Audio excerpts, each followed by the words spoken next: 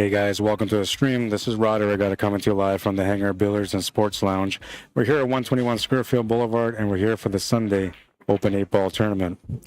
This is an A-side second round matchup between Cornell Jr. and Anointed Duane, and they're at Hill Hill. I was going to start the match or the stream after this match was done, but then I realized that the match was at Hill Hill, so I figured, you know, why not start off on a good note?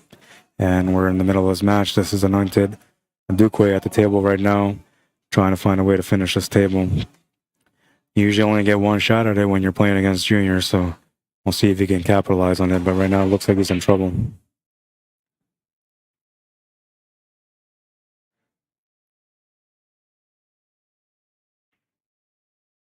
It's going to contain the cue ball. Smart choice.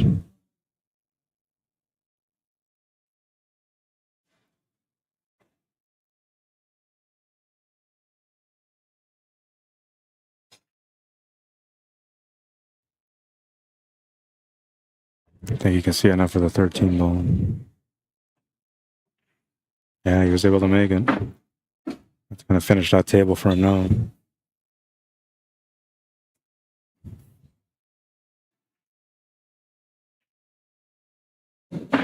Coast is clear now. He just got into a little bit of trouble there, slightly out of position. But he did have a chance. He pushed it to the hill anyway. 8-ball's good, and Junior's going to win that match.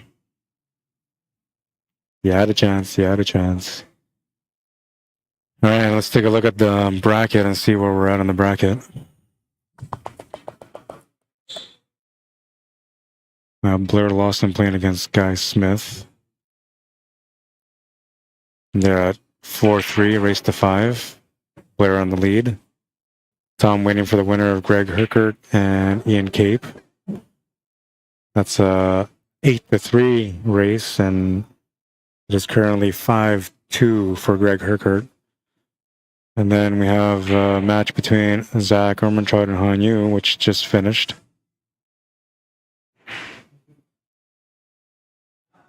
Five to 1, the final score on that one. And then the one here, so it should be Han Yu and Cornell Jr. playing next. I'm going to go see if I can get that set up. Give me a second, I'll be right back.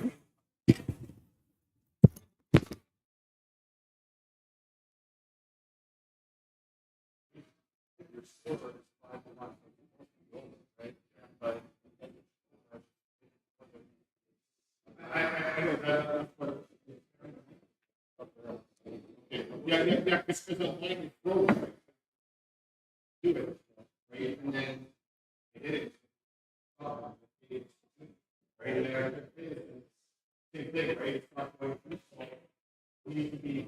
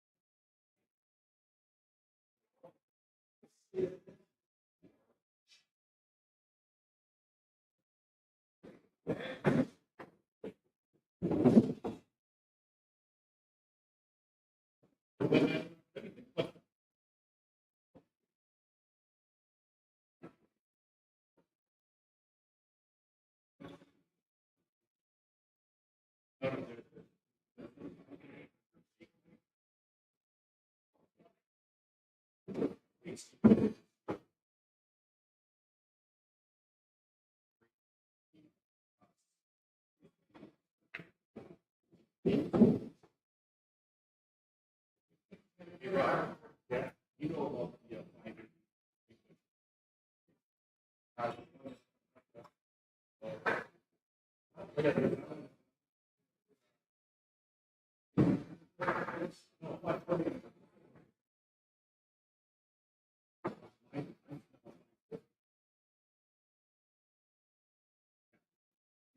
see if that's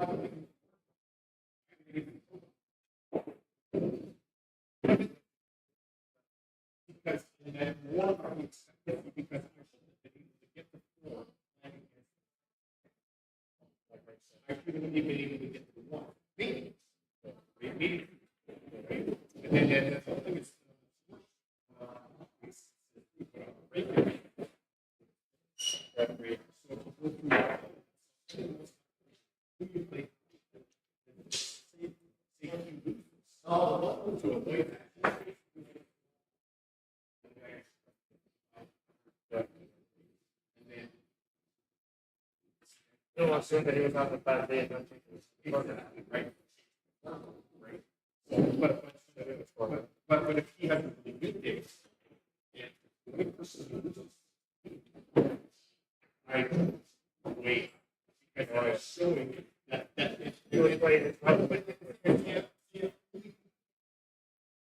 But he was the one that he went ready with showing level that day, right? So it's improved. Like he thinks he went.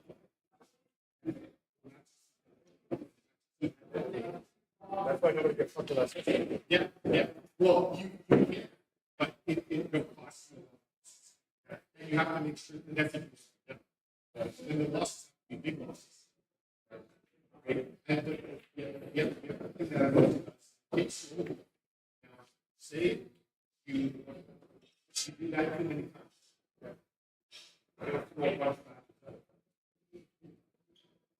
Because the thing that it was oh, you want to play that? Oh, you want to play that? Or you want to play that? What? All of FARGO, yeah,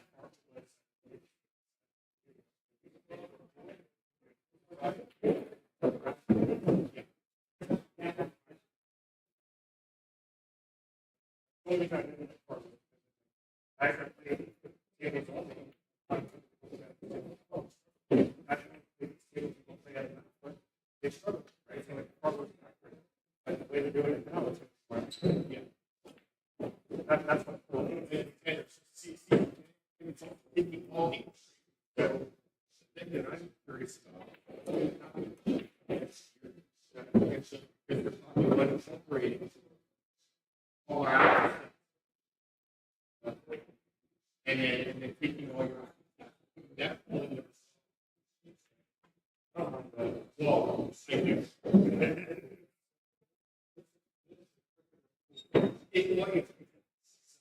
because right now, what makes it harder is that you can't get 500 because again, now it's a fair system. Well, if we look at this side,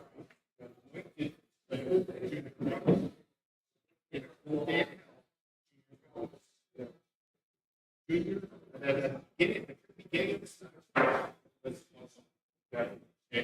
And then junior stuff.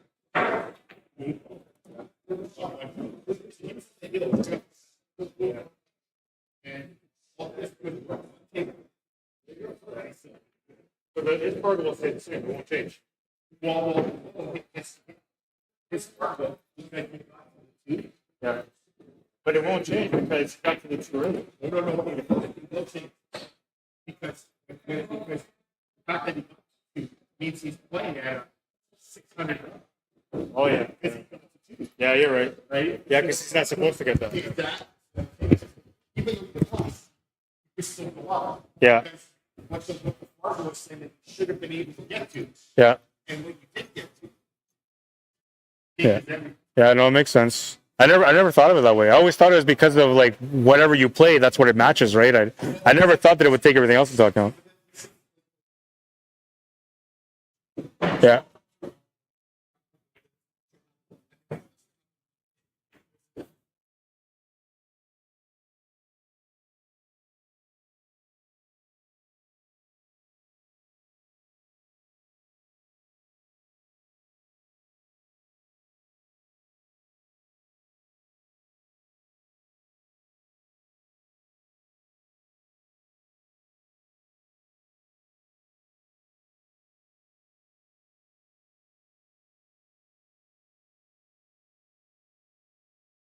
All right, so I gotta apologize, guys. Here, I've been trying to get this match going, but it hasn't got going yet, man.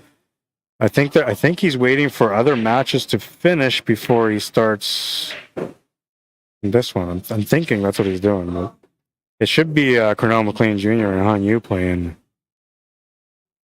I'm gonna ask him to just put the match on. I think it's because what's going on is one match that's delayed. It's running behind, but it's one person's on the hill, the other one's 2 away from winning. And then the other match is kind of sort of running behind also. And that one's at 4-3 in a race to 5. I think you should just start this one because then we just have back-to-back. Yeah, I'm gonna set it up on the scoreboard. We're just gonna get this match going. I'm gonna get Kevin to set it up on the digital pool. But we need to set it up on digital pool to figure out what the race is. I'm sure the race is going to be like a 6-4 race. Let's see, Hanyu. So, because Hanyu is he's a 621, and Cornell Jr. is a 710. So I'm assuming it's going to be a 6-4. And all I got to do now is change FargoRate. Like I'm 90% sure that we're going to end up having this match right away. It's kind of weird because it just started the stream, and I wasn't going to start the stream until that next match started. But I was like, well, you know what? These guys are at Hill. I was like, so I gotta put this up, right? Because they're at Hill. It's a good matchup. And then that match ended, and we've been waiting for like 10 minutes now. 6-2-2. Okay, I'll put the FARGO rates up as soon as I come back. I'm gonna bring this back. It's pretty quiet in here today. Pretty quiet in here today, man. Gonna change the lighting a little bit on the camera too by backing it up. We do have matches going on here on the right, but they're pretty far. I'll leave it on there for you guys to see. So I was talking to these guys that are sitting there in the red and the black, talking about FARGO stats and how FargoRate works. I'm gonna get that match going. I'll be right back. Kevin's at the station right now.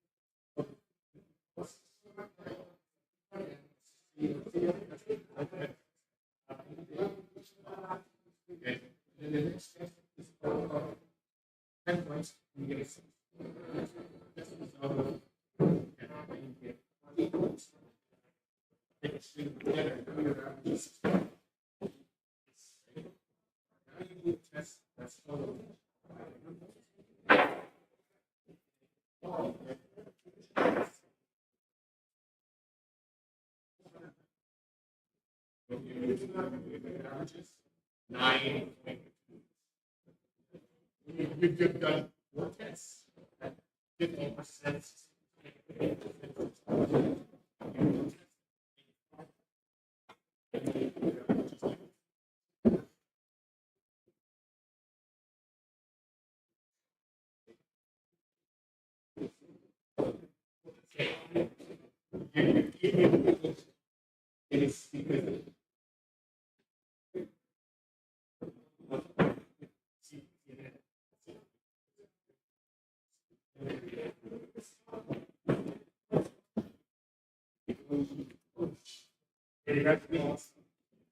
One or two shots.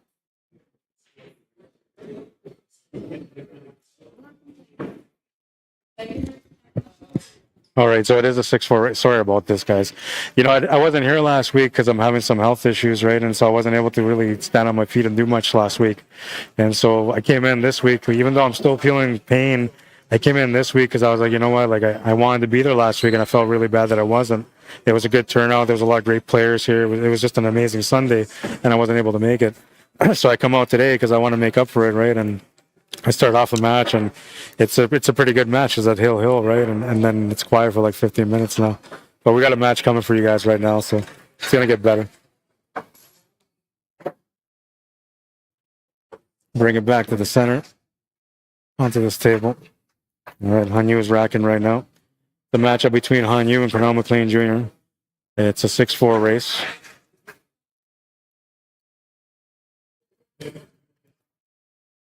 Couple of things that I got to do here is first put up the FARGO rates. 710 FARGO for Cornell Jr. and 622 for Hanyu. Second thing I got to do is I got to adjust this here because I don't like. I mean, it doesn't look bad, but Just wanted to look a little bit more clearer on the screen. It's almost too bright sometimes, you know. All right, and we'll start the clock now. Match is on, man. It's on. It's Sunday Open here at the Hangar, and I'm ready to rock out. Hopefully these guys bring in a strong game for these matches coming up today.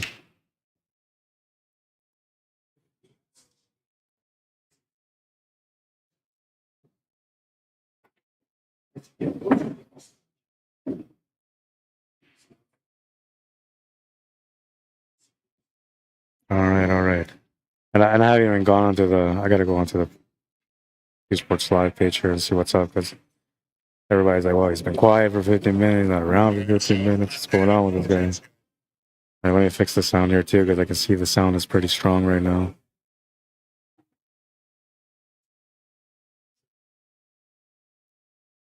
You guys let me know if it sounds better or not.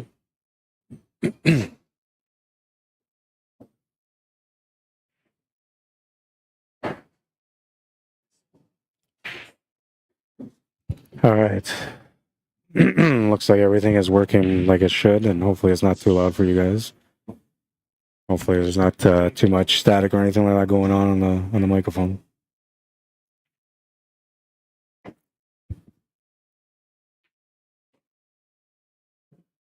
think he just missed that one ball. It's going to have a pretty open table here for Junior. That's the main ball he's got to worry about, which he's got a shot on, I believe, now. He's checking out to see if it might be a foul. If it is, then he's going to have to take that 13 ball first. Might have to play that 13 ball, then try to get the shape for the 15 ball there, or set up for the 12 ball after. But I think, yeah, he looks like he's got the 15 ball. Should be all right. Just going to bump that 2 ball out of the way slightly.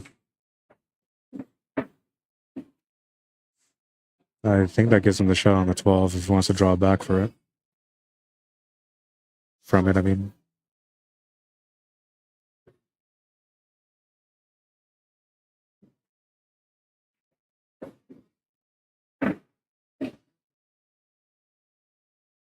It's going to make sense for him to go 13, 15, 9, and 14, but he might try to play it from here to the 14. Yeah, no, I like this better. Watch out. That's going to get deep into the pocket. Does he have enough for the 15 ball still? If not, I mean, he always has that 14 ball available, which is a bit tougher of a cut because you're deep in the pocket against the horn, but it brings the cue ball across for the 9 ball, which gives you something to go out with. Plus, if you go too far, you have the 15 ball to the corner, bottom left corner.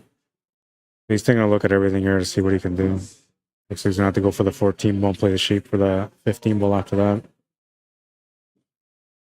Sometimes the table will force you into a situation, and you just got to make do with what you got.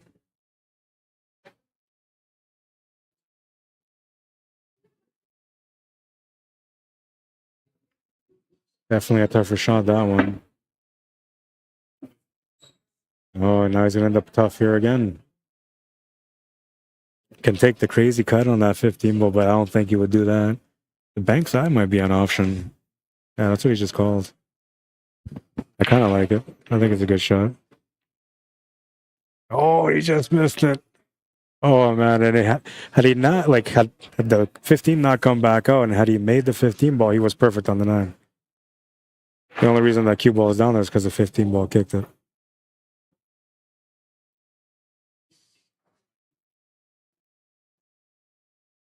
Side pocket or corner pocket. Corner pocket on a 2-way. If you don't make it, you block the 9. And side pocket with a follow through, so you play kind of a safety. Or the safety trying to use that 1 ball also. Another shot. Gonna play the side with a fall through on kind of like a 2-way. You know, he would have left the 9 ball though had he missed that shot.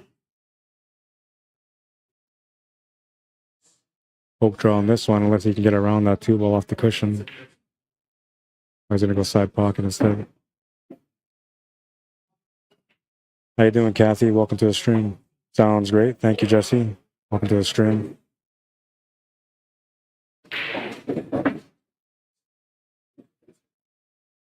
I guess you gotta take the 2 ball now. You could leave it there. It's kind of a weird shot, you know. You might, I don't know.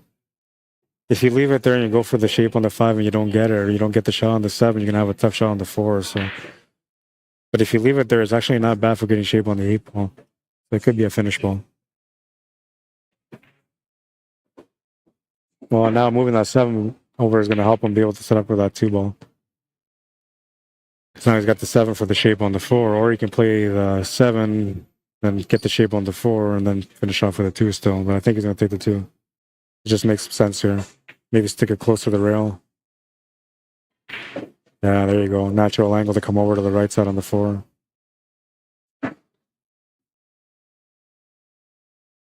Just below center with some right will do it.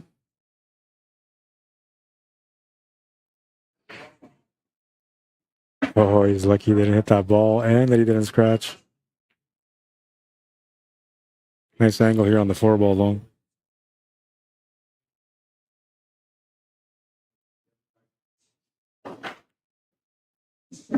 Interesting that he chose to go that way. He still got the shot to the side, so it worked out okay, man. And he did put up his hand because he got a little bit lucky.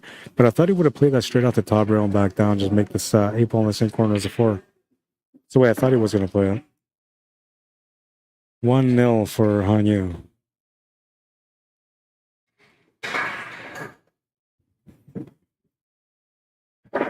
I totally thought he was going to play that out the top rail and back down. Interesting how pool is, right? And everybody's got different point of views when they're at the table. Like half of you guys probably said I play it that way too. The other half said, no, I play out the top rail.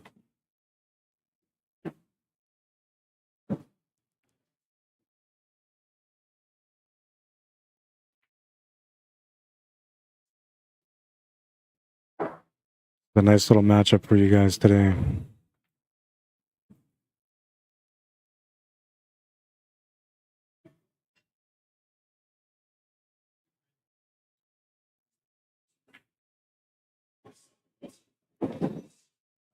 Oh, and this is A-side semifinal.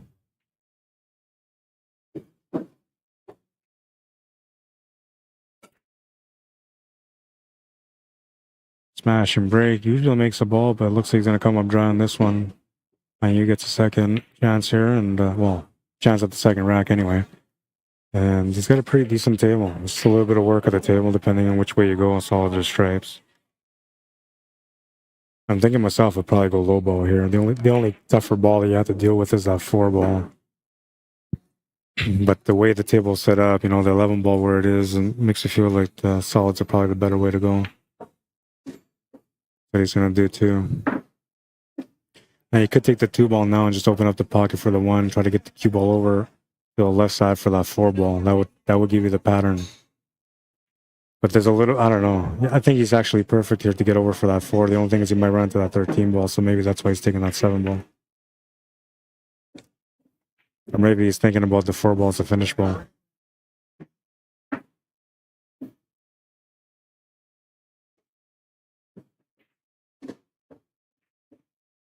Gonna come up short there unless he's got the 1 ball. He's looking at the 4 ball like you can see it, but I don't think you can see it. And if you can, like you can see it perfectly.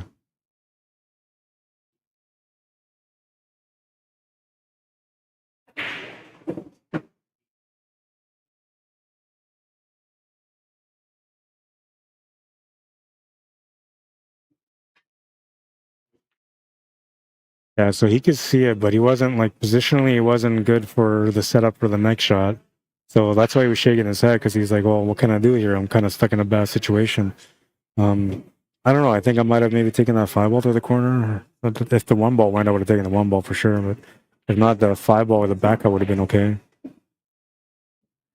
I think that when he was at that point where he had that 2 ball, he took the 7 ball, that's where it kind of went wrong. But not everybody plays the same way. Like I said, the shot from the 2 to the 7 required a lot of spin, and you have to kind of like hit it thick with some poke stroke, right? So it was a more challenging stroke shot for sure. Junior's gonna have to figure out this 11 ball. Got a couple of options though. He's got to get to it right away. He can actually try to get to it here, but I don't know if he doesn't get the position on it, he's gonna have no shot to follow. Good try, man. Just missed it, and a little bit lucky there to be able to get the shot on the 10 ball. Have to hold the angle here too because it's almost a scratch line, right? You have to try to draw around that side pocket. Nice shot. You have to force it. Bank corner if he wants to get out here. Or the safety if he can find it. The thing about taking the shot to the side is the tangent line is going to change. Will make it harder for the bank corner. However, it might set him up for a cross bank corner. And if you make this bank corner on the 11 ball right now, you're going to come down table a little bit, but not much. So you're still going to have a tough out. You're going to have to probably go back-to-back banks to get out.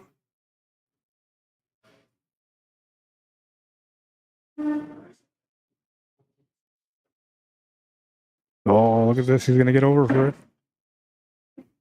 Nice shot, man. That's as good as you can almost hit that. I didn't think he was going to get down that far with the cue ball.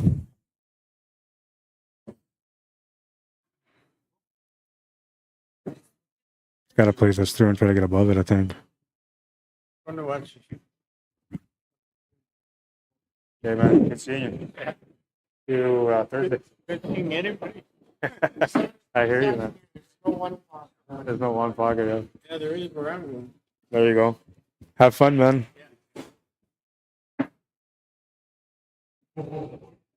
I didn't see what happened there. I got to go back and see what he did.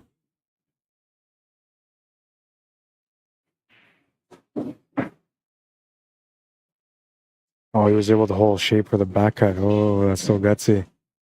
So gutsy. These tables are fast, man. You usually don't play those kind of shots. You might get into trouble.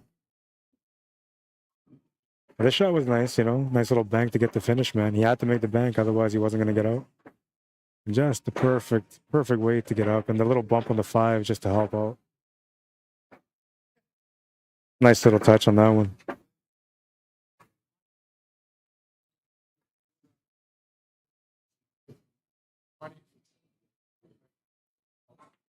One. On you breaking next. Last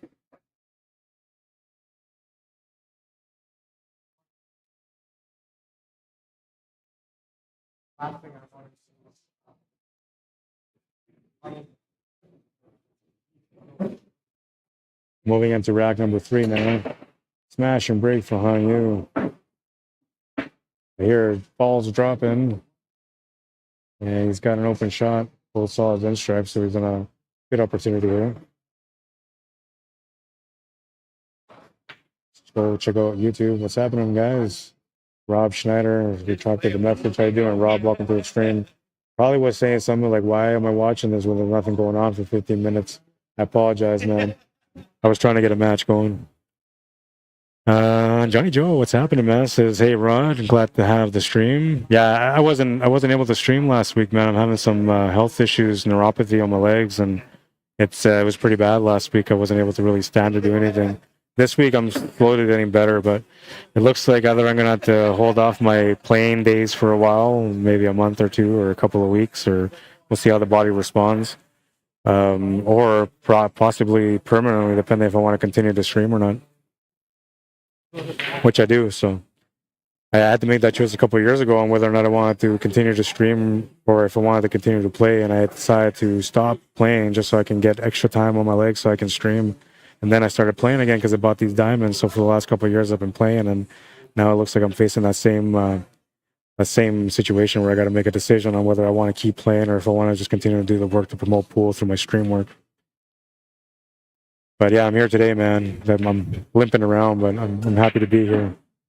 I missed it last week too. I was trying to, keep up with all the live scoring on the digital pool last week because there was so many great players here, and unfortunately, I wasn't able to make it.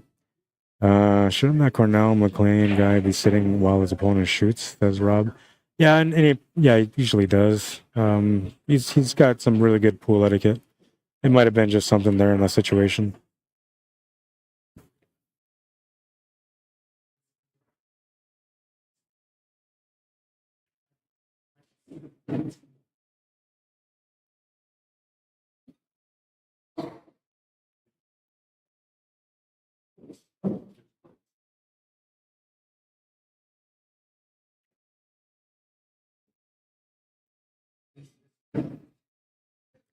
Oh, he's gonna be high ball.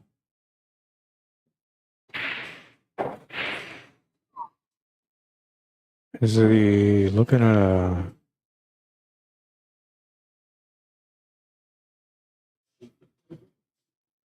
Is he looking at a reverse pass, eh? No, what is he trying to do?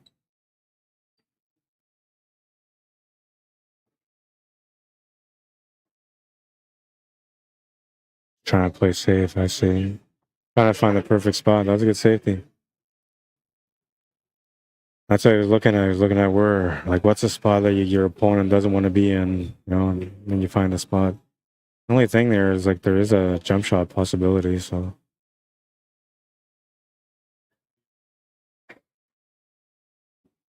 He's not looking at it, though. He's looking at the 1-5 combo.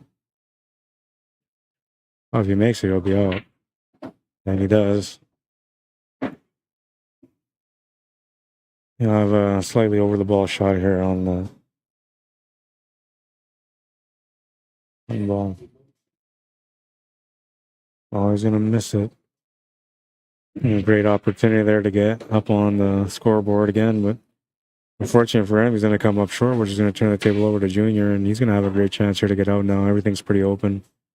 Hardest ball that he had to get to was a 15 ball, and he's right on it right now.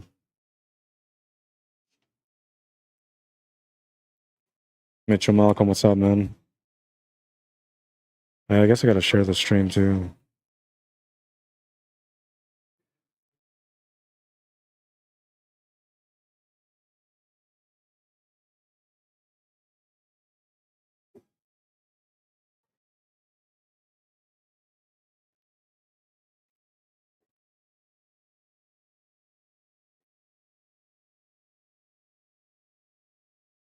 Just waiting. Junior's on an important call.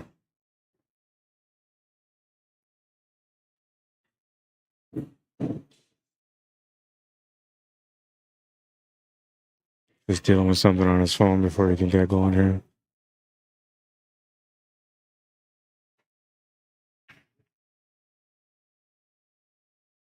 Getting some coaching tips from Mike Corvus, maybe.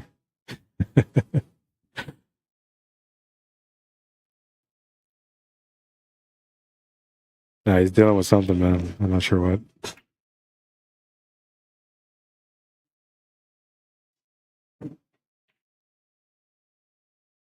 This table will be done, though, I'm pretty sure, once he gets to the table.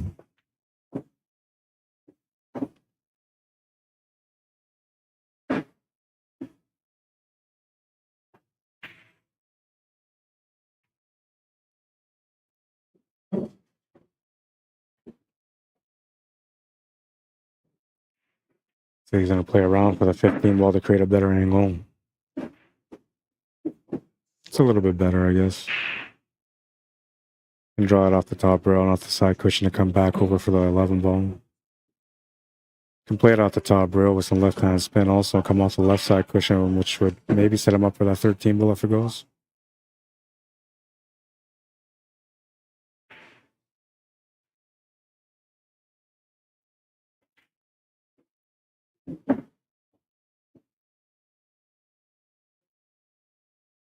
You know, a bit short from what he wanted, so we're looking at the draw angle here to draw back on the 13 ball.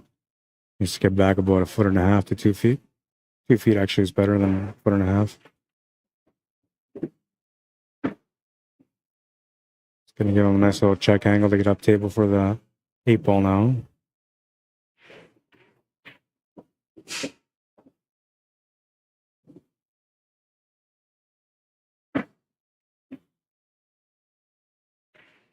Eight ball's good. He takes the lead. 2-1. I knew that table was over as soon as he missed that shot because he left him the possibility to get out. But I thought he was going to start with that 15 ball.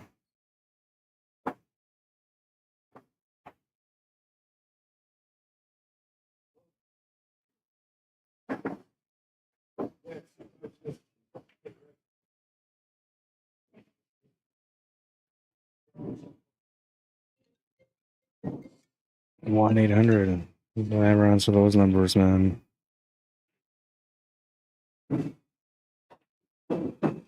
Like, nobody calls me on a Sunday, man. That's an automatic no. I'm not answering it. They usually know that on Sundays I'm at the hangar streaming, so.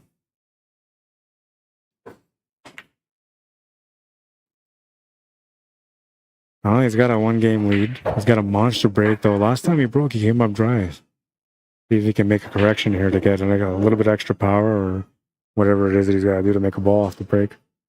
The only thing is when he tries to break too strong, like too much power behind it, he tends to lose the cue ball. It'll fly off the table, it'll scratch. And so he's playing against a formidable opponent, so he doesn't really want to take too many chances. I'm thinking that he's just going to tone down the break enough. But because he came out dry last time, means that he's going to want to get a ball in this one here. Though he's up 1 game right now, so it doesn't really affect him too much if he came up dry. But you want to keep the gas going. You know, you want to put the foot on the pedal, as you say, and keep it going. Rack number 4. Winnipeg Jr. to break. Puts a little bit extra power on that one. And looks like he's going to come up dry again. So Hanyu will get to the table. Chance to tie up the game now. Starting point is all right. He's got a solid or stripe option to get going.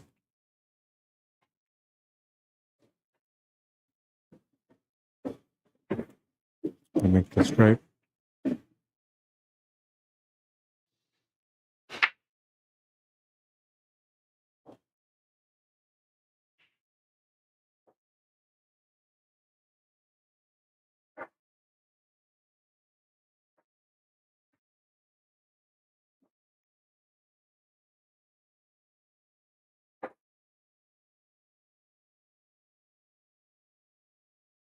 Small window between the 10 and the 2. That's the work for him, trying to get onto that, which he can do from this shot here. I'm assuming that's what he's going to try to shape up for. That's the perfect window for it. Now you can play the cue ball through below the 8 ball, or you can bump into the 8 ball, which I think bumping into the 8 ball is probably more beneficial than trying to avoid it. Looks like he tried, but he didn't quite get into it. And now he's got the shot on that 12 ball, which was the only reason why I would have ran into that 8 ball, to make sure that the 12 ball was open.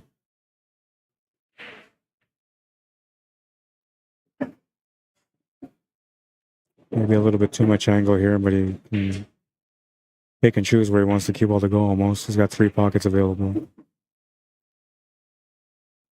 Same pocket as the one will do. Too much pace. Oh, just perfect.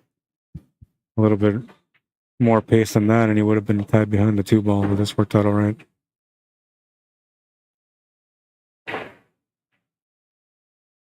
He'll make the 8 ball and tie up the match.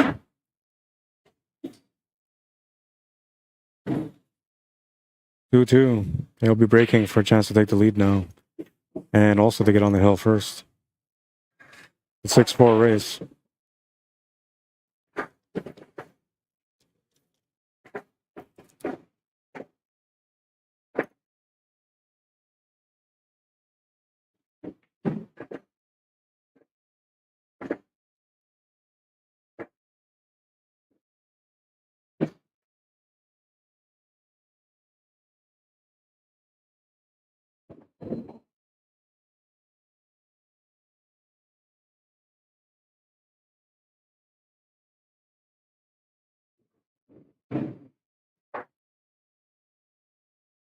The computer's acting up a little bit. I'm using a wireless connection for today.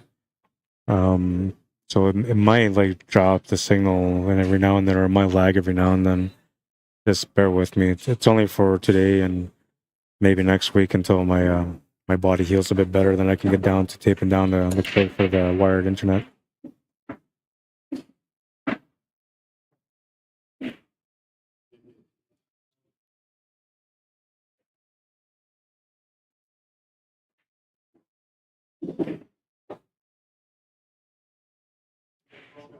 Well, looks like he's gonna reply with an opportunity here for Junior.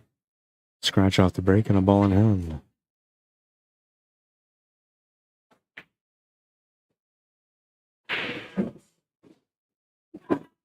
A decent table. I actually like high ball better, but low ball isn't that bad. But I like high ball better.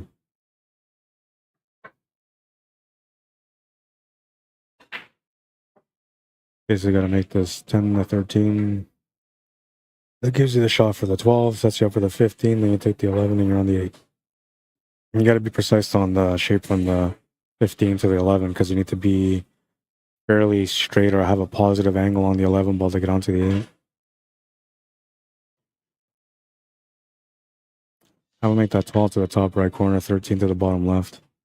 Then, or sorry, 10 to the top right corner, 13 to the bottom left. Then get over for the 12 ball, shift over for the 15.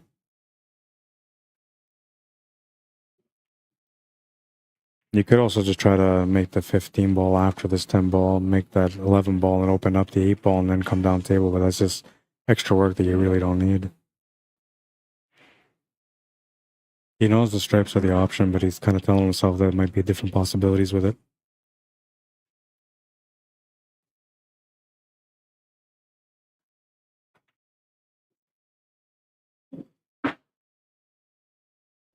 All right, so the 13 ball must go to the side, which is going to help him to get straighter on that 15 ball. I didn't think that 13 ball went past that 3 ball, but it must.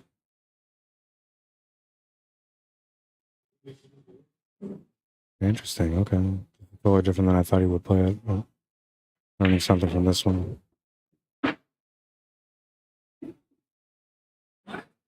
So now you got to get the 8 ball out in the open, or you got to bump that 1 ball out of the way to leave it open.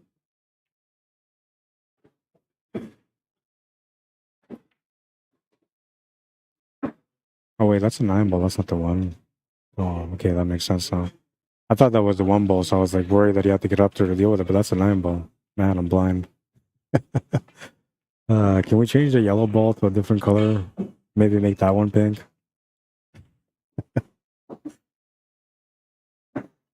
That's what Emily's gonna come up with next, the purple 9 ball.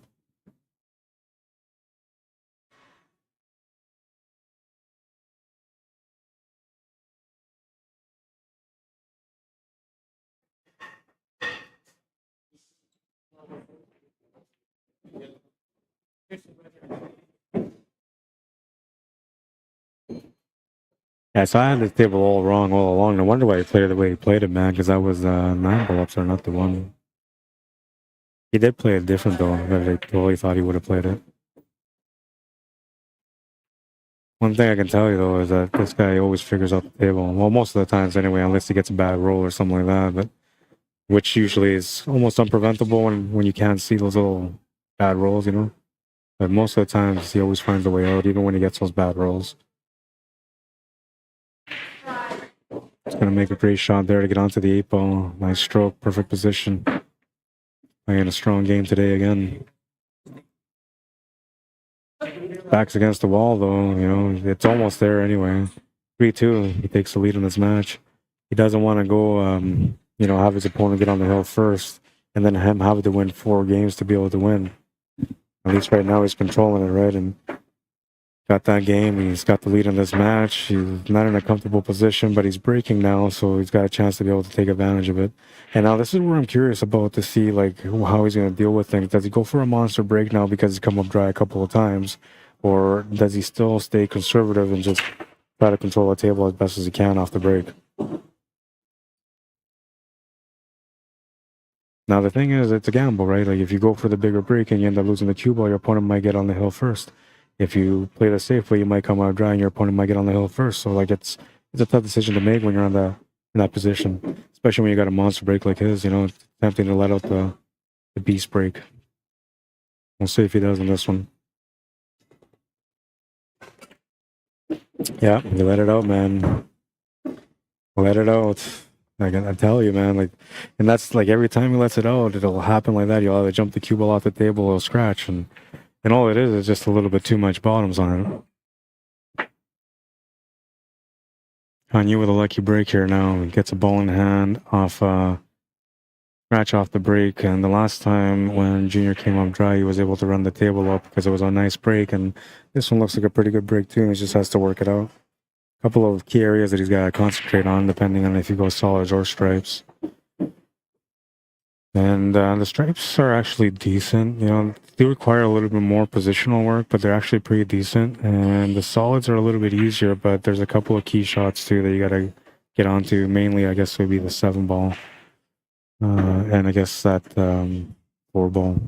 The 4 ball is kind of in the open, so it's not that bad. 4 ball sets him up for the 7 ball, so he might actually take the low ball here. I didn't mind the stripes, they weren't that bad. But it makes sense to take the low ball here on this one.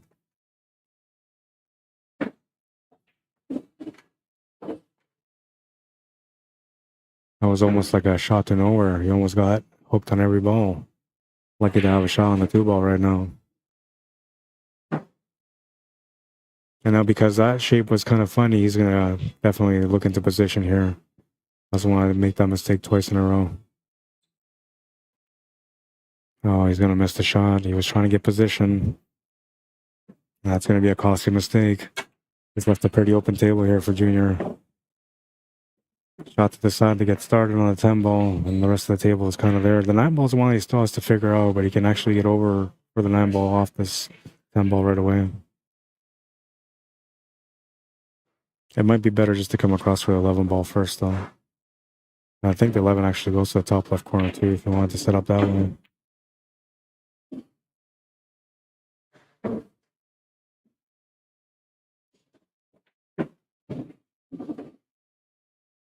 No, gotta get smart here on this one. I think it's the 15. Well, maybe the 12 goes to the corner. If it does, that's what he wants to set up for. Not the 15 will do. It's got the stripe to the side too, but the angle is off, so it doesn't work. He's gonna have to take that 15 ball. Maybe follow it through. There you go. Shot to the side is available now, and the finish is in front of him.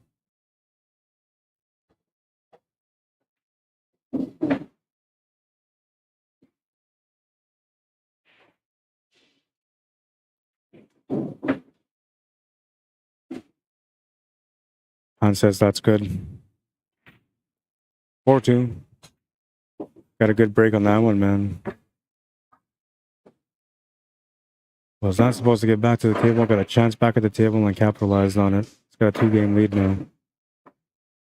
That's going to leave a little bit of a thought in the background for Hanyu because he missed a fairly makeable 2 ball, which opened up the opportunity for his opponent. And because you know he's a high-level player, you know, you start kind of building doubt into your mind next time you see a tough cut.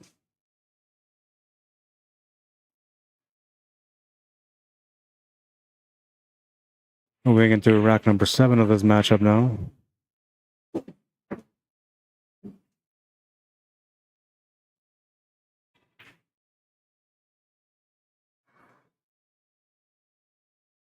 Crucial rack, this one, because it is the one that gets one of these 2 guys on the hill now. Oh, that 5 ball was going. I don't think anything went down. 1, 2, 3, 4. No, nothing went down. So great opportunity here for Junior to get on the hill first. Looks like Hanyu is going to return the favor with a drive break and a great opportunity. And once again, we're looking at stripes, I think. The only kind of problem ball is the one that's sitting near that right side middle pocket, but he can bump it out right now. Oh, and then that one that he just drew back for, the 14 ball, that was another trouble ball. Now that 1 ball going where it went makes that 10 ball a bit tougher too. It's the challenging table here for Junior now. A lot of big shots coming up, a lot of positional play coming up. He's very limited on the options here, especially because it's pretty straight on that 14. It might be best to leave that 14 ball there, maybe. Or just draw back, I don't know. Tough because of that shot that's sitting near the side pocket. That's the toughest ball to get to. Only 1 ball gets him there, which would be the 11 ball that he could take right now to give him that angle. But then you're having to put that 14 ball in a tough spot for the future. So that's why I'm thinking he's going to take that 14 and draw back.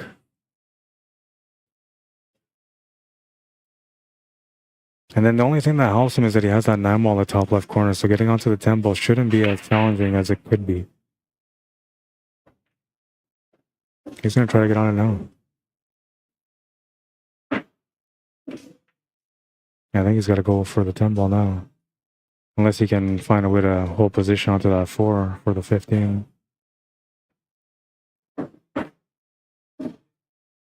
Change the plan here. 9-ball was supposed to be the help to get the finish. Now he might be stuck having to do a power stroke off the 9 to try to get onto the 10-ball. He tried to open up that stripe instead to have the side pocket available to give him a breakout angle. Very smart.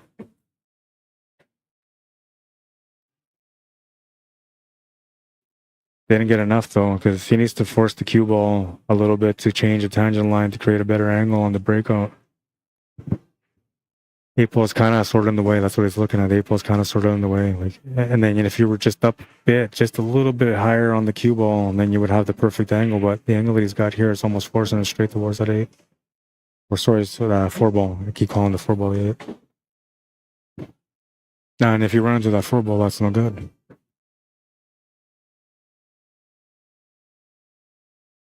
Reverse double bank corner. Too big of a shot. You might end up having to find a safety here after. He's so committed to the rack that, you know, safety wouldn't work though. So it's almost more or less like he has to make something happen here. Oh, nice shot, Junior. Forced the angle a little bit with some extra spin. Was able to get onto the 10-ball. That was the money shot right there.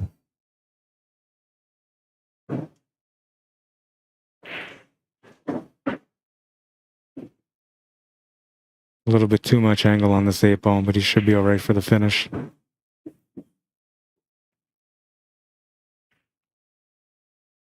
Makes the 8-ball. He's on the hill. That was a monster run out, man. All right, so here we go again with the same question. All right, so he's on the hill. His opponent is 2 away from winning, 1 from getting on the hill. The last 3 breaks that he's had, Junior, so far, 2 of them were dry. One, the last one that he broke, he put extra power on it like he usually does, monster break, but he always loses the cue ball, and he did. Does he go for the monster break again for the finish, or to try to be a little bit more conservative just to maybe get the finish here and not give up the table? I think because he's up and he's on the hill and he's got 1 game cushion, he's going to go for extra power on this one, but we'll see. Well, it looks like he kept it nice and conservative that time, but he made a ball. A little bit of extra power, not too much, but a little bit. It's going to give him a chance to get out now and a chance to win the match. And he's got a pretty good spread. He's got a pretty good spread.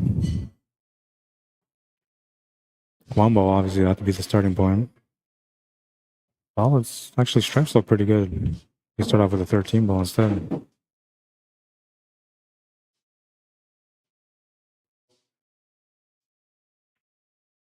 Oh, almost wiggled that one for position. Got onto it though. That was the key shot right there to get onto that 14 ball. It's the only ball that doesn't really have a pocket. The 11 ball has a pocket. Couple of pockets, but you need to get that 9 ball out of the way to open up more pockets for it. That's another trouble ball that he's got. Interesting that he didn't take that 14 ball when he had it, but I guess because he's thinking he can sit up here from the 15 to the 14 to get up table from there.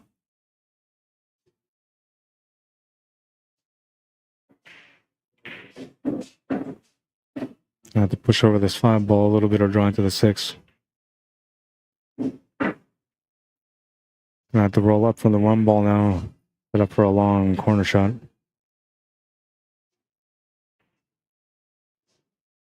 Got a nice little stun draw angle here to set up for the same corner on the 11 ball. You can also poke draw it. They set up for the bottom right corner.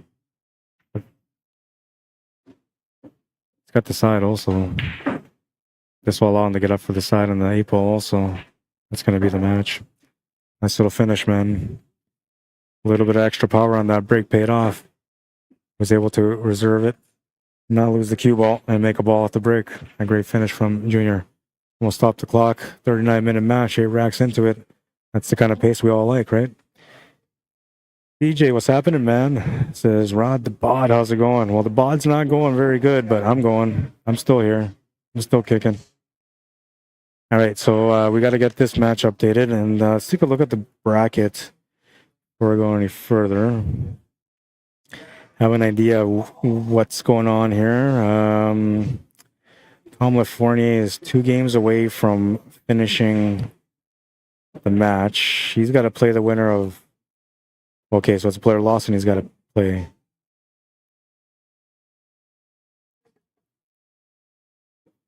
And yes, we're a little bit behind on the top bracket.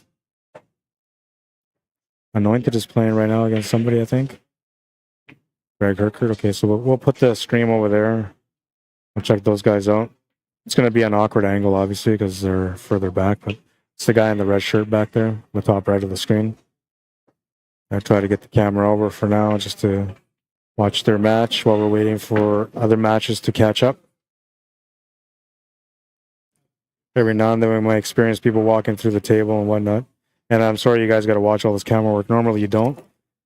I do it in the background, but trying to limit my movement today. Just trying to survive. That's what it feels like. Just trying to survive, man. First hour I was walking around all good, like, oh, I'm healthy and good to go. And then a half hour later I was like, oh man, my feet are hurting. I'm just trying to survive right now. All right, so let's see where they're at in this one. They're in the match for sure. And the score is at 1-1. It looks like race to 5. 1-1 race to 5.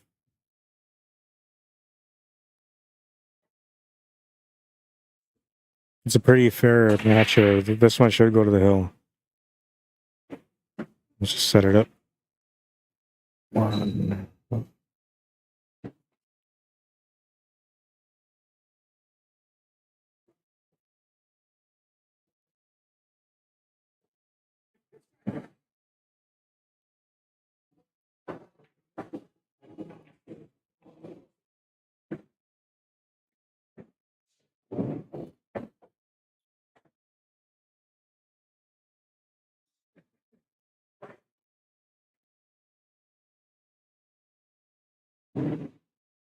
And what's their FARGO rates? 477, 537.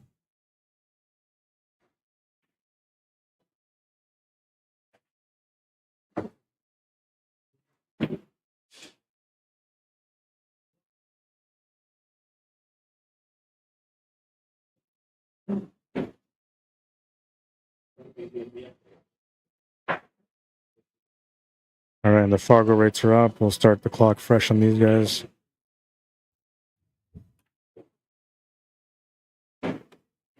That's Anointed at the table right now. Looks like he's dealing with stripes. He's been trying to incorporate safety into his game a little bit more, I noticed lately, so it looks like he was trying to play a safety there.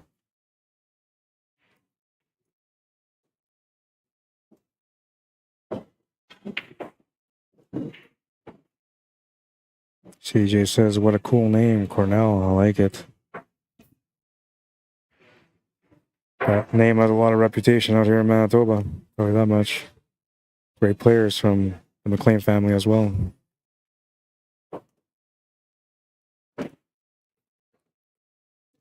All right, I'm going to be right back. I got to go over something to eat, and I'll be right back. Give me a couple of minutes.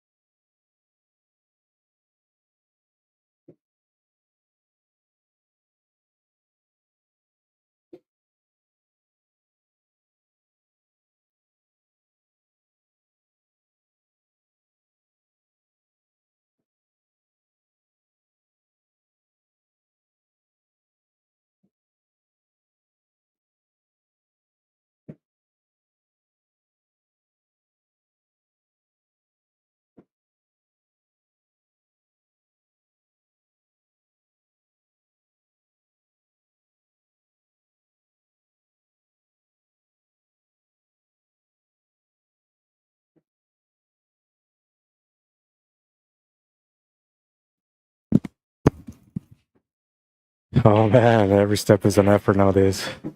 Let me see what the score is on this one so I can update it. 2-1 for Anointed. Gary got the table trying to tie it up.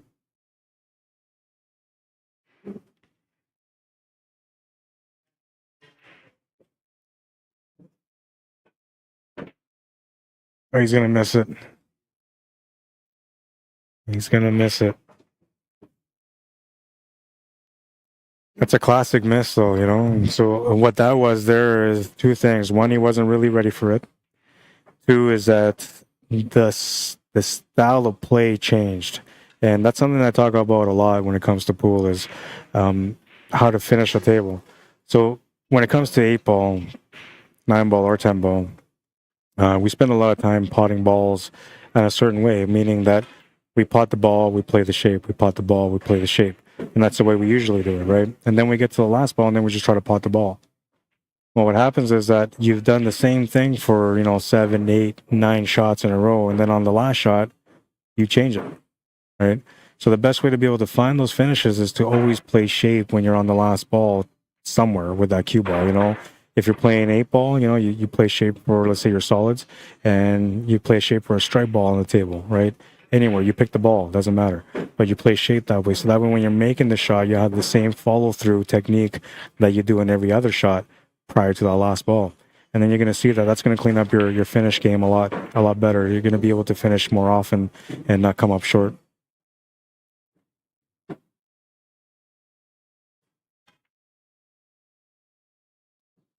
Two things that make a difference when you're playing pool in a tournament is your finish and your consistency.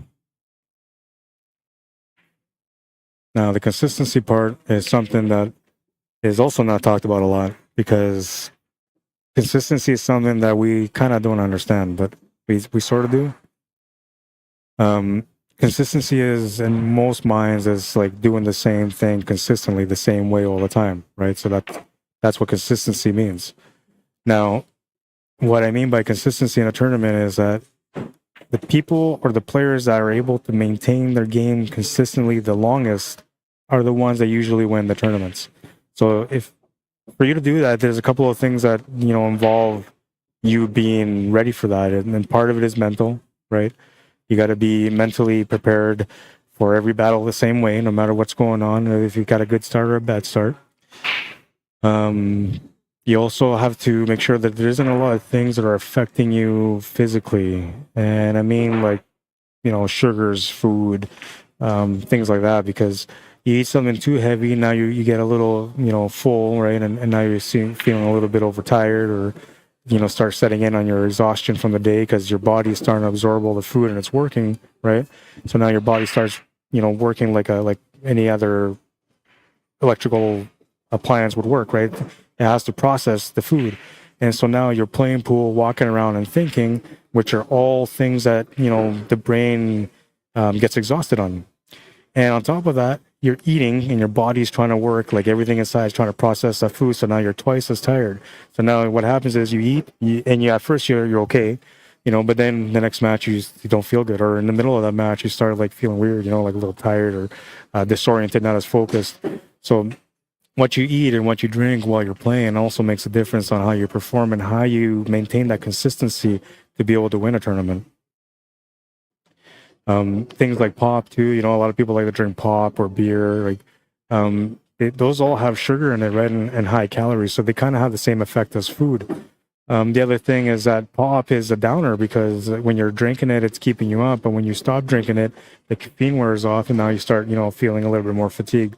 So once again, you know, you may not feel the effects of what's going on with your body in the first, you know, 3 matches of the tournament when you're playing, but when you're like 5, 6, 7, 8 matches into the tournament, then you really know, right? Like then you start to feel everything that I'm talking about. So one of the things that a pool player has to do in order to be more competitive and more consistent at the table is they got to be aware more about their body and what they're putting in it and how much you're putting in it, right? So like it's okay if you want to have some pizza, for example, for lunch while you're at the pool tournament, but don't eat the half a pizza, right? Have a couple of slices, play some pool, you know, after a match, have another couple of slices, right? And slowly integrate that food. And a lot of pro level players do that. They'll integrate small snacks in between, you know, nuts, bananas, apples, just small little snacks that they can have just to maintain their energy enough to keep their brain balanced so they can compete the same way that they started in the tournament. And that's really the key to success, is the consistency, to be able to find a way to be consistent physically and mentally at the table, and to develop the techniques or whatever is required for you to be able to maintain that consistency that you're looking for. Like I said, it's just something that we don't talk about enough. And it's something that I think a lot of players need to learn, because, you know, sometimes you don't understand what's going on. You're like, man, I was playing so good, and I don't know, a half hour ago I played amazing, and now like I'm missing everything, and you're sitting there scarfing down that pizza and having some Pepsi, you know what I mean? It's affecting you. Thank you. Looks amazing. Yeah, I should have done that too. I got a little salad here. But yeah, so consistency is that. And then the other part of the consistency is how you finish the table, like I was mentioning a little bit earlier. If you're playing 8-ball, you know, when you're on the 8-ball, you don't just shoot the 8-ball in the pocket, man. I mean, you could, and maybe you get away with it a lot, right? But when you don't make the shot, a lot of it is because you changed it, right? Instead of potting the ball, following through, or drawing back for shape onto something else, you just pot the ball. So now, like, the stroke changes. You have one consistent stroke for 7 shots, and then on the 8th ball, you change your stroke. And that's really not accurate either, because, you know, good players change strokes all the time. All depending on the shot, of course. If it's pretty standard, high-level players will never change their stroke. But if it's you know, certain shots, you need a poke stroke, follow-through stroke. What do they call that? Flip stroke, right? Efren Reyes style.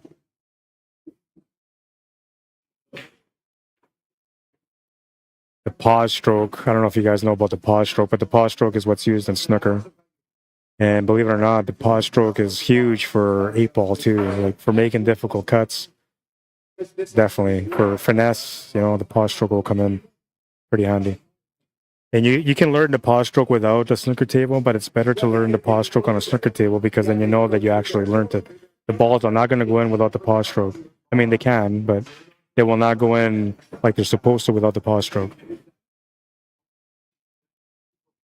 The draw stroke is probably the hardest one that a lot of players almost never use, but draw stroke is another one that should be learned by everyone. Pause stroke and draw stroke, or drag stroke, sorry, drag shot. Drag shot is really hard because you're putting lots of speed with a lot of bottoms on an incline, so that way the ball is slowing down as it's going further down the table. And it's really tough to calculate the speed and the weight of the shot. But if you master that shot, then you'll have some really nice cue ball control on the table.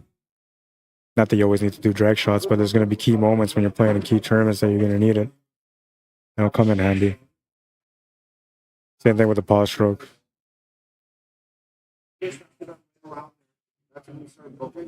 I should have brought my wireless set so I could have kind of shown you guys a little bit about those strokes too. Show you the difference between them so you can understand them better. Maybe I'll try to do that next week if my body will allow me to do better and maybe do a couple of things on the table. I'll bring that with me. And we'll talk about stroke a little bit more.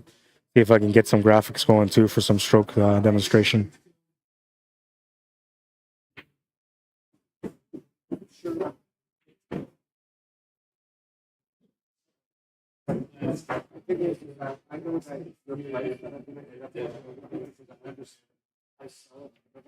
Yeah, the guy should have had ball in hand, says Francis. Why was it a ball in hand when he hit that 10 ball? I wanted to know the numbers and I don't know.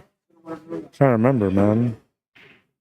I have like scratch on the 8, says Jomar. Are you talking about this match right now that's on the TV table right now, or the last match? If it's this match, I missed it. If it was the last match, I didn't see any fouls. There was one situation where I thought maybe, but I wonder if you're talking about that situation. Right, Herkert at the table. Trying to figure out the 8 ball. Little masse shot here. Nope, it's going to be a foul. Ball in hand for Anointed, and he's in a difficult spot here with that 7 ball. He's going to try to deal with it right away.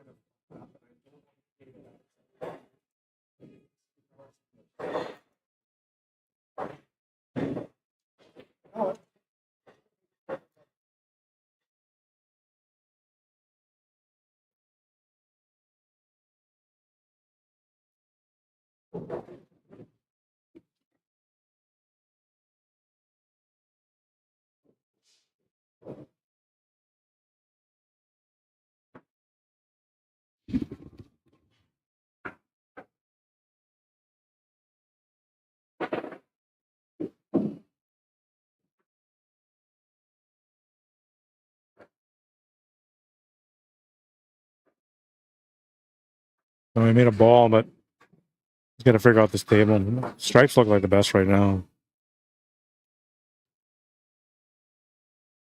I think my opening shot would be the side pocket. Or the 13 ball to the corner. If he's got the 12, that's the way I would start.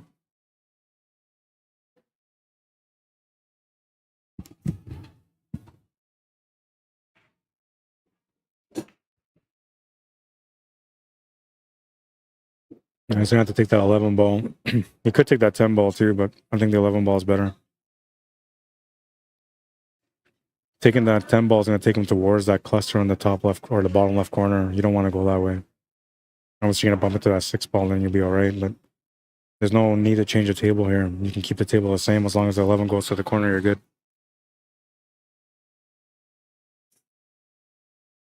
Good players almost never change the table unless they have to.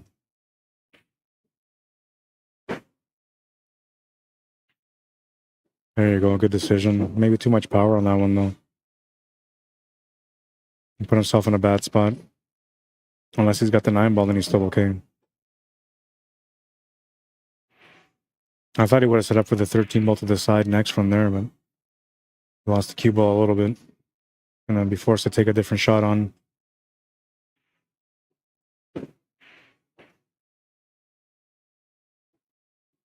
Was able to make the 9. Looks like he's got the window now for the 14 ball.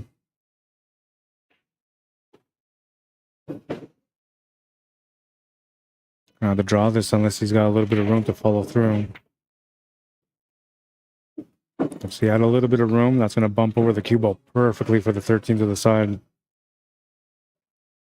Now this one here, he needs to stroke this one through to come across. And you have to actually power stroke it. Unless you go to the corner, then you don't have to. But if you go side, you're going to have to power stroke it. He's going corner. It's the most natural way to get over for the ball. Just has to stay down and bear down. Limit the body movement. Great shot, Greg. Perfect shot, man. And now he's got to let the cue ball go through this, and it's going to be tough to get onto this 8 ball. Natural draw angle to get into the 5 ball, maybe go off the rail off the 3, but I don't think that's there. You have to play it through. Well, this might help him maybe a little bit. He might have the bank corner here. It's a bit of a cross bank, actually, but he's got all around the world shape right now. Playing off the 3 rails back to the bottom right corner. But there's a lot of stripes or solids on the way, so he's calling the cross bank corner.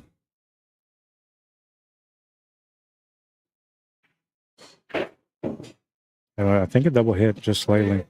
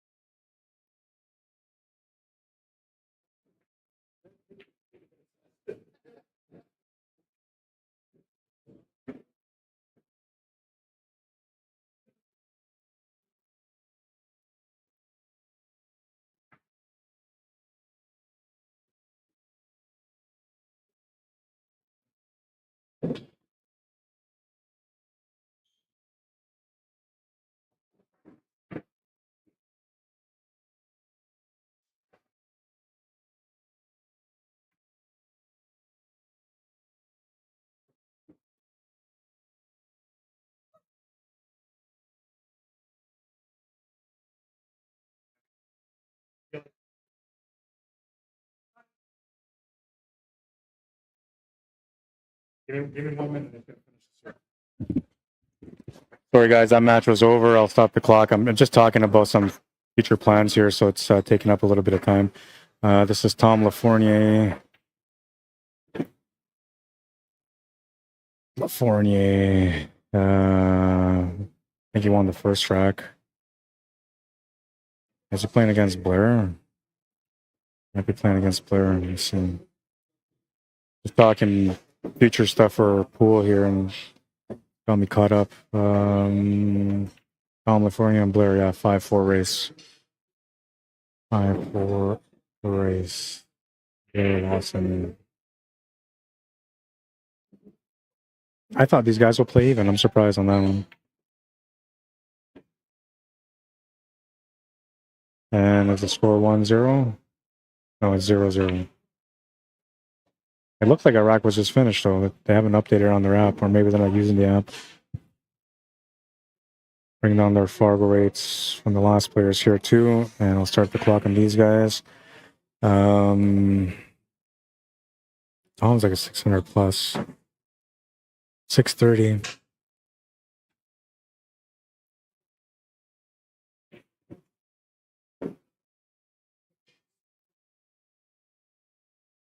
$577, I believe, for Blair.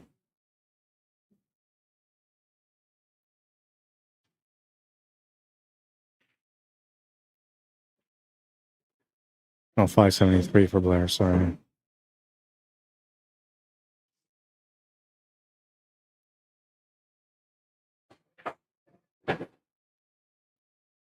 Well, and I got to finish talking. This is an important meeting, so I'll be back in a few minutes. Please bear with me. I'm sorry. I know that I was trying to come here and just do a really good job with the streaming and focus on what I was doing, but this conversation is important to me and to some of the things that are happening here in the future in Manitoba. So give me a few minutes to deal with this important matter, and then I'll be right back to continue the coverage. In the meantime, though, you guys will be able to watch this, and I'll be updating because I'm right beside here, not too far. I just don't want everybody to hear everything that's going on in the conversation, so I got to step away from my station, or otherwise I could do it right here.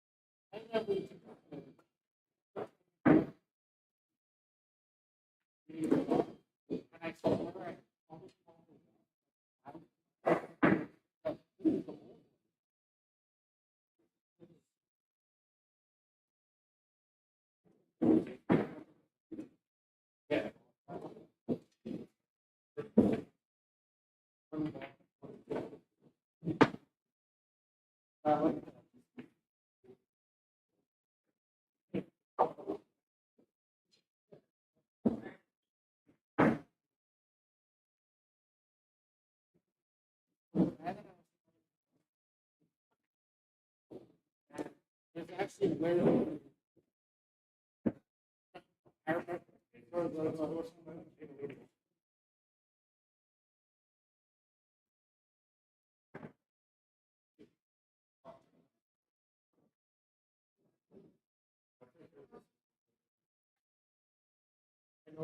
the shot that used like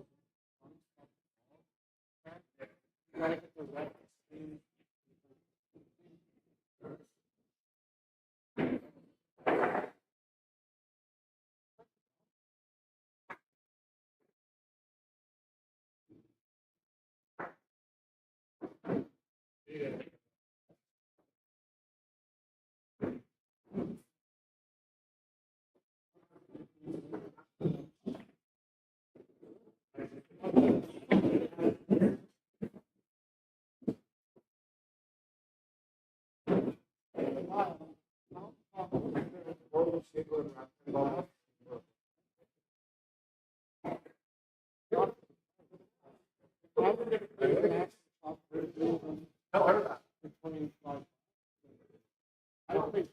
Whoever that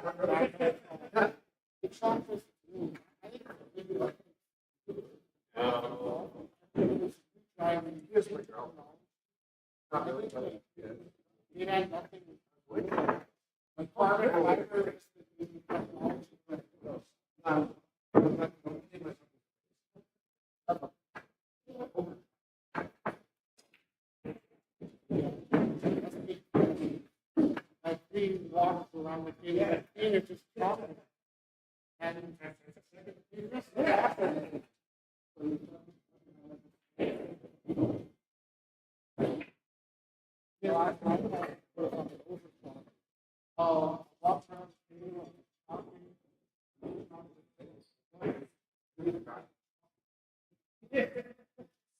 but for the long yeah. And you know,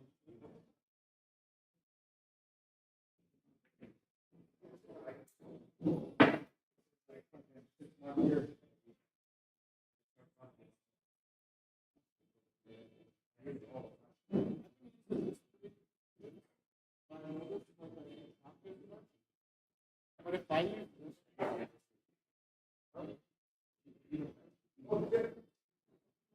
yeah, I know, what do you do? Just with a fucking exact knife? Yeah. Oh. Yeah. That's all we can do.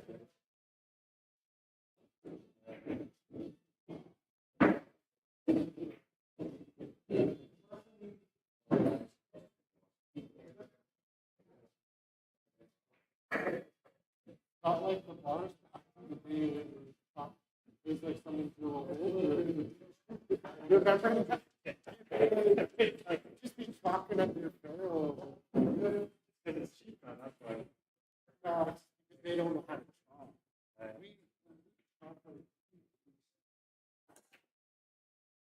Yeah.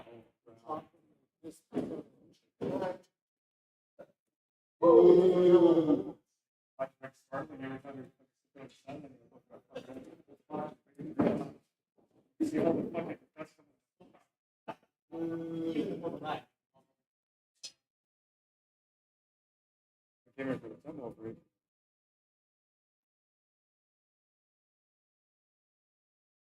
Right, so I don't know how long.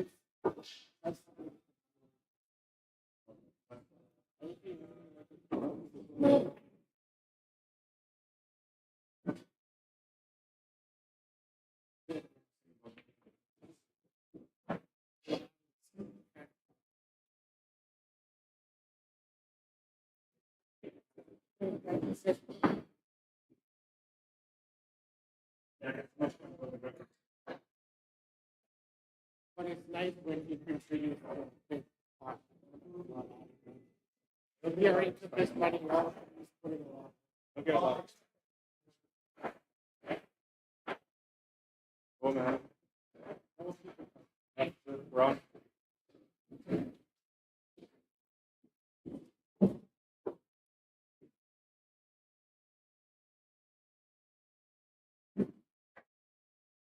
Hey, Tom, what's the score?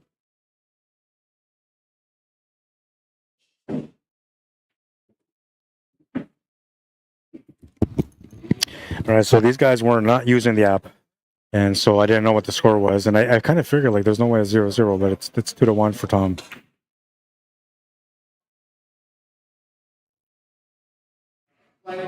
Winner of this plays against Junior in the A-side final. We're gonna get the 10-ball break going right away, so I gotta let Kevin know. I'm gonna take a second. Well, I guess I could just call him. I'm gonna message him. Put the mic on mute for a second.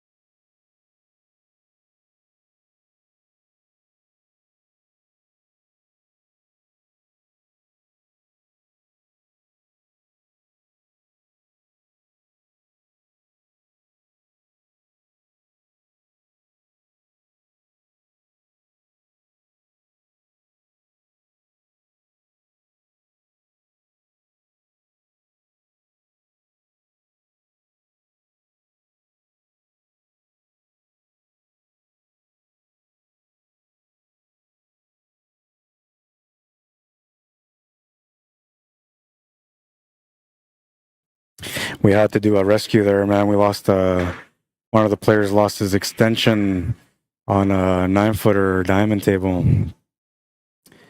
And so yeah, there was a bunch of us trying to get his extension out of the table. Tom, what's the score now? 3-1? 3-2? 3-2 is the score. They're going through racks pretty fast here. Man, all I wanted to do was just do a good job today. That's all I was trying to do, is just do a good job today, and it hasn't worked out that way. And I was trying to, like, in my mind, I was coming because I have, you know, issues with my legs today and throughout the week. I was thinking I'm going to come in, I'm going to set up, I'm going to sit down, and that's it. I'm just going to sit down all day. But I've been pacing everywhere, man, so my legs are going to kill me by the time I get home. I try to help there with that extension, though. I've seen chalks go into a pocket. I've never thought that an extension will fall into a pocket. And he's kind of lucky that it happened on a diamond table. Any other table, he would have to open it up and take it apart for him to get it out. On the diamond table, we were able to fetch it out with a cue. All right, so 3-2. Blair looks like he's going to come up dry, and Tom will get a chance to get going. Nasty little table, almost like as if this was hill, so he'll have a little bit of work in front of him.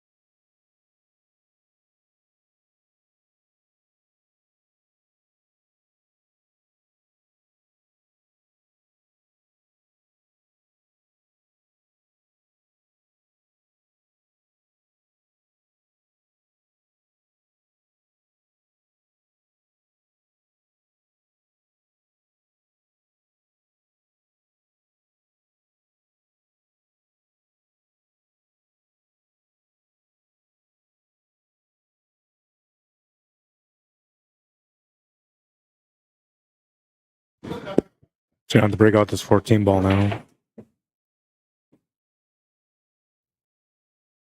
I guess you could always take the 9 ball and just leave that there for after, but the one problem with trying to break into that 14 ball is that it might tap towards that 10 ball, and then it could create a problem for you. So it might be best not to break out that 14 ball and just get below it and kick that 4 ball out.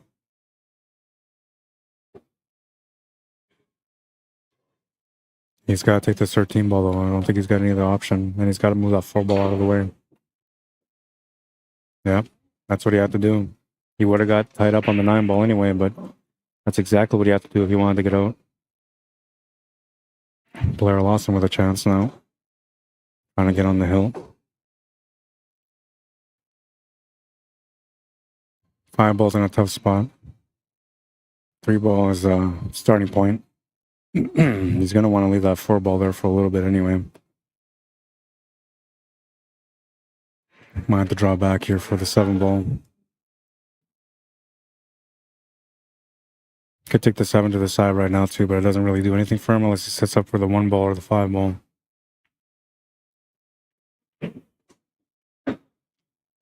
Uh-oh. Gonna get into trouble here.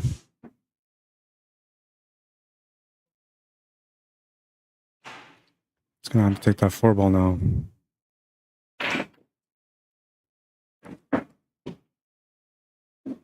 He's got the shot on the 6 ball now to open up the 1 and the 2, so I think that's what he should be taking. Plus, it'll help him set up for the 5 ball. All he's got to do is just split him up or bump the 1 ball out of the way.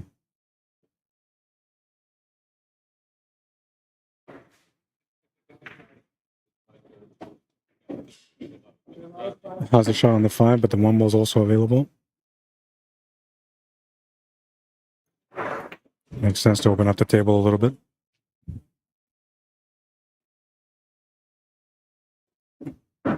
Uh-oh, this is going to become a tougher table if he doesn't take on that 5 ball. It looks like he's going to be forced to take the 3 ball and then the 2 ball and then finish with the 5. Means he's going to have perfect position from the 3 to the 2 if he's going to do that.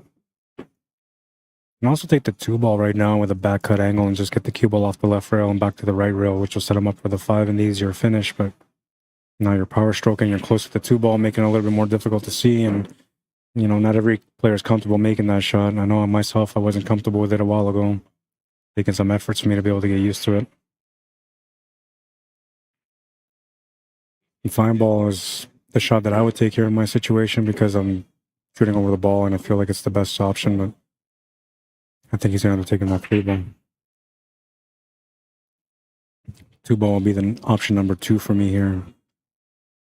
Actually, 2-ball might be option number 1 for me here. And I think I'll go with 2-ball. Focus on the cut and play with a little bit of top spin only, and then that should get the cue ball across safely without scratching.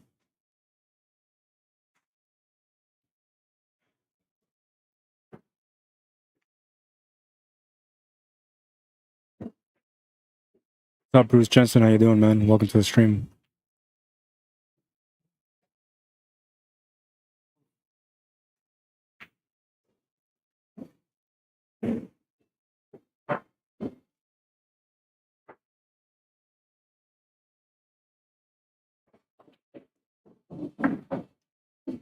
Choked on the ace somewhat. Still managed to win, says Jamar.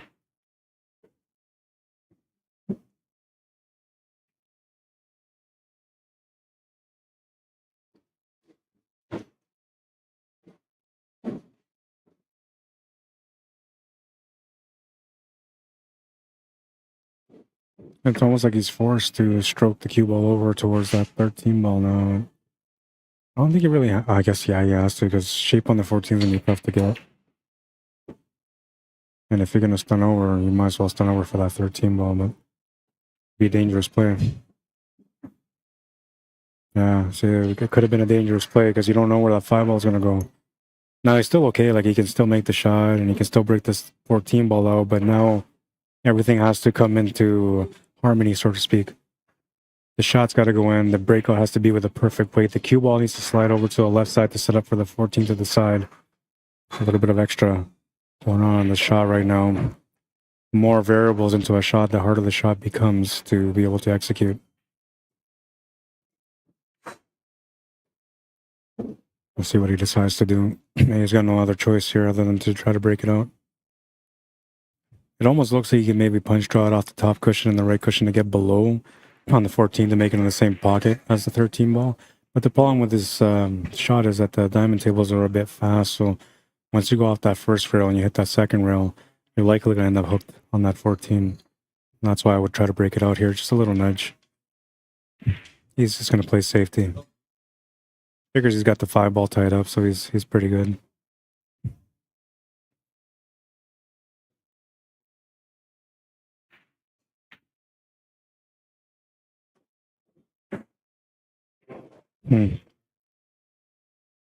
I'm thinking probably safety here, but I don't know. We'll see what he decides to do.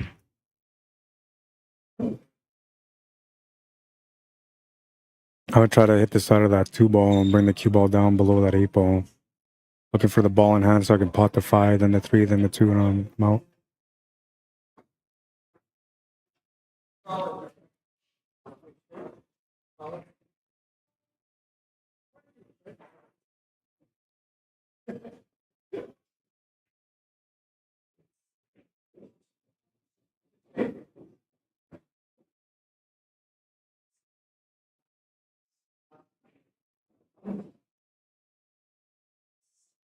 Not far enough. So he had the right idea, you know, like to play a safety, but I think he should have played the hook below the 8 ball. He had almost a natural line there to get off the 2 and get onto the 8.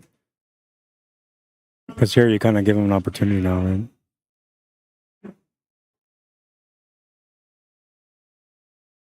Oh, he can do a roll-up safety here on the 5 ball now. I don't think he will, though.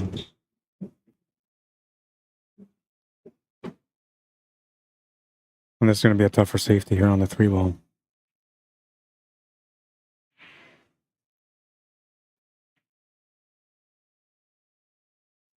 Leaving him a bit of an awkward cut. Gives him a bit of an inside angle, but not enough to be able to break out that 14 ball. So Tom's probably not going to play the shot. He's probably just going to play safe here. Double kiss off the 13 ball, almost became a scratch. Now Blair's got a decent chance here with his 3 ball now. Can play it through and try to set up for the bank corner on the 5, but there's no 8 ball finish, so I have to play safe here again. And this is not good because he's giving him the shot on the 13 ball with the breakout angle on the 14. It's a bit of a temptation here for Tom, but if he makes it, it'll be a finish. I'm going to play soft instead and trying to be conservative.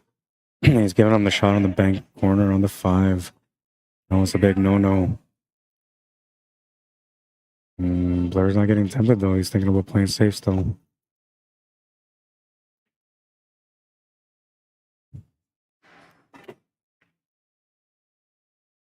Now Tom has the breakout angle. Well, no, not quite. He's kind of straight on it still.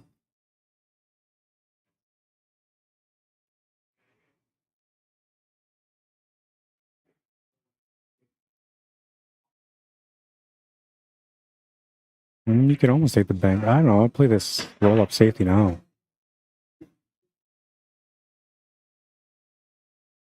All the room in the world for a roll-up safety there. He's going to play the safety on the 3. And he keeps giving him the breakout angle. I don't understand. Tom hasn't taken it, though. Will he take it this time? No, he won't take it yet. Now you have to play safety again, no matter what. The last turn of the table, though, he had a chance to be able to play the safety with a benefit for him to be able to win the match or win the rack. Now he's playing defense.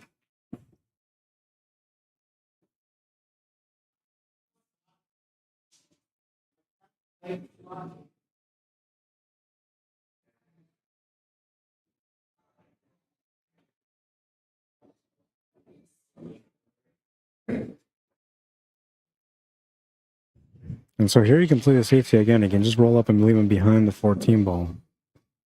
Like frozen to the 14 ball. But I think what he's thinking is that, Tom has a tough time getting this ball out, so he's just trying to make sure that he doesn't do it for him.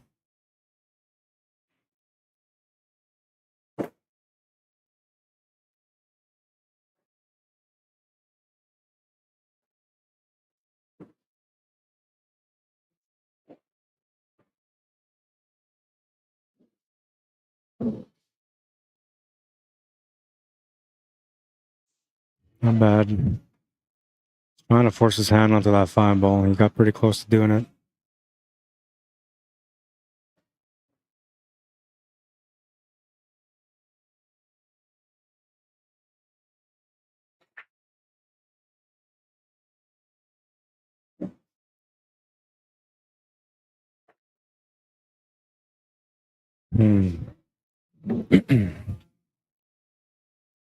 Well, he's had plenty of opportunities to be able to get that out, but he hasn't gone for it yet, so I don't think he's going to go for it here either.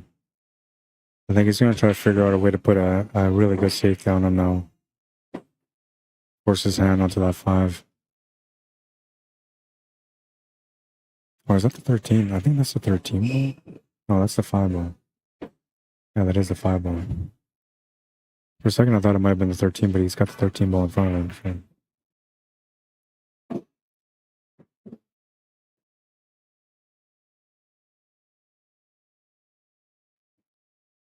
Here, I would just bank the 3 ball towards that 13 ball.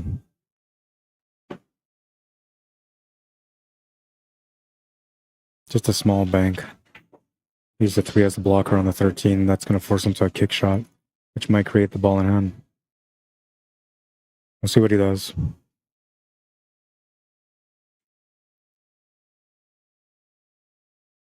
Medium pace shot, just a bank, center ball. Oh, he tried. He really did. He just overhit it a little bit. No breakout option here yet, so Tom will play another safety.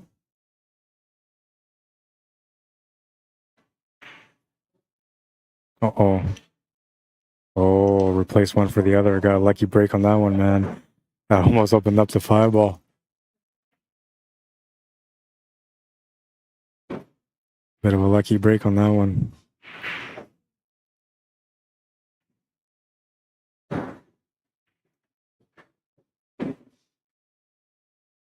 Can't really go for the shot here either. Tougher to play the safety on this one, though.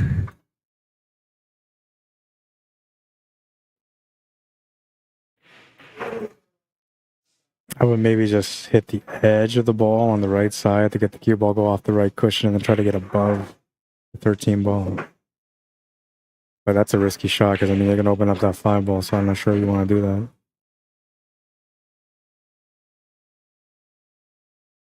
He decides not to. Looking for a little luck there. The 3 ball almost got potted.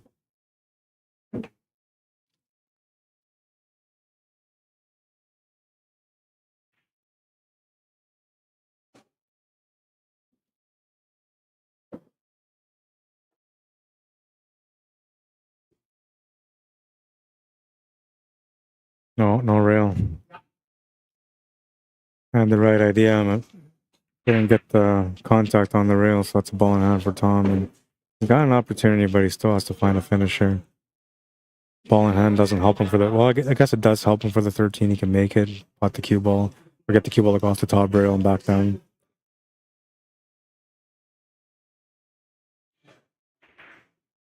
Is he going to force this on him by making the 3 ball? Yeah, that's what he did.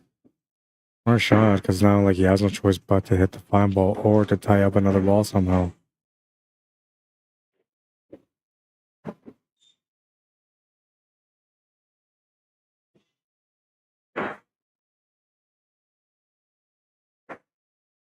Easy. Oh man, just a little bit too much pace. A little lighter and he was perfect, man. Left the shot here for Tom though, and the plan worked. He'll get a chance to get on the hill now.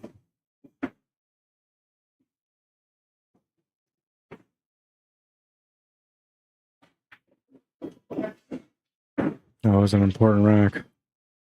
Player says that's good. Tom Lefor on the hill. A bit of a safety battle on that one. Pretty entertaining in my opinion. I thought they could have played it a lot different though, a few different times.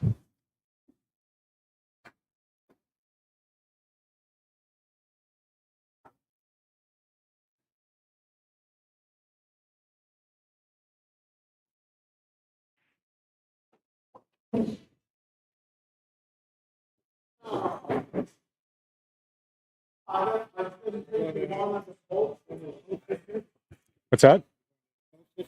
I don't know, man. It all depends if they call me or not. Oh, yeah? Really? I kind of figured that was going to happen. When is it now? Oh, they moved it back to November too. Oh, that's good. Cool. I heard that's a beautiful spot too. Yeah. A lot more, we're there a lot easier, right? Yeah. I don't know. I'm gonna find out, I guess, at some point. But they haven't reached out yet.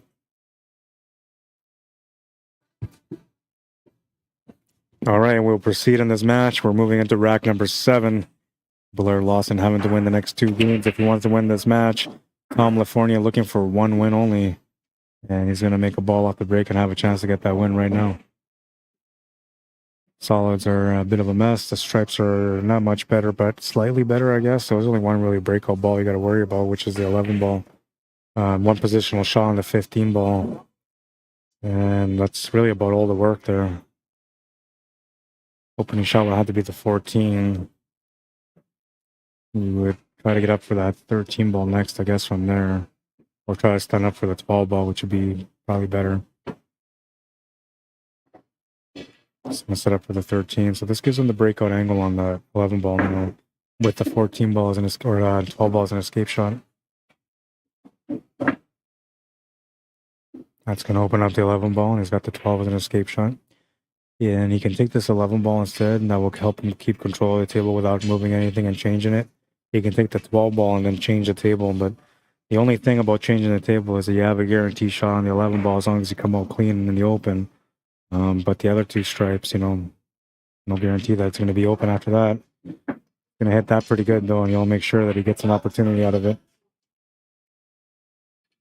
Quick little poke draw here for the 10 ball. Could take the 10 ball to the corner, too, and just stop it there for the 15 ball.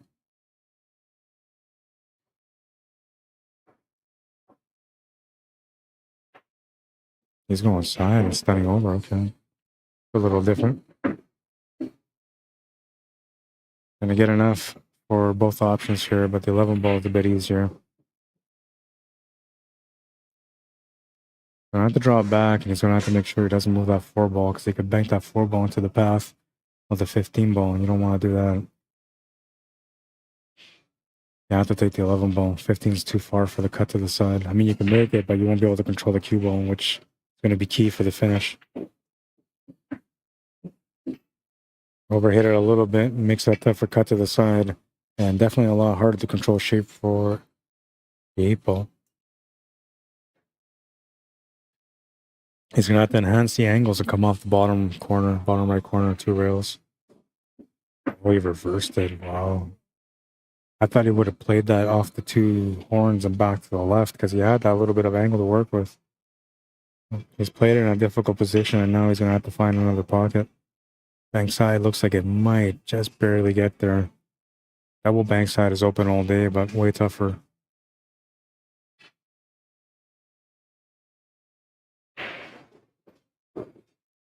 Oh, he does have the comfort of being on the hill and you know, not having to be in a tough situation yet, but you don't want to give this table up to your opponent. It's pretty wide open. He'll tie it up and go to the hill, and it's his break next. Not a good scenario to be in. He's going to go for it, and he's going to make a beautiful shot. What a beautiful shot. 5-2, the final score. He nailed this one in the pocket. There was just enough room to get by.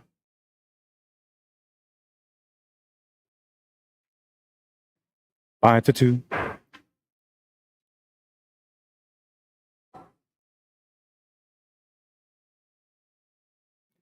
And that's going to take us to the next matchup, which I'm going to take a look at the digital pool bracket here, and we'll see what's happening with that.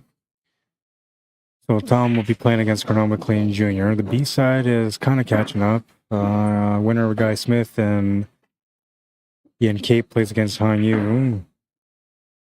The winner of Greg Herkert and Zach Ermentrout are playing against Blair Lawson next.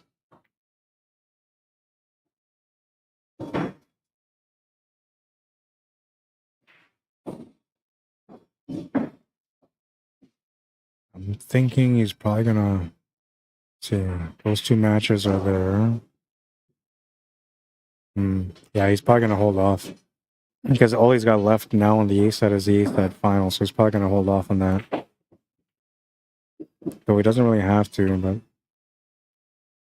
give me a couple of minutes. I'm gonna go find out, see what it is that we're doing. If we're doing anything, I think Zach's playing right now too on the side here, so we'll put it on that table for now. Oh, I'll get you guys an update on the score.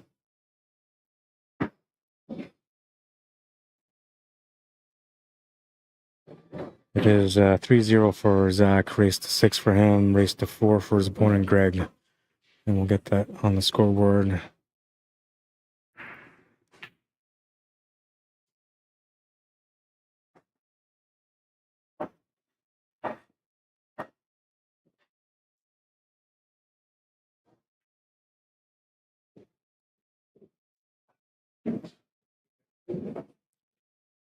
Zach Ermentrout going to 6.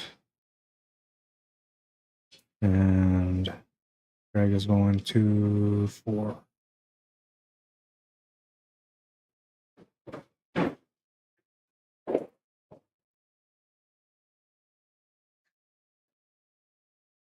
And I'll take down these FARGO rates because that's not their FARGO rates. And get some fresh ones up right away, and I'll move this camera over so we can get onto that match right meow. Oh, did I not program that one? I guess I didn't. Yeah. It's this table right here.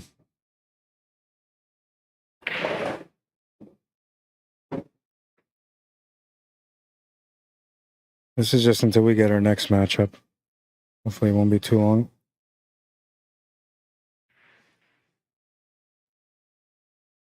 Start the clock fresh for this one, even though there are 3 games in already. Did you submit it? guising, but then you guys have an app that it was 5-2.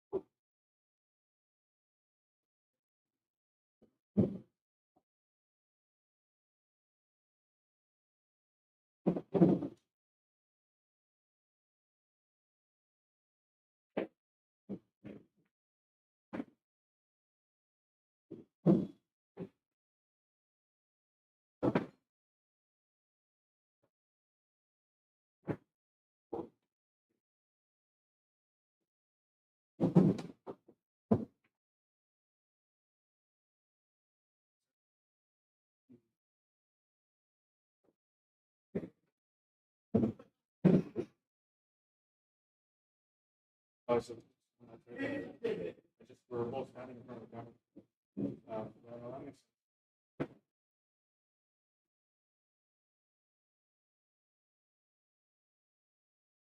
Okay, look at that code here.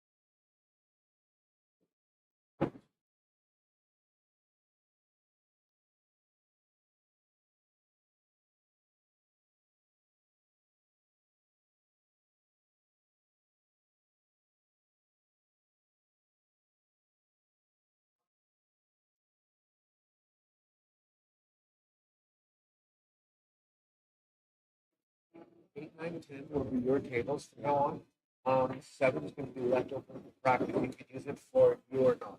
But those 4 tables will be yours, right? Not now, but whenever. That's when I've already told her to sit the ball for the tables.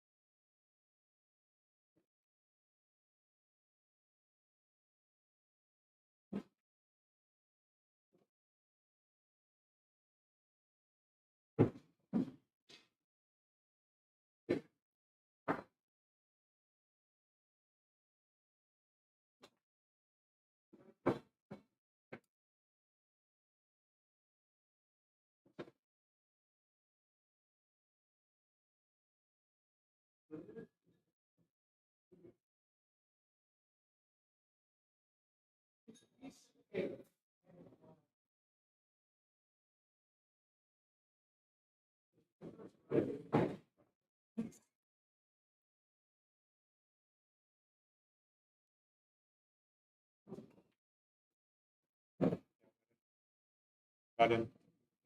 So I was thinking another. It's better on a computer phone than it is on this.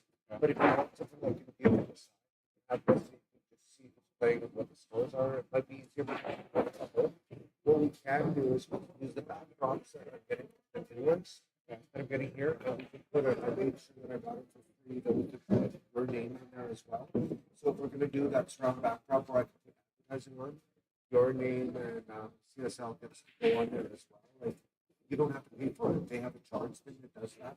Anywhere we go, we have to have got it sort of that free and something else I want to do as well for you. That they have to put into it. I mean,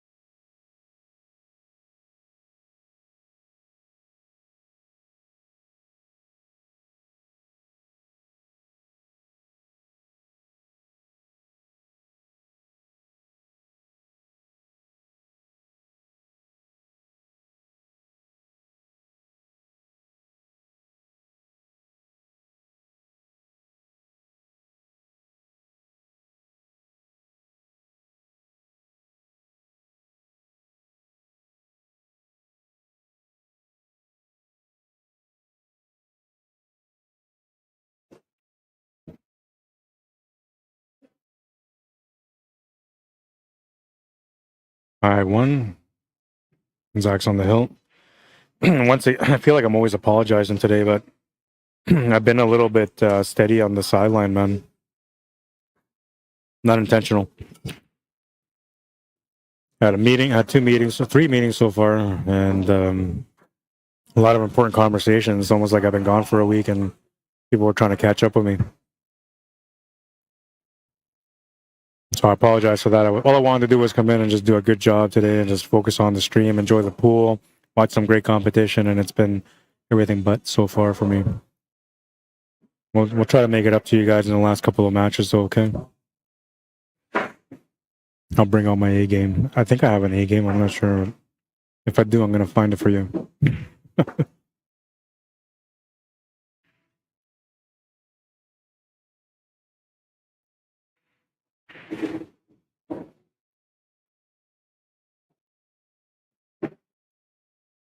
All right, Zach's going to be breaking on this one.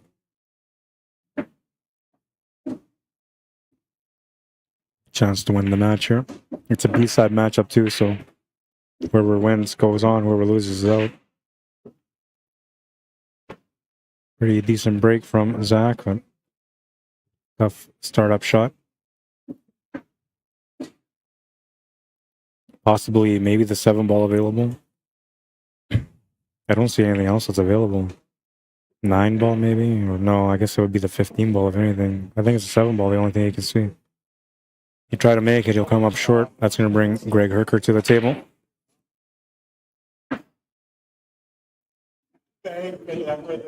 Trailing by 4, needs 3 to win.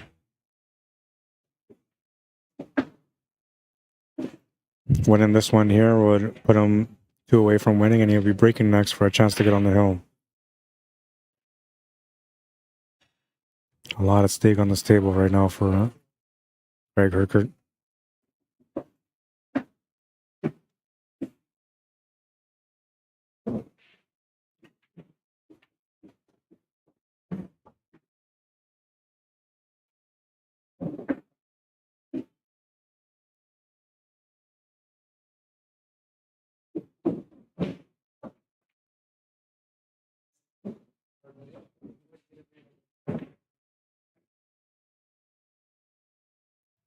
I was asked if I'm up for some pool later, man, and my legs are killing me, so I'm not sure if I can. I want to shoot at least 1 or 2 racks, you know, just because I brought my cues though, but I'm doing a lot of pacing today. Many meetings I wasn't expecting. Always gonna miss the shot. Almost like he shoots a little bit too fast when it's important. Just gonna turn the table over to Zach. Just has to slow down his game a little bit, that's all. Stay down on the shots more often. The only reason why people move when they're shooting or why their body moves when they're shooting is for 2 reasons. Either they weren't prepared for the shot, or there's still parts of the shot that are left blank. In other words, like the shape, what you're going to shoot at next, or your pattern. Right? So you're just not fully committed to the shot, and then there's going to be a little bit of body movement. The reason why is because you're trying to shoot the ball and your focus is good. Don't get me wrong, your focus is good, but your brain suddenly goes like, hey, well, what about the 7 ball? And then you're like, boom, you miss because you're trying to figure out how to do it while you're shooting still, right? So it's always good to clear your thoughts when you're at the table. Make sure that you're fully committed to the shot before you proceed to shoot.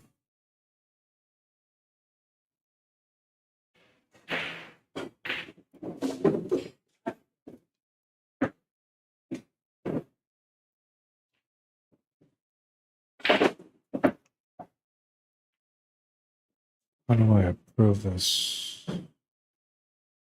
Oh, that's the wrong one. Over here.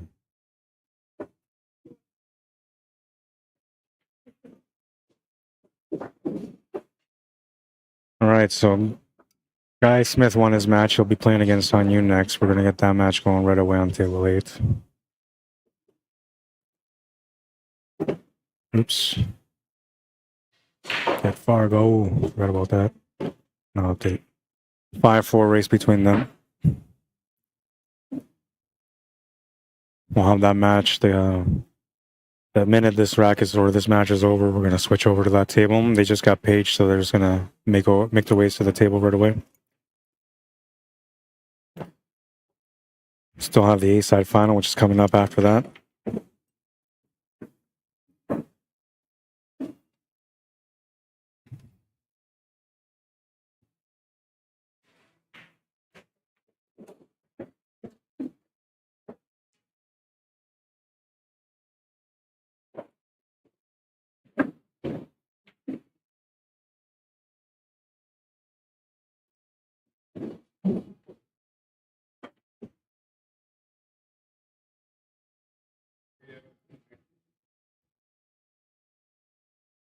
Not sure what happened there. The 8 balls on the table. I'm a little confused here, man. 5-2. I gotta find out why he lost that game. I don't understand. Did he foul maybe? Might have fouled and just gave him the game.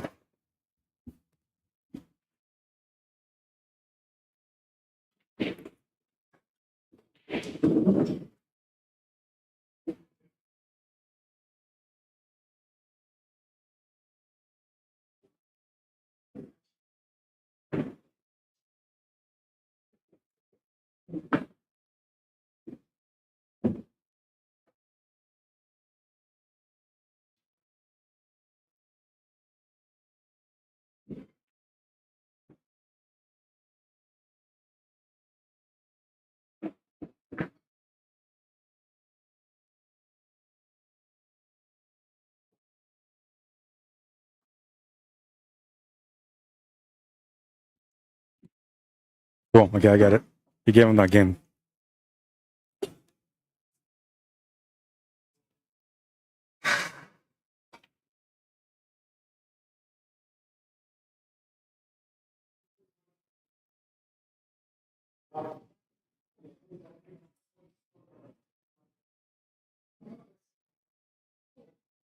All right, looks like Guy Smith and Hanyu are getting ready to start right away too.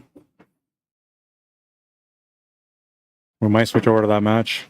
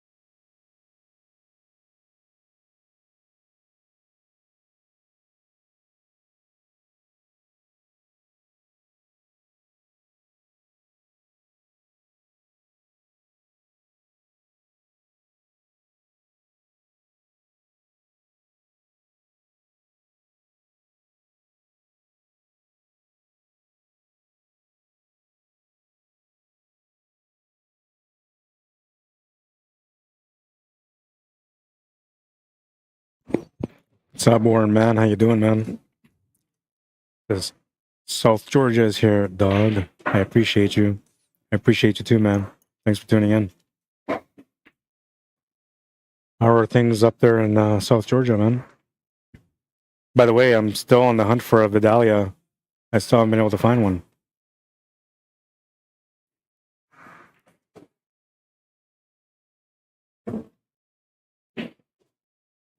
And I was in the States too for like the longest time, man. And I should have just any Walmart. I should have just looked for a Vidalia, but I wasn't. And like I wasn't out there to cook, right? So next year, if I get a chance to go back to Las Vegas again, then I'm gonna go visit some family for a week longer, and then I'll be cooking. So I'll be looking for some Vidalia onions.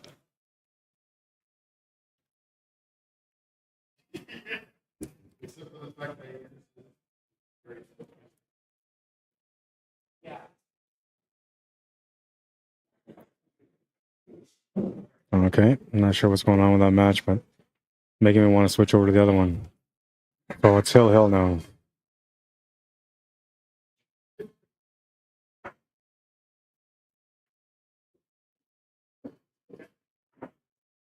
last rack, so I guess we'll just take it out.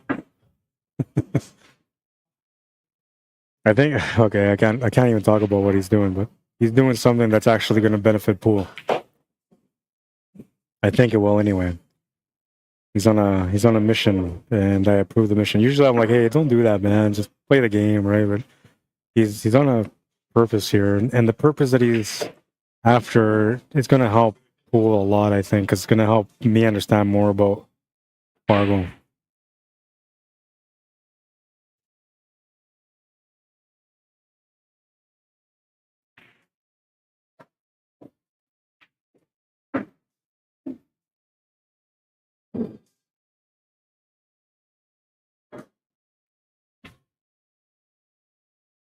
Looks like he's entering information onto the system.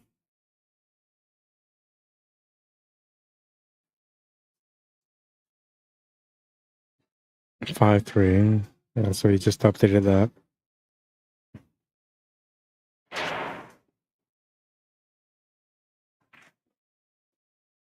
I'm curious as to what's going on with this matchup. I mean, I know what's going on because he told me. I went over there to ask him, like, hey, what happened in the last game, man? And he kind of told me. I can't share the secret, but we're in a study right now. All right, the final rack. Zach Erman tried to break and looking to win the match. His opponent makes a miraculous comeback and pushes to the last hill. Do I sound like one of those newscasters? Telling you some bull? Making it sound like it's legit? Hill, the final rack. What a battle. Oh my god. Hot here, says Warren. Really hope you get some. They're huge around here in restaurants and personal use. It's a GA thing, a Georgia thing. I know, man. I know you guys hyped it up so much, man. It's been like a year and I'm still trying to find it. I feel like I should be one of those guys in the Indiana Jones films looking for, you know, something, a sacred treasure somewhere in the desert.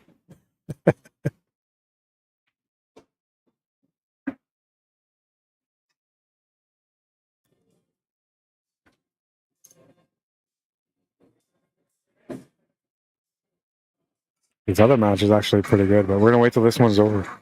As soon as the match is over, we're going to go to the other one. The other one started off with a run out already. From the player that's supposed to be the lower level player, he comes through with a big run out against a higher level player. So this match is very entertaining so far.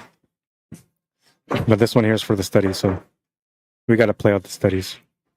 If we're not here to educate the future, then why are we here, right? Now, the only thing that will be funny here is if this all backfires on him and he actually loses this match. We'll see.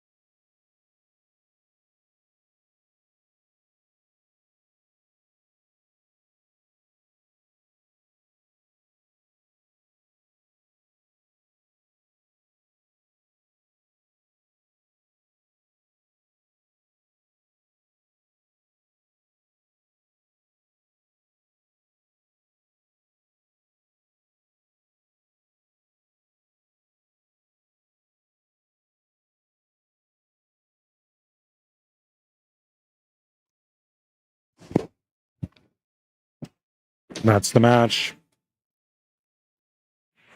6-3, the final score. We'll move over to our other table.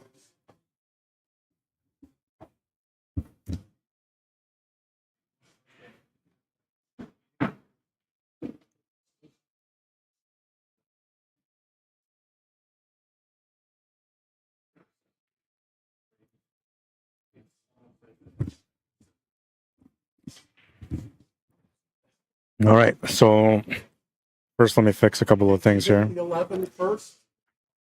That's the reason. I mean, that's the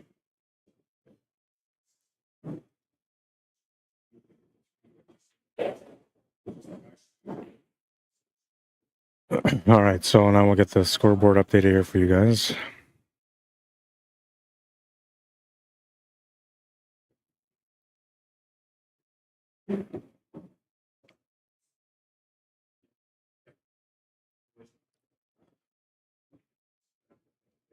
This is a 5-4 race between these guys. So one game spot only.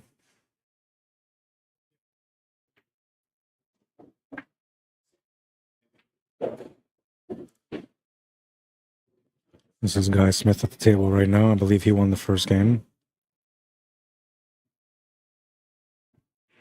Clock started fresh again. He broke around the first table, and Hanyu almost broke around the second table.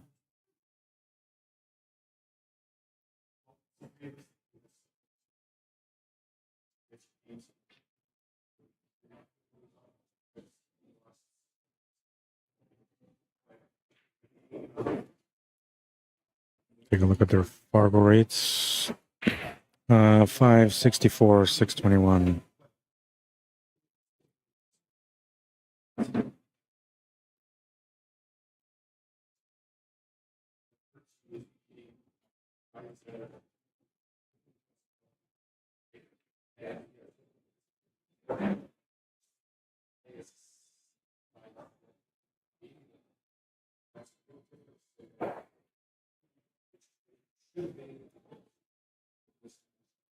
FARGO rates are officially up now.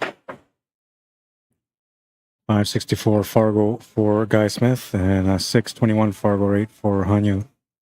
Oh, and it says race to 598. Yeah, I don't think he's going to that many. Hang on, let me fix that. There we go. I had it that you were racing to 598. Like I'd be here all year, man.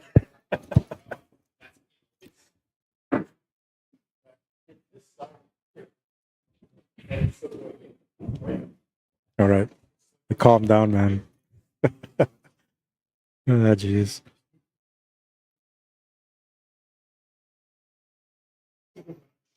When you do, you'll see what the hype is, says Warren, man. I know, man. There's a few U's from Georgia that have been hyping it up for quite some time now. I'm looking forward to it. Mr. Spanner Austin from Ireland, how you doing, man? Welcome to the stream. Braden Roller Coaster says 7 foot. Yes, it is. It's 7 foot diamond tables. We also have 9 foot diamond tables here, but most of the tournaments are done on the 7 footers. Every now and then I'll have tournaments on the 9 foots too. It's a little more limited though because I only have 2 tables.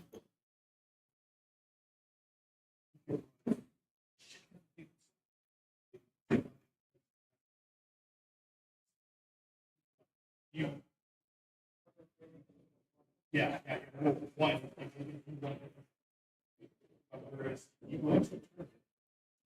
It's gonna have to split this 11 and 10 ball up. There's a 14 maybe. Yeah, it's a 14 ball. I don't think he went up far enough, but I mean he's got a good breakout angle here to bump this 13 ball off the rail and back across. But I'm just wondering how much that 13 ball is going to get in the way for the shot.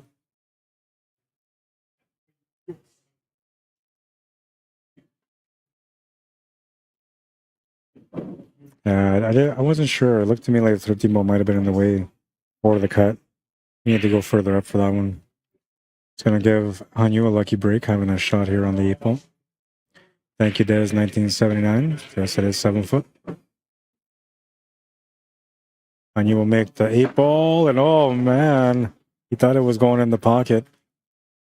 but he didn't. Scratch it all. 1-1 is the score. Moving into the next rack now. Guy Smith is going to let that one go and reset here for the next break. He's on the short end of the race, hitting a one-game spot. Nothing to sweat about yet, but you definitely want to try to take advantage of every rack whenever you're at the table. The last one there is one that might have slipped away.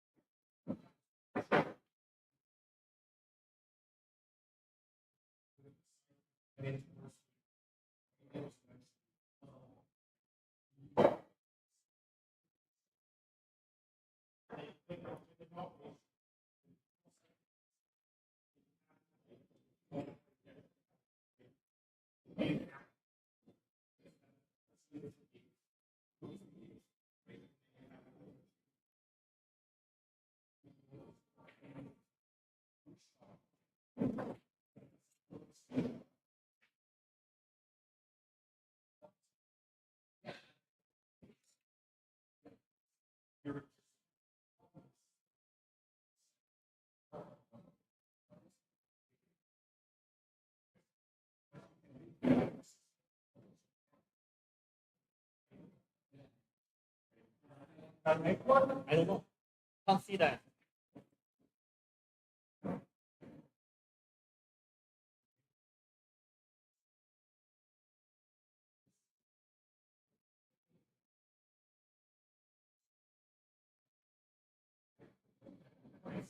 Like a fucking rabbit, man. That I'm eating like a rabbit again. I would see.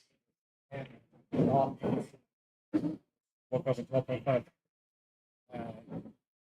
2 days ago, it was 14 and a half. and we're not heavy. So we're eating that. Yeah. I know, because I don't have much weight. Yeah, That's what I have. yeah, we're eating that.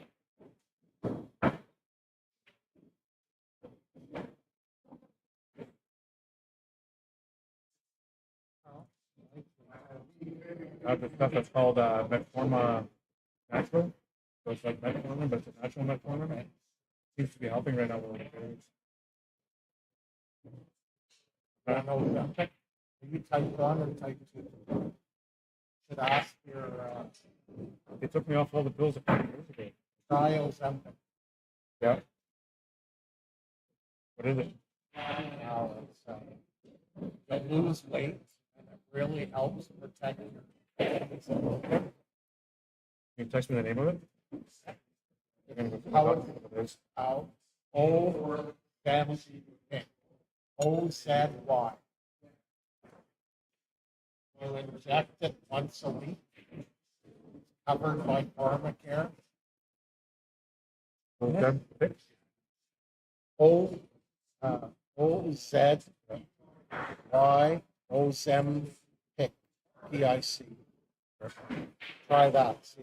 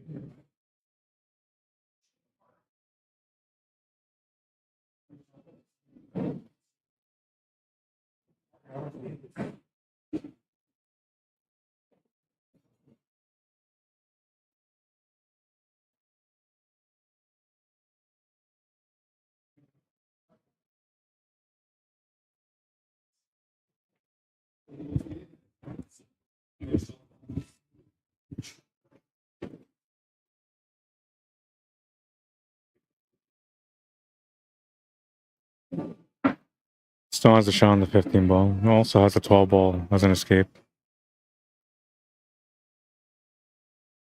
The only thing about the 15 ball is a bad angle.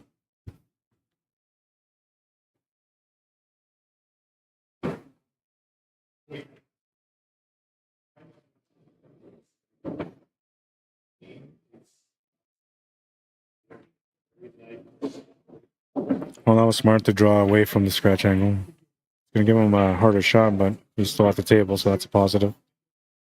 And he still has an out. I mean, if he can play the shot to the corner naturally, the cue ball should come over towards where the 7 ball is, giving him the shot on the 10 ball after that. And then the 11 ball is kind of sitting there waiting. All we would have to do is just enhance the angle here by adding some top left spin or center left spin. That will make the cue ball come over to the left side cushion and a nice straight tangent line. He's trying for it. He's putting a little bit of bottoms, but not enough left.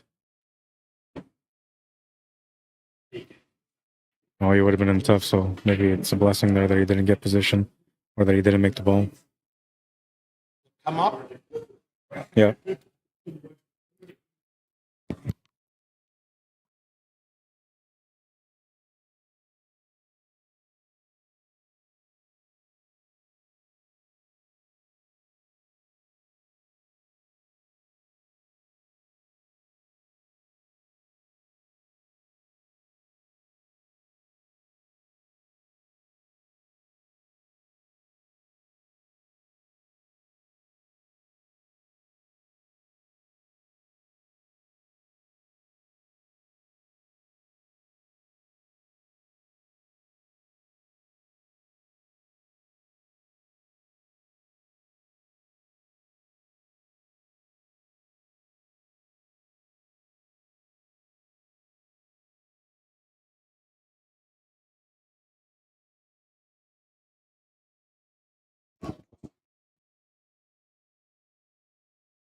Oh, that's going to work out nicely. Oh, but he tied up the 6 ball. Sort of. I mean, he still has a shot on the 6 ball, but it's really tight to the 10 ball. He's likely going to have to spin his way in to get shaved here. He's taking a look at his angle here, see if he can hold position for it. No, I don't think he'll be able to. Only way you can do it is if you jack up your cue and put some inside spin like a Masse, because then the cue ball will come into the reel and then automatically force over to the top cushion. Just trying to hold the shape from there, and I think he might have got it. It's pretty tight, though. They might call me out to watch the shot.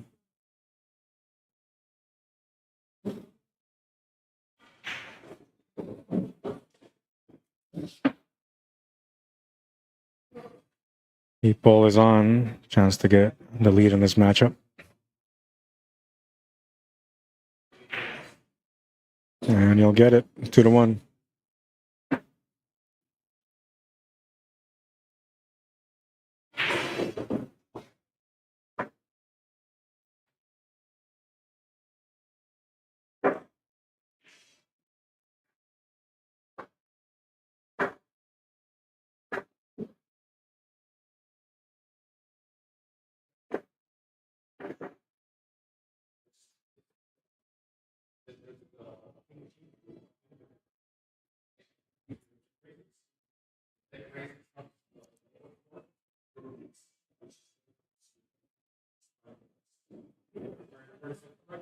We're going to have the East Side final next. Tom LaFornia against Cornell McLean Jr. at 6:30 FargoRate, and Tom LaFornia against a 7:10 FargoRate and Cornell McLean Jr.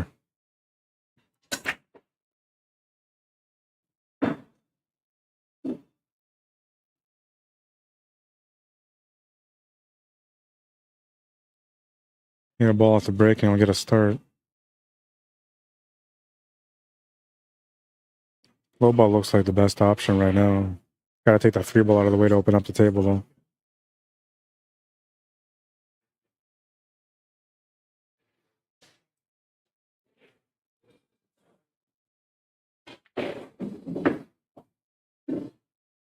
That's gonna work out okay. That could have been a problem.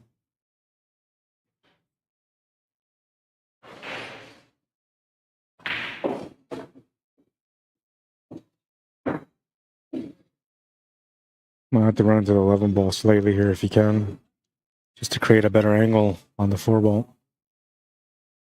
Because he's got to make the 4 ball go off the reel and then bump into that 15 ball, and that's going to give him the out.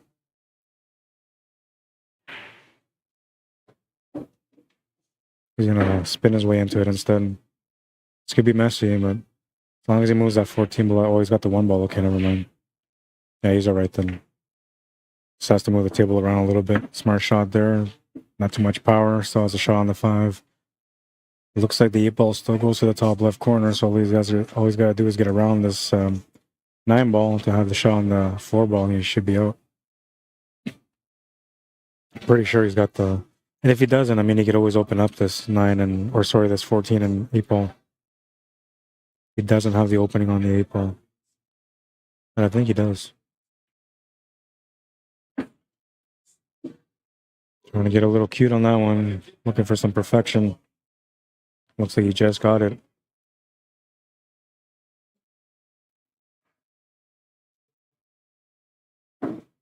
And the 8 ball definitely goes to the corner.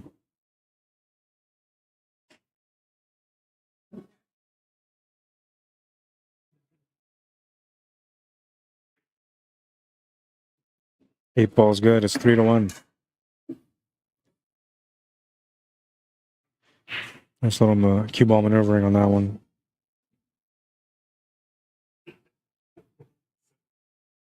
For David.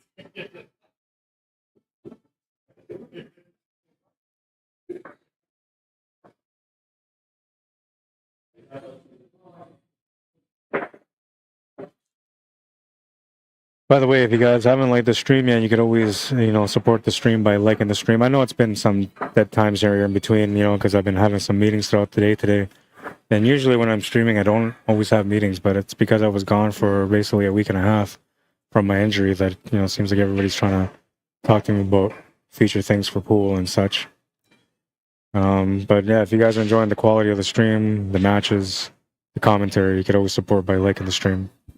You don't have to share the stream, but usually when I start my streams, if you guys want to support me that way, at the beginning of me streaming, you guys could always share the stream, to your own personal page or to other pool pages that might be interested in watching a little bit of pool while learning something about the game at the same time. I try not to make it too much about, socializing, but I do socialize, and I try to focus about, the teaching of the game as much as I can. And every now and then I get caught up in other things, right? But I always try my best. That's for sure. If I wake up and I hit the seat, I'm there to work. I'm there to make it happen. I think I kind of came out too early, though. I should have taken another week off because my body's feeling it today. Hopefully things will be good for next week.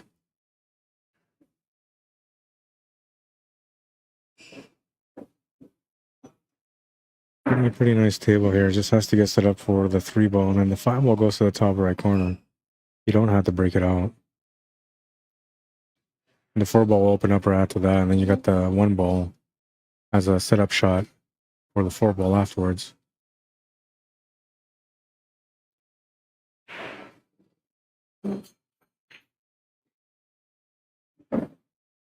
Well, he's got a breakout angle now, so if he wants to break into it, he's gonna have to go for it, I guess, because he can't really hold position here.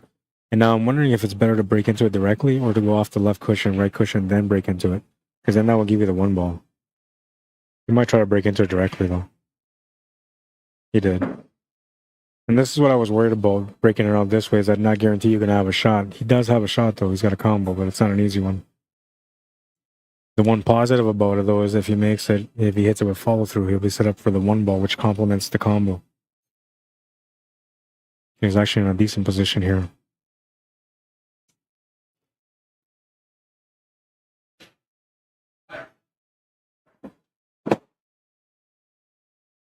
Makes the combo, gets set up for the 1 ball. It's got some angle too. Nice little setup.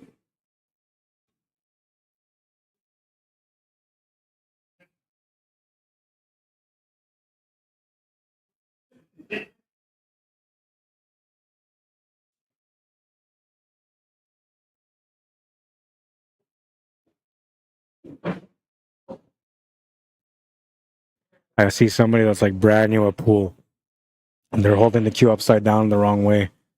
So I'm gonna go and take a little walk and teach them how to at least shoot the cue properly or hold the cue properly.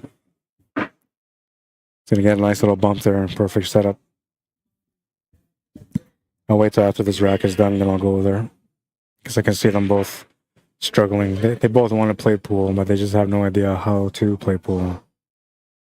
And I'm all about promoting the game and trying to grow it. So if you got a couple of brand new players that are looking to fall in love with the game, then that seems like it's my call. My call to answer. I got to answer that one.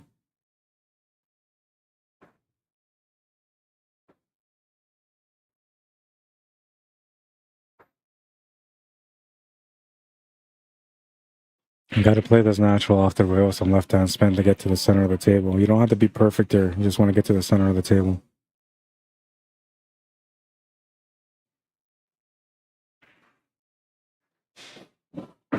He was trying not to be perfect. Smart shot. That's all you have to do is just get there. Of course, a little closer or further down, he would have been even straighter, but this is a makeable shot. He's got protection, doesn't have to worry about, you know, the scratch factor.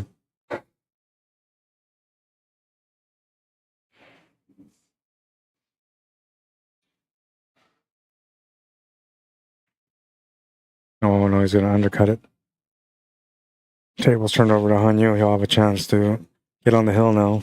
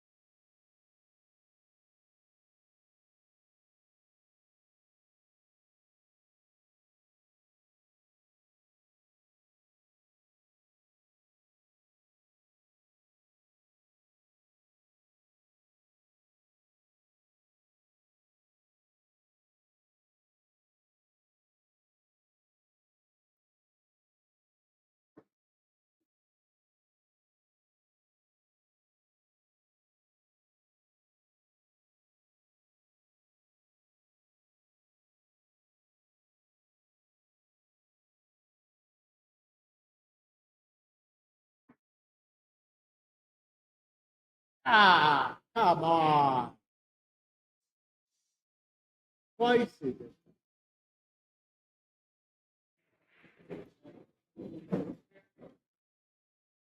The Chinese thing, man. Don't.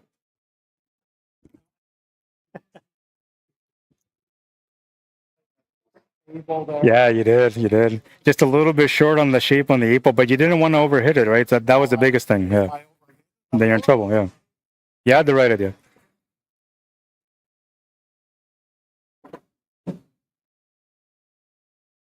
Four one. On you on the hill, and he's breaking for the match. Yeah. Well, it's tough. Like, I'll show you something after. Okay, when you're done playing today, I'll give me 5 minutes, and I'll show you something that'll help you with that. Okay. And actually, it's going to help you not just on that, but it'll help you with everything else. English billiards too. You gotta understand. There was scratch possibilities. Yeah, yeah. I have to be careful. Yeah, but this will teach you something that'll help you become more precise on that with confidence.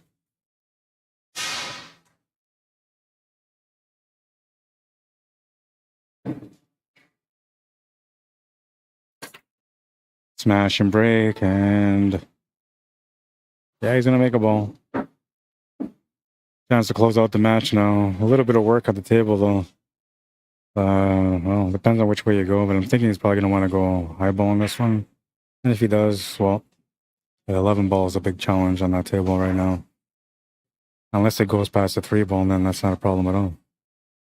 Stripes are a little bit more complicated than the solids though, but the solids doesn't really have many openings except for maybe the 5 ball. 1 ball's in a really bad spot too, so tough to find it out on that one. But the stripes, you know, you have to be a really good positional player if you're going to take the stripes. You're going to require a couple of good positional shots to be able to get out. He could come across from the 9 ball all the way across to the 2 ball to get onto the 11 to make the 11 in the same pocket as a 9. That would solve half the problem for him. Then everything else after that would just be a couple of positional shots. And they're right by each other, so it's not too difficult there.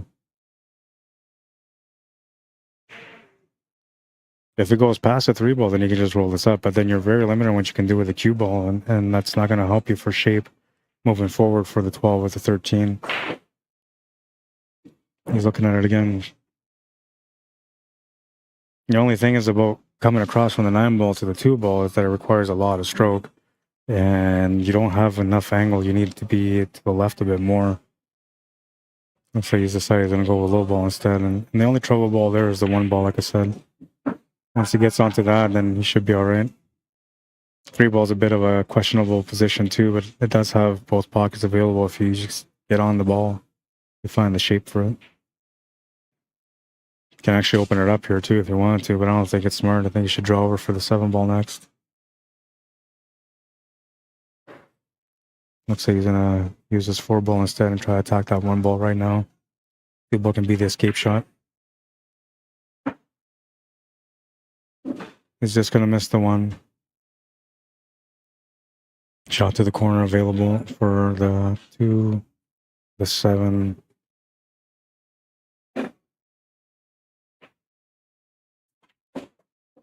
Trying to get onto that 1 ball again. Gonna get unfortunate there. He's ended up tight. Only shot he's got right now is a back cut on the 6 ball. Does it go to the corner? If it does, he's lucky because now he can make shape for the 1 ball too. I'm surprised he didn't take advantage of that, but I can see the shape for the 3 ball was important there. But he had the angle to just hold off the cushion to make the 1 ball to the top left corner right from where he was just now.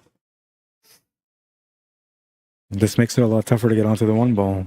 He had a chance to get on it, and from there he could have maybe got onto the 2 ball to get set up for the 3. Now the other way around, the way he's playing it, it's going to make it a lot more challenging. It's going to be 1 very, very important positional shot. And, well, it's actually 2 because the shape from the 3 to the 2 is going to matter in order for him to get the shape from the 2 to the 1.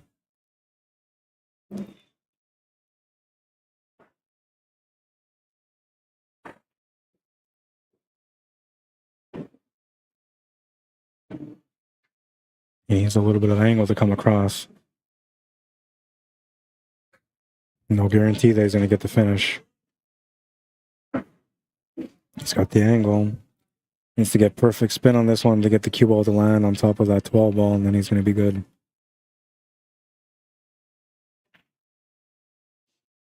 Even if he got past that 1 or that 8 ball, it would have been good too because he still would have had a cut. But where he ended up here, looks like he's going to have to turn the table over to Guy Smith.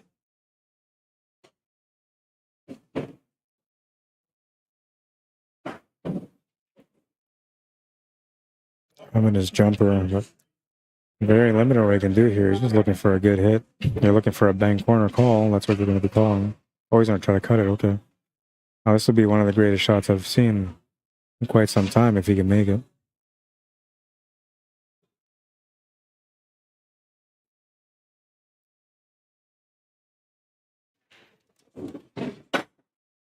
He was able to hit it anyway. Wasn't able to cut it. Turn the table over, and he's left, you know, maybe a small chance that he might get back.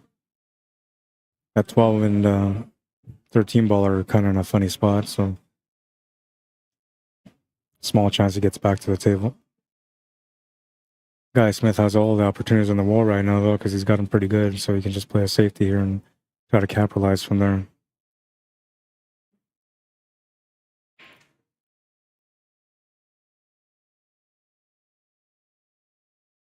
Scott Marshall, what's happening, man? This is Hey Rod, glad to see the stream. Yeah, I know a lot of people missed me last week because I usually stream every Sunday, but I've been dealing with neuropathy, leg pain, so it's been tough for me to stand on my own 2 feet and to walk around or drive. I overdid it 2 Thursdays ago. I played in a tournament here, and I played right from the beginning to the end, and I won it.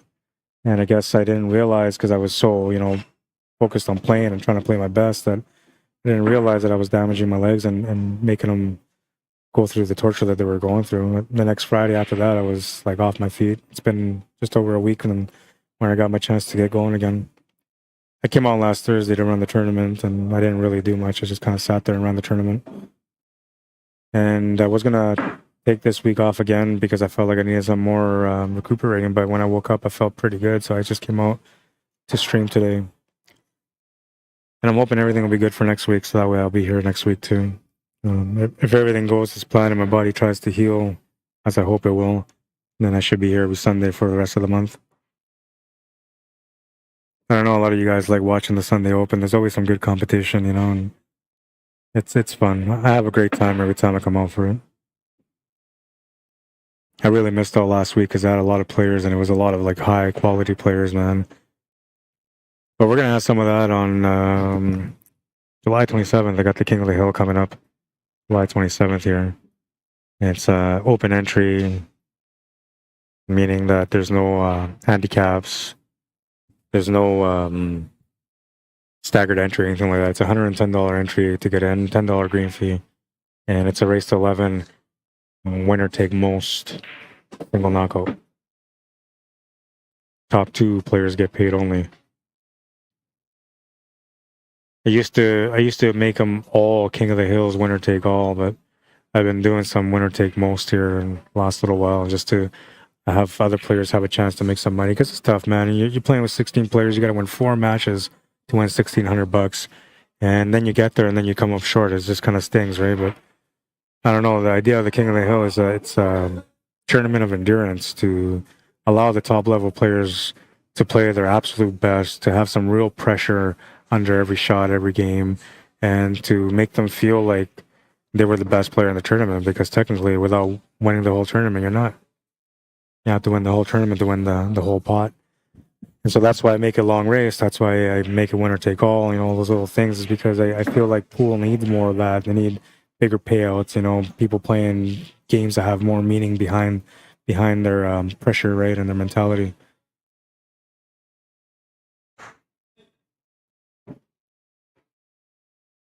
I enjoy the King of the Hills. It's probably my most favorite tournament that I run, that I organize. A little bit too much pace that time. No, he thought he was on a scratch, but he gets a shot to the side. He's all right. He's all right. But he thought he wasn't.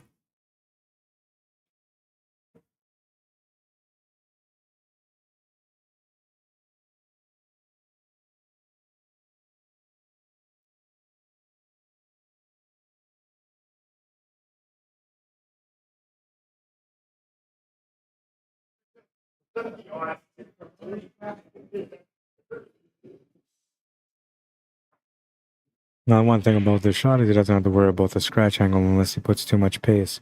But naturally, in this shot, you're going to put some draw on it. Almost every player does. Good shot. Survives that rack. 4-2. Needs one more to get on the hill.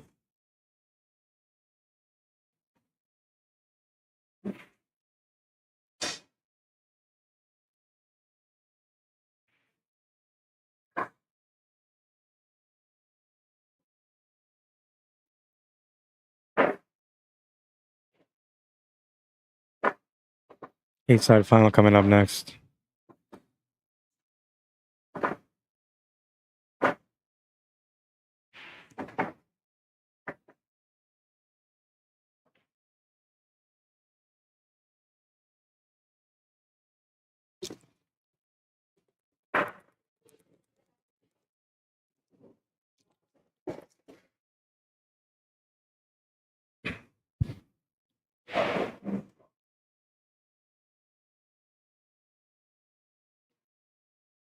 If you guys are watching on YouTube and you haven't liked the stream yet, that's where it helps me the absolute most. I would appreciate if you guys would like the stream on YouTube. when you guys like the stream on YouTube, what happens are two things. People that normally don't know about the stream will get a link to the stream. That the algorithm will push the stream towards them so they can click on it or at least glance at it. And every now and then people will glance and say, oh, I'll check that out. It's cool. I want to see what's up. And then they end up watching the stream and they might end up enjoying the stream like you guys do.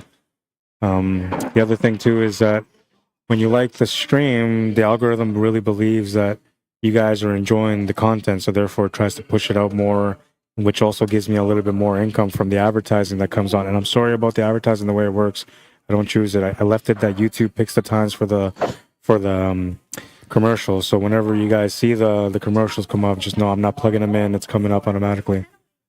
But that's how I can try to make a little bit of revenue from the work that I do, is through advertising and people tuning in and watching, and when you guys like the stream, that really helps a lot. So, and that's on YouTube. I mean, on Facebook you can like it too, and it does help out for Q Sports Live for us to grow on Facebook.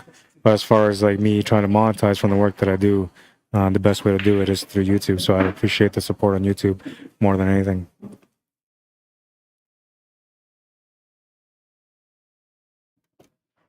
You don't have to like it though if you don't like the stream. Don't get me wrong. Don't like it just because I said so. But if you can like it if you want to support me as a character, as a human being. If you feel like I'm one of those good people out there, which I am, you can support me that way. But you can also just support because you truly actually like the stream. You enjoy the quality of the graphics, the quality of the cameras, the quality of the sound, the quality of the players playing, and the quality of the events that I stream. Which a lot of these events are always top notch.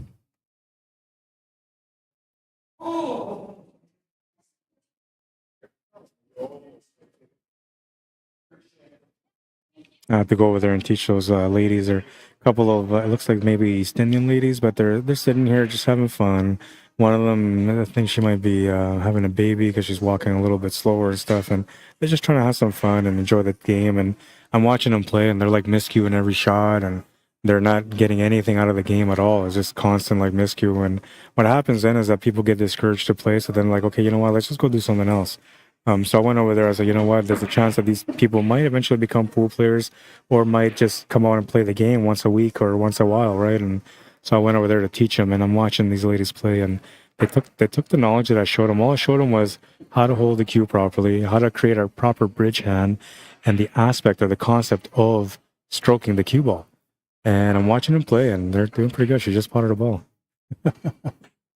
But they weren't even hitting balls last time. They were just miscuing. Now at least they're hitting the cue ball, and they're hitting the object ball. So that's a better start for them. Little things like that make me happy in life, when it make a difference for somebody that's just coming into the game, or somebody that truly loves the game but isn't quite as skilled and is looking for a way to get up and become better. You know, I love working with people like that, especially when they call me up and they say, hey man, you give me some coaching lessons, and I'll dive in deep. I'll make sure that I teach them well. Love making a difference in pool however I can. And it's just so cool to watch people play, like when they don't know what they're doing, and then when you teach them and they're like, they know what they're doing suddenly. It just looks so cool, man. For me anyway, because I know like a lot of that's from the structure that I taught them, right? And a lot of these players that have taken lessons from me over the last couple of years, I watch them play whenever they're in tournaments that I run, or even if I'm around and I see them playing, and I see all the transformations in their game. It's such a beautiful thing. I actually feel more proud about the coaching side of things than my streaming side of things. But I take a lot of pride in the streaming. I do.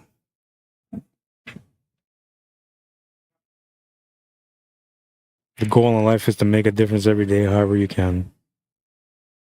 So I love those opportunities when I get them.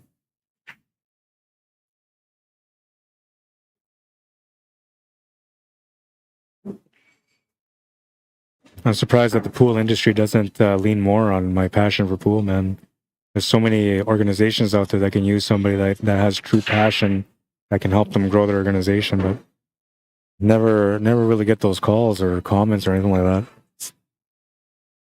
I guess you got to work up to it, though. You got to go out there and build until you become it. I know a lot of organizations that would definitely benefit from having me in their corner, man. I don't just stream, I teach, I interact with everyone, I do my best to share wisdom. Next year for the Moses Campbell Memorial, I'm trying to do a coaching session for the ladies. So on they usually don't play till Saturday afternoon or mid morning, or I guess late morning, around noon. And oh, he just survived another rack, 4-3. Look at that, he's on the hill. It's a hill battle. So I'm planning to do like a coaching session for the first day. You know, it's not going to cost him anything. But you just got to play in the tournament, and then I'm going to work with him, show him some things, and that's kind of how I work, right? And every tournament that I've gone to, no matter where I've gone, I've always spent time with players that I've just met, people that have followed me for a long time, and I just spend time with them, teaching them the game as much as I can, because it's fun, man. It's fun to see how these people that don't know what they're doing quite yet learn everything that they need to learn to become competitive, and then they get hungry. Oh man, it's beautiful to watch them get hungry on the table, run out after run out after run out. Well, it's not that good all the time, but it can be if you put in the practice and you try.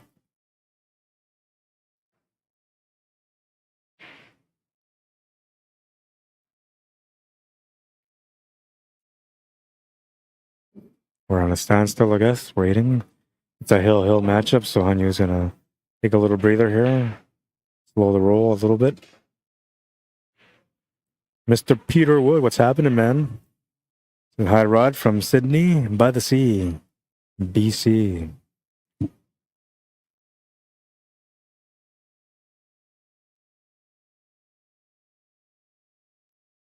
Yeah, so when you guys share like the streams on Facebook, that's what helps me in other ways. So like there's organizations out there that have no idea that I exist either, man.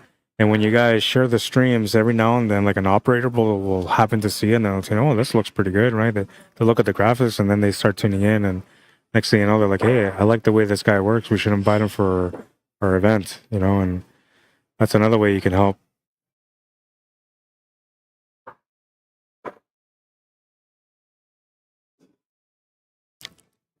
One of the leagues that I wanted to really get involved with that I haven't been able to reach out to yet, I haven't tried to reach out to yet, but I plan to, is APA. I think they do a lot of great work in the States.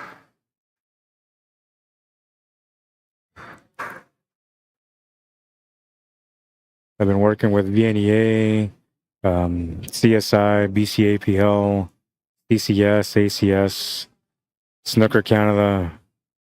I work with a bunch of different organizations so far. There's a few of them out there, though, that I would like to help out. APA being one of them.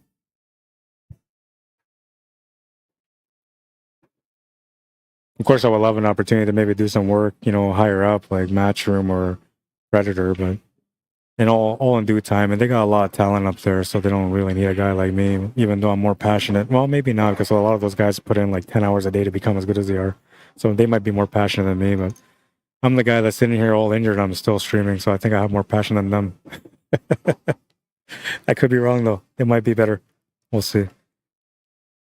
Look forward to your next visit, says Peter. Yeah, somebody was just asking me if I was going to go out there for Nanaimo, but I'm not sure. I got to wait to see if they're going to give me the opportunity to do it or not. I kind of dropped the ball last year. Like it was a tough event for me, you know. I thought I did okay though, but honestly, like there's streams that I've done out there that are way better than what I did out there for CCS Victoria last time. Even though everybody enjoyed it, everybody around see how hard I worked, and I just know that the production could have been better. So we'll see if I get that chance again. But if I do, then yeah, I look forward to seeing you for sure, Peter. I got a bone to pick with you. You whooped my ass last time, man. The only guy in Victoria to give me an ass whooping. I don't forget things like that, Peter. I'm coming for you, man. You better be ready. I'm kidding. But I will try my best. You know that already. Missed shot to the corner, turns the table over to Guy Smith, and he's going to have a chance to close out this match now. Anybody's game. It's still a bit of a battle here, though. A couple of big shots need to be produced.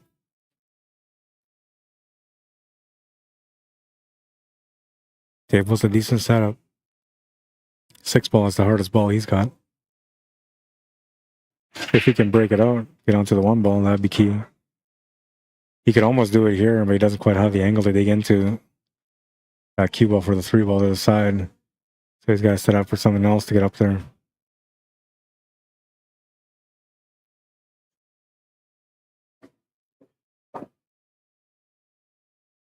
He's got the 4. He's got the inside cut on the 7 ball, which will take the cue ball towards that 6 ball.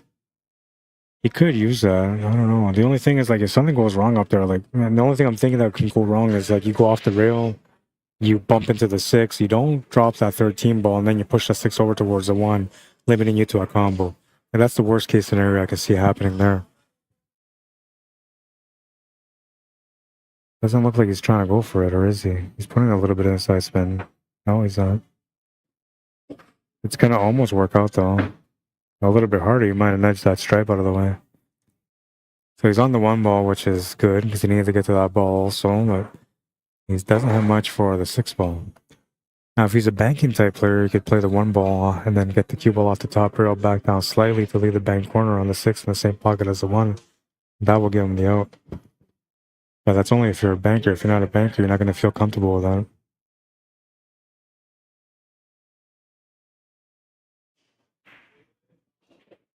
He's going to play through, leaving the 6 there for later. He's going to get an angle here on this 3 ball, but not enough to work for the 6 ball.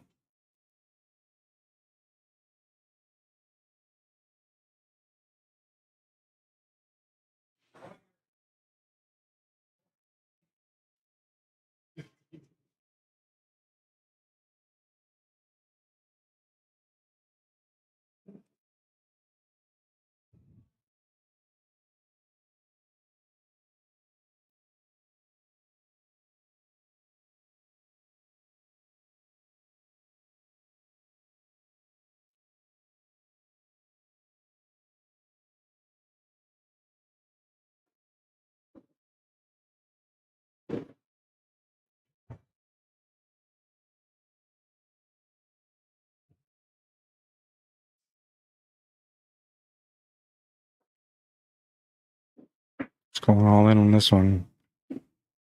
2 options. Either you set up for the bank corner or you try to break it out. I still like the bank corner better, especially if you get the cue ball up table near that top left corner. That'll give him a downward angle positional shot for the 8 ball after he makes the bank. Either that or you got to break it out. But if you break it out, you need a little luck, because if you don't have a shot, then it's all a waste of time. And it's going to lead to a loss. Smart decision. Setting up for the bank. A little bit higher would have been better, because I would have gotten a downward angle, but you can still play the cue ball through and across to the left side here off the bank. Love the decision on setting up for the bank, because honestly, like, he could have gone for the breakout there, but it was a small percentage that he's going to get it. This way, at least he's on the ball and he's got a high percentage to be able to get out now. Makes a beautiful shot. That's going to kick the cue ball over for the 8 ball. Now he's got a little bit of breathing room. He's got to settle down a bit. This is for the match.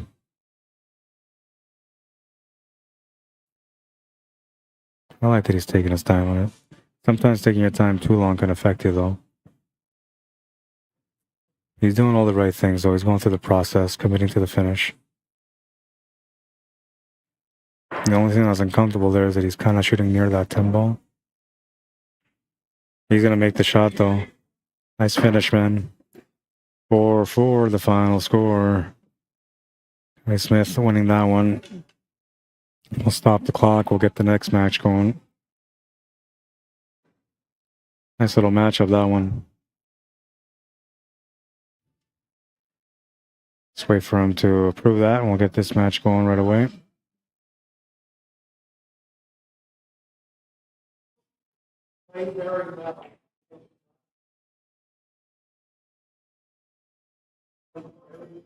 Did he put it through yet?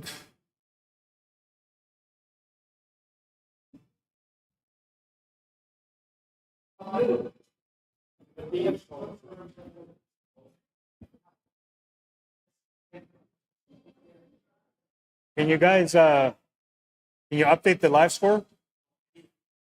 Can you do it? 4-4. Yeah.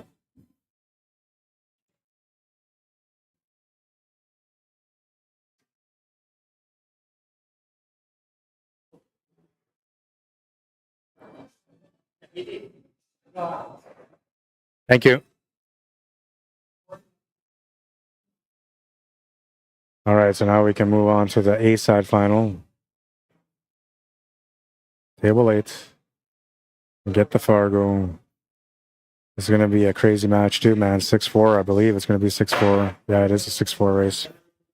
So I just sent them the notification. We'll get the scoreboard set up here. This is the A side final coming up now. It'll be a juicy one, man. 2 undefeated players so far. 6:30 Fargo against a 7:10 Fargo with a 2-game spot. Oh my God, man. Will it be enough? Nobody's been able to take down Junior when he's on a roll. He's on a roll right now. Tom LaFournier. 4 and Cornell McLean Jr. 6.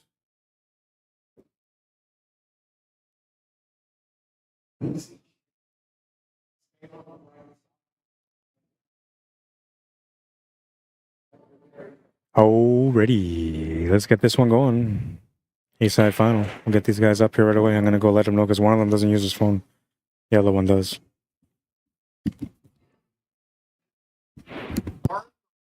Kevin Lopez, how you doing on Facebook? Wants to know. Oh, Peter Wood says got lucky. You didn't get lucky, man. Played good. Keep up the great work. Got to run. No problem, man. We'll see you again. Thanks for tuning in, Peter. Kevin Lopez, where's this place out of? This is here in Winnipeg, Manitoba. It's called the Hangar Billiards and Sports Lounge. And let me see if I can find it here. Where is it? I got to bring it back up. Sorry, just give me a second. I'm doing a few things. Looks like they're coming here now. Yeah, you guys are up, Tom. What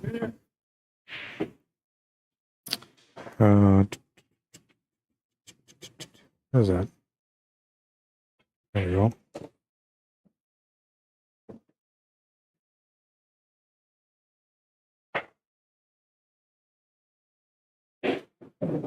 So yeah, we're at the Hangar Billiards and Sports Lounge located here at 121 Scurfield Blvd in the south end of town of Winnipeg, Manitoba in the middle of Canada. If you ever come by, give them a call at 204-560-2929 if you're looking to hold a table or if you're just looking to come by and make sure that, you know, there's a tournament going on. We have tournaments every Thursday and Sunday, the odd Saturdays as well. Lots of stuff going on at the Hangar all the time. These guys are about to get their match started. I'm going to take a second to go grab a water, try to limp my way to the bar. I'll be right back.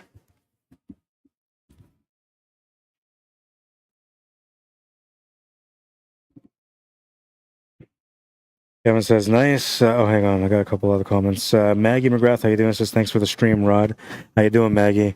You're very welcome. Thank you for tuning in. I appreciate it. Kevin Lopez says, nice. I live in Texas, but I will be traveling to play a lot more. Well, we're trying to have some pretty big events coming up in this next year, so hopefully you'll have a chance to come out and make some money out here, man. There'll be some really good competition waiting for you, I'll tell you that much. Winnipeg is one of those cities that it seems like they're nice and friendly, but when you get on the pool table, man, it's all out war. I'll be right back.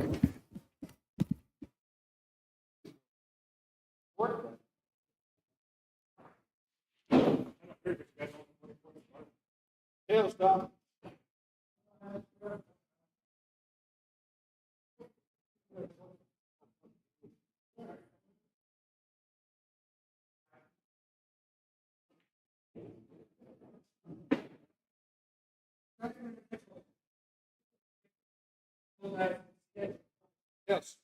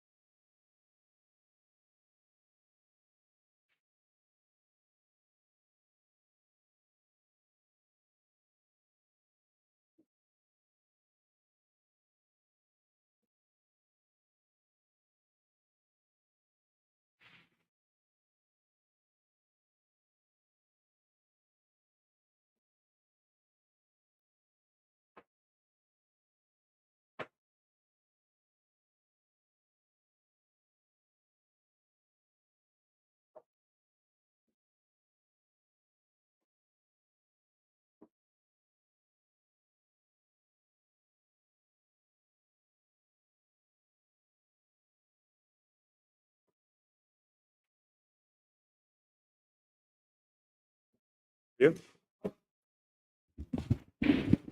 1-0 for Tom. Took a little bit to get my water. Just bear with me though, guys. You know, it's everywhere I go to like talk to people, I gotta slowly walk there. Try not to force my legs too much.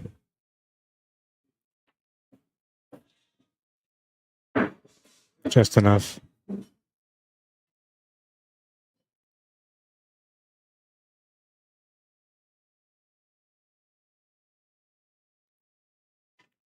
Oh, I was gonna put up their FARGO rates too.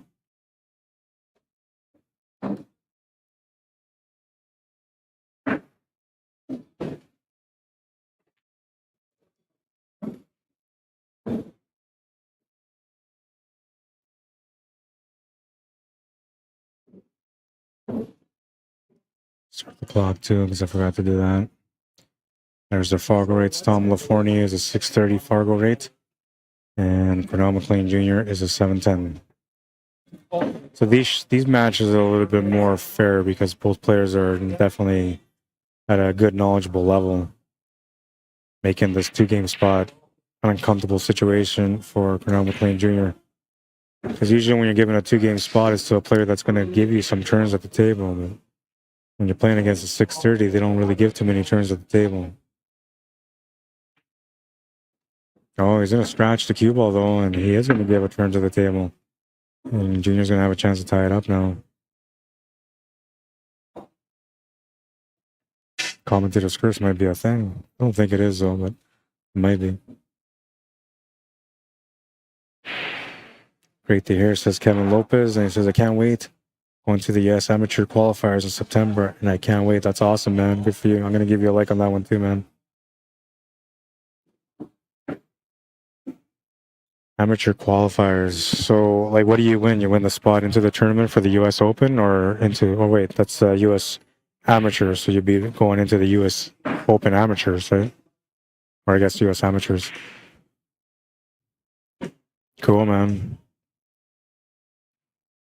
Well, you got some time to train and get ready. Do you feel that you're ready for it already? Have you been training, Kevin?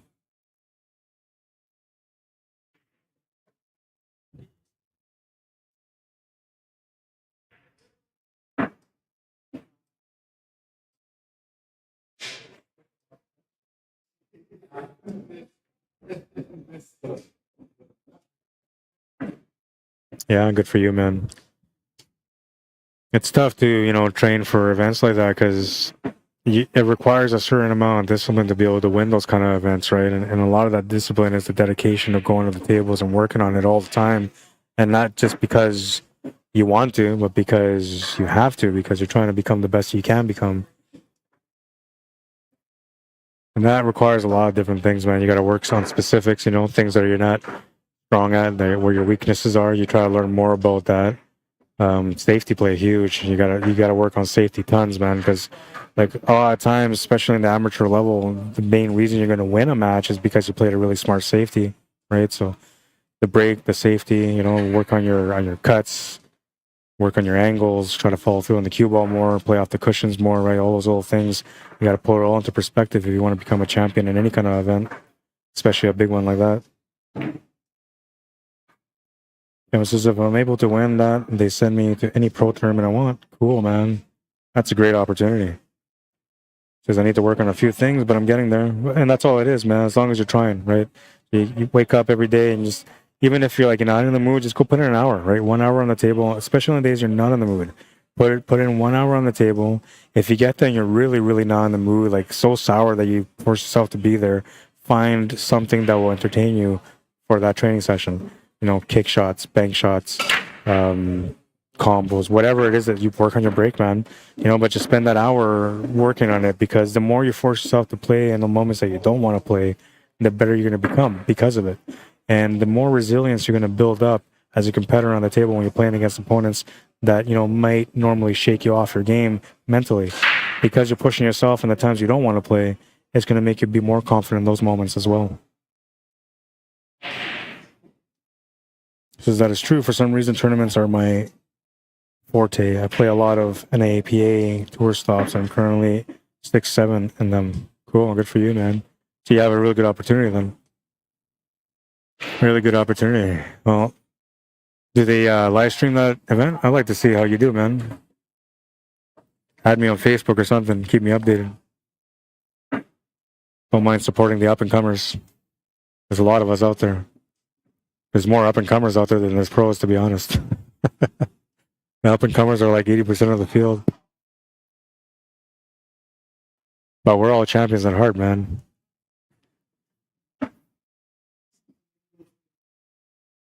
You call me an amateur. I say I try hard.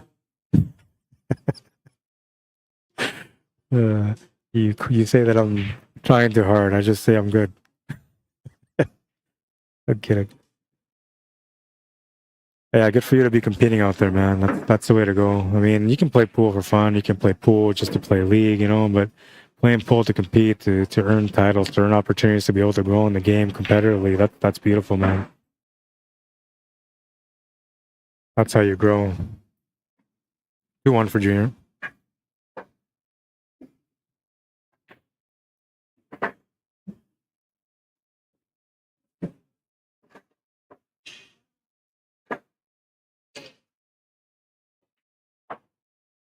Let's go to YouTube and catch up with YouTube. Rob Malatik, how you doing? This is such an ambassador of the sport. Well, you have no idea, man. You have no idea. I'm telling you, that's why I say, like, those organizations out there that haven't given me a chance or haven't thought about reaching out to me, like, they have no idea. I love pool, man. And I always try to do the best that I can for everybody around me when I'm around. Try to help out people and players. And the only reason I do a lot of this stuff is because I love snooker too, right? And snooker was one of those games that was like amazing in the 80s and the 90s. Like everybody played it. It was big. It was huge. But then from the 90s till now, like it's died, right? Over the last 30 years, it's died quite a bit. And a lot of the reasons why it's died over the last 30 years is because people stopped sharing the knowledge. They didn't focus enough on sharing the knowledge with newcomers who might have made the game more interesting or grown it more over the years. Instead, a lot of those people retired with that knowledge and they never wanted to share it. So for me, like I feel like pool is not in that situation because we're definitely growing in the right direction. But we are competing in the year of in the era of tablets and cell phones. So a lot of the youth are like kind of stray away from pool. So when you have anybody that wants to play pool, in my mind, I feel like the more we support those people into becoming pool players, the better it is for the game. And so that's how I dedicate my work and my life and to try to make a difference that way as much as I can. And that's why I try to teach people everything I can through the stream as well, you know, when it comes to knowledge and spins and all that. As I think it's just important, you know, and to me, like share my knowledge with you guys is my way of saying thank you, you know, for tuning into the streams every time you guys tune in, for sharing the streams whenever you guys do, and for liking the streams whenever you guys do. I appreciate it, you know, and the best way for me to show my appreciation is by, you know, being respectful and giving you something back. So that's what I try to do through my work. And that's whether I'm streaming or talking to people that are playing the tournament or helping an amateur player or an entry-level player become an intermediate or a higher-level player, you know. All those little things make a difference in my mind, so that's how I try to do it. And even right now, like I'm all injured, I can barely walk, man, but I'm still willing to go out there and teach people, still willing to put in the 3 to 4 hours time to help them out, you know, and even if it means I'm going to hurt, I'm okay with that because it's important to help the game grow. But I'm hoping that things will get better because I'm doing everything in my power to heal. So I'm hoping that in a week or two, I'll be right back to playing. But if not, then it is what it is. I'm happy with the journey, what I've done so far as being a pool player goes. And I always got more life with things that I do with streaming, so it's not that bad. But I really want to go back to the table, man. I'm itching. I'm playing really good right now, so I want to get back to the table. That's my motivation to heal the legs right now. Perfect weight here to get onto the 2-ball. Maybe a little bit too much, but still okay. You can play shape from the 1 to the 7 or play the cue ball through off the top rail and back down for the 7. That will work too.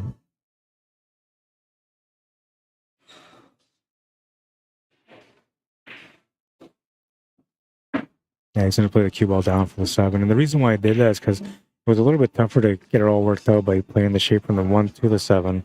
But from the 7 to the 1, a little bit easier. Did he come around enough for it? All he needed was just a shot. If not, he's going to have to mass here or jump this one.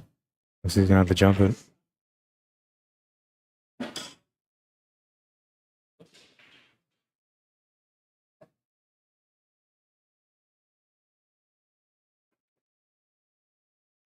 And now you have both options there. Like if you do the masse, it's not a bad option because it's only about a quarter of the ball hooked, and maybe less than that. But the problem is that the masse will require a left-hand draw spin, which means that once you contact it, the cube will be going to the top left corner. So the jump shot, if he makes it, natural punch line off the top rail to come down for the 8-ball. That's why he's going with the jump shot. Oh man, but it's gonna hop. That was natural. See, like as long as it hit that rail properly, there was no way that it was gonna do that. But it was so close to the rail that the natural instinct of the cue ball, once it made that contact off the jump, was to jump off. So Tom Lefor with a huge break here on this one. Definitely was hoping to get a chance. I don't think he expected to get it, but he's got it.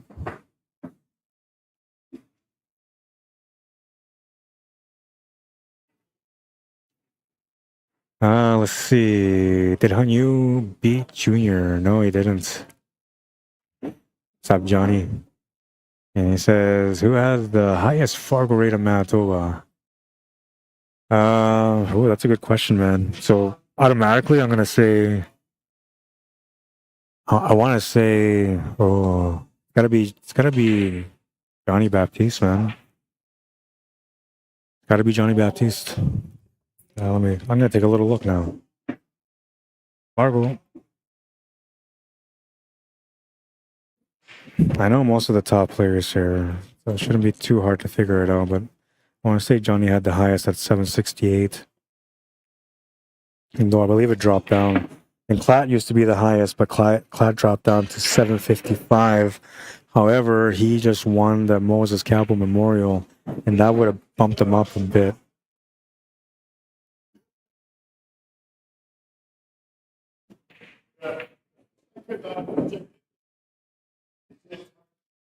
Let's see, Jason Klatt. 751. So Jason Klatt, even though he won that tournament against some pretty decent players, he actually dropped down because he was at 755. And let's see where Johnny's at.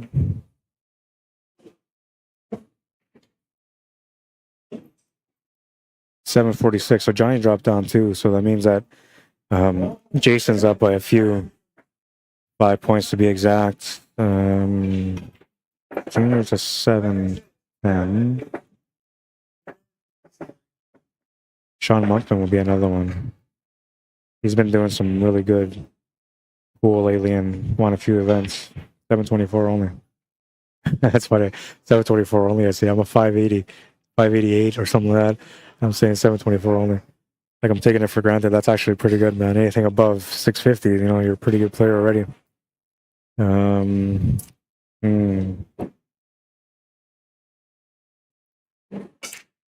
Wonder if Duharm has a higher one. No, he's a 712. Shannon Ducharme's a 712.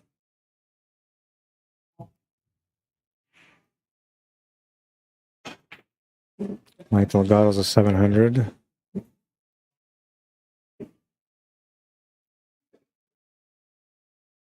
Flat. I want to say Larry Hunter is just over 700.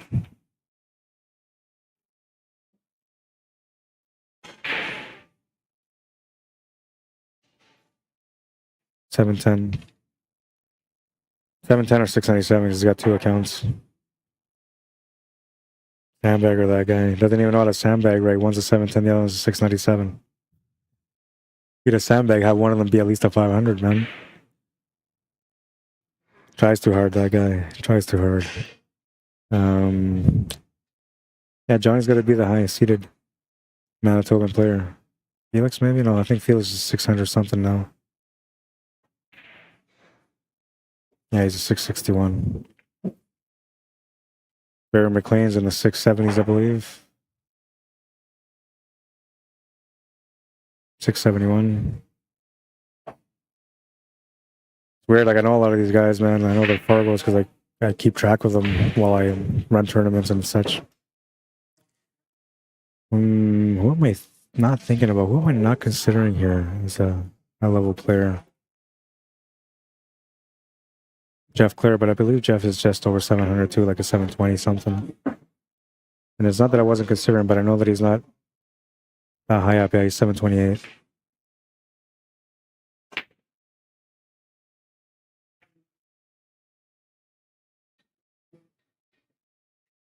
Yeah, it would have to be Clat. Clat's the highest.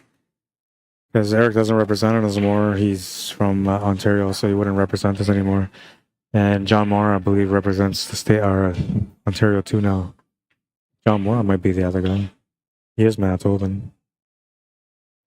He would be higher than Clat for sure because he's been playing more. 796. Yeah, and he's representing Ontario. So that doesn't count. I think Eric represents Ontario too.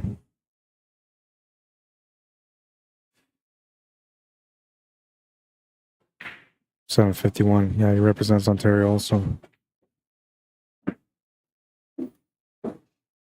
Good question, man. As far as the lowest, well, that can be a never-ending story, man, because there's a lot of lower-level players that just starting off. They should do that, though. Like, Fargo should have, like, per province, you know, something that shows you per province so you can see the highest to the lowest. And that way it encourages the lower-level players to try to get their Fargo rate up higher. Well, that was a good question, Rob Schneider. I don't know what the answer is. See, the thing is, when you think about the highest Fargo rate, it's fairly easy to think about the best players because there's a lot of good players out there, and I see them all the time, so I have a good idea. But when it comes to the lowest Fargo rate, that is a mystery to me. And then if I start thinking about, like, who's the worst player I know, that's just going to take me on a whirlwind, man. And, yeah, this is a family-friendly show. We're not going to do that.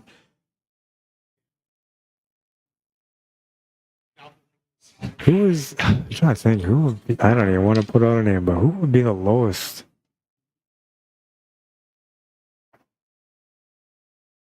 Oh man, I'm trying to think and I can't put no names on it because everybody that can possibly be thought of as the lowest, I know there's people out there that are lower. I'll tell you one thing, I've been helping a lot of those lower level players become higher level players. And a lot of them have, their Fargo rates have moved up considerably since. So they're not going to be low for long. Who to? That's a really good question. I need to find out now. What I'm going to do is I'm going to message Fargo and find out so I have an answer for next week. Because for them, it's easy. They just enter Manitoba, boom, all the names are there, all the numbers are there. It shows you right away who's the lowest. And no, I'm not going to blast them. I'm not going to say, like, so-and-so is the lowest Fargo rate. But I just want to know. And then I'll just give initials. Initials and middle name only. See if you guys can crack the code. I'm kidding. Oh, maybe I'll just get, no, I can't even give out, not even the first name or last name because everybody will be on it right away. That's a question that only I will know the answer to. What I'll do is, like, every now and then when that person ends up playing in one of my tournaments, I'll say it's that guy. And you guys will know and I won't give the name.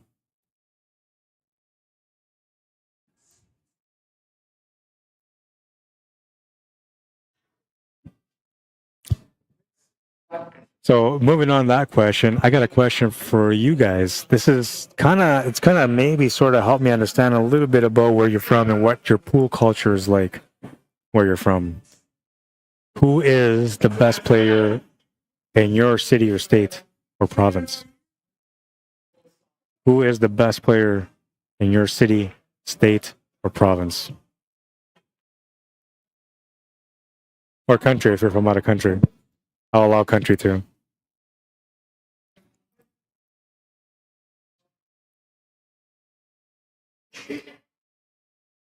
Should we say outside of pros? Because if we like involve pros, like nobody's gonna argue that one, like for sure, right? So outside of pros, so let's say like people that are like, I don't know, 775 and under.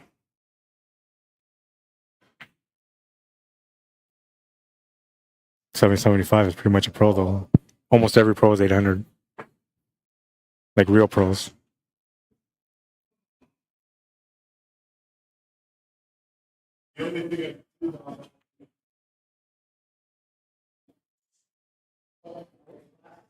Maggie McGrath says, I live near Stacy Burbo, U.S. amateur champion twice now, I think. Nice. Stacy Burbo, U.S. amateur champion. How old is Stacy roughly? Is she young, mid-20s, mid-30s, 40s, 50s? Tanya Hoffman says Dustin Gunya, Nebraska, Iowa, US. Cool. Any titles for Dustin? Has he won any major events? What's one of the biggest major events you can think of that he won? And major can be, you know, professional, amateur, doesn't matter as long as it's a big event. It could even be considered something like VNEA World Championships in Vegas. That's still a stature, especially if you're in the Masters division.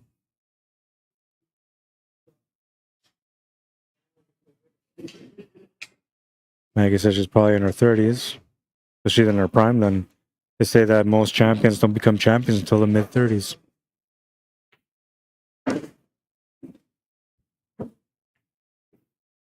I missed my turn.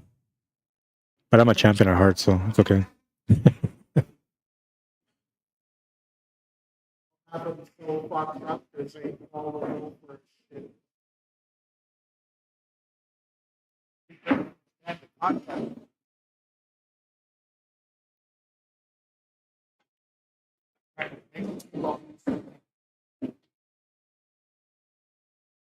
Play the ball.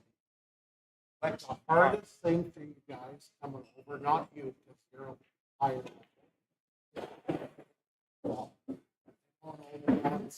Once you figure out how to ball, well, that's it. They don't know, they don't understand content. So you're going to get good on the 8 ball here. Who else got somebody? Let's check out YouTube, see if there's any comments on there. Maggie has poolplayers.com. I guess that's a match. That's a match? 4-2. What was it? 4-2? Oops, I opened up the wrong thing. I thought he was still trying to get on the hill. 4-2. Sorry, guys. Wow, 21-minute match, so oof. That's fast. That was fast. And so now we gotta update the bracket here.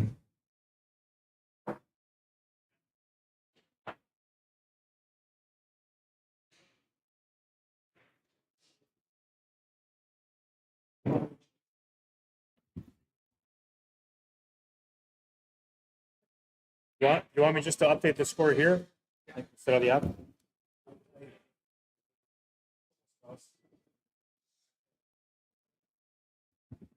All right, so Tom is in the hot seat, waiting for whoever comes through the B side.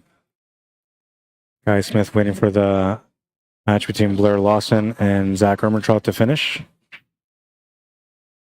They're at 2-1.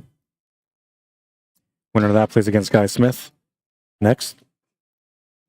Winner of that plays against Junior after. So let me switch the camera here real quick and we'll keep track of this match. It's currently at 2-1.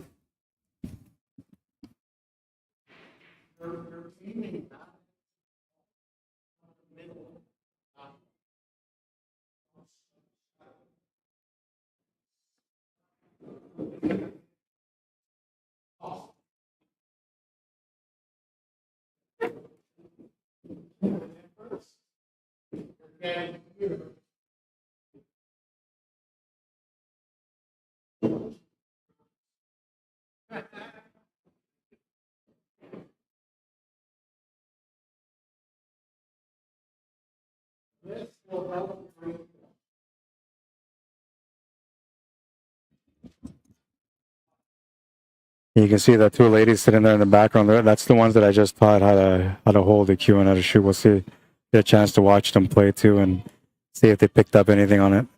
It looked like they're hitting the cue ball properly, and the cue ball is hitting the object ball now, so that's already a positive. But we'll see if she can pot a few balls with a little bit of knowledge that I've shared with her or them, because they were both there when I shared it.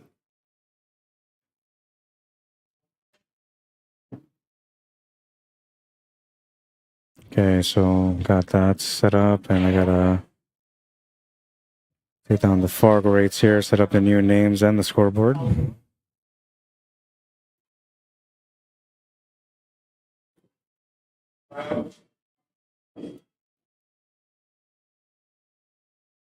Blair Lawson is racing to, I think there should be a straight race to 5, I believe. I have to double check. Straight race to 5.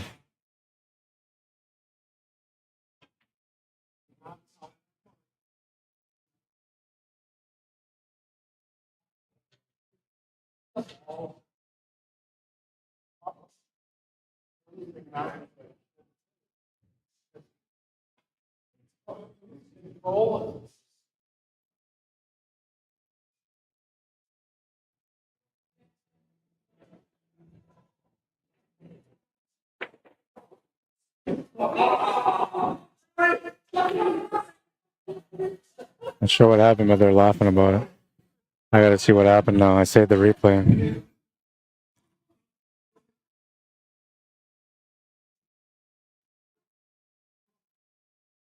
Oh, no way, man. Crazy. That's what they're laughing about it, because like he was just trying to get a break on it and he somehow made that crazy bank shot on the 2-2, race to 3.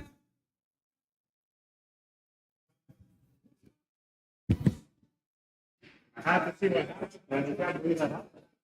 You see that? I didn't see, but I heard it.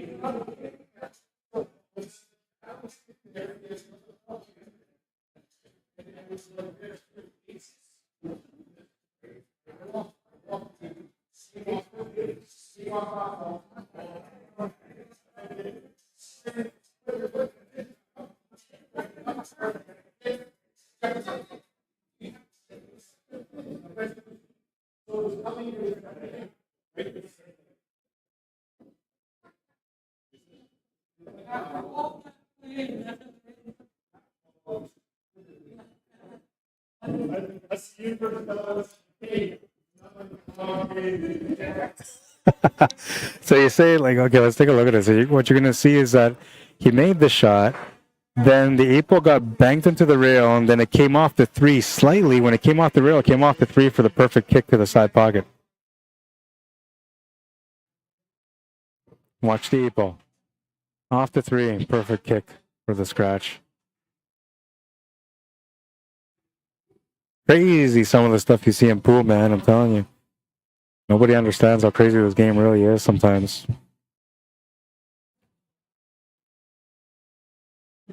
Lisa McDermott, how you doing? Says, Ewa Lawrence is my APA league owner. Cool. Ewa, she was such a beauty to watch all the time. I think she still plays though, right? But not as much. I haven't seen her play in years. Boggles me, says, Ewa's league is in North Carolina, eh? A gives it away that you might be Canadian, eh? North Carolina and South Carolina, says Lisa. Ah, says Fuggles me. Too hard on that, Karam. You just hit it way too hard. Yeah, no, that's all. I think because he was thinking like he didn't want to like not have a shot on the 8 ball, right? It's just the way it goes sometimes, man. Game's funny. Game is funny. Tom shot great, says Kevin Lopez, and he says Justin Espinosa for Keeling, Texas. He's like a 750 Fargo somewhere around there. Cool. Justin Espinosa. Any big titles that he's won?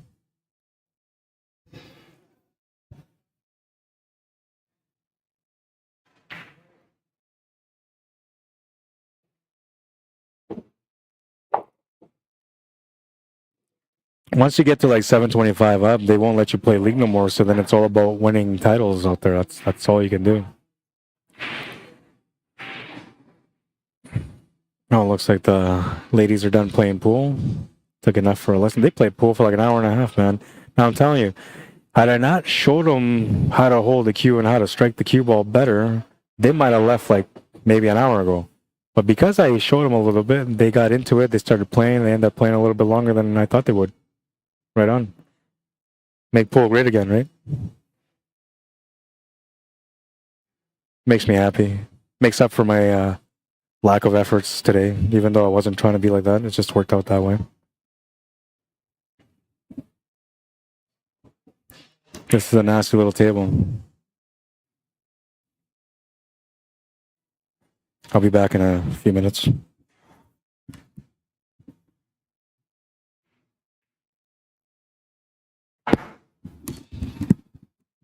Actually, I'll just wait. I'll wait until I can.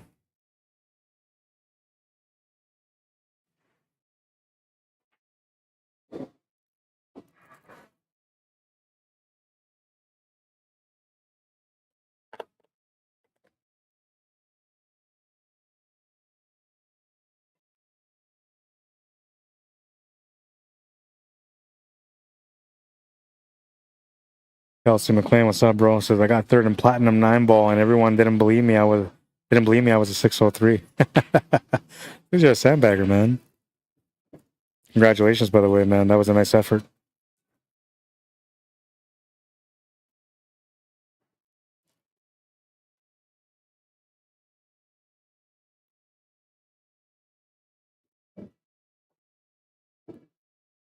What's your Fargo? No, Kelsey.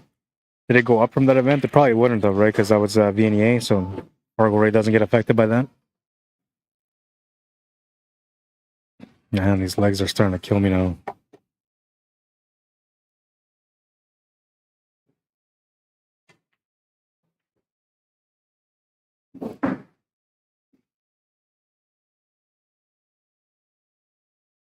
I think you guys ever see those knee scooters that they have out there? A lot of people wear them when they get injured on the legs, right? And knee scooter. I don't know if you've seen them, but I see people like playing pool with it, and I've been actually thinking about getting a couple of those for a couple of weeks and just roll around. But instead of having one, I'll have two. Might as well just ride a bike, right? Or ride a skateboard. But I guess a skateboard I would have to make effort. I would still have to make effort with a knee board too, so never mind. Knee scooter. Do they have? I wonder if they have knee scooters that you can operate remotely. I guess that would be a wheelchair then at that point. Got to find some way to lift some of that pressure off my legs, man. And no, it's not because I'm heavy. I know you guys. You gotta lose some weight, bro. I'm actually kind of slim.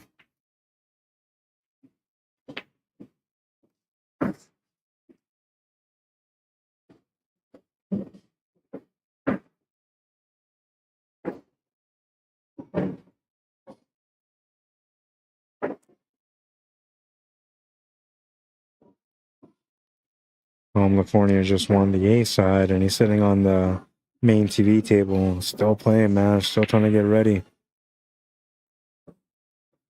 Even though he's got a guaranteed double dip situation, he still wants to be his best and try to win it in the first set. There's a really good chance that it's going to end up being Cornell Jr. that comes to the B side in his mind, so he wants to be ready for it.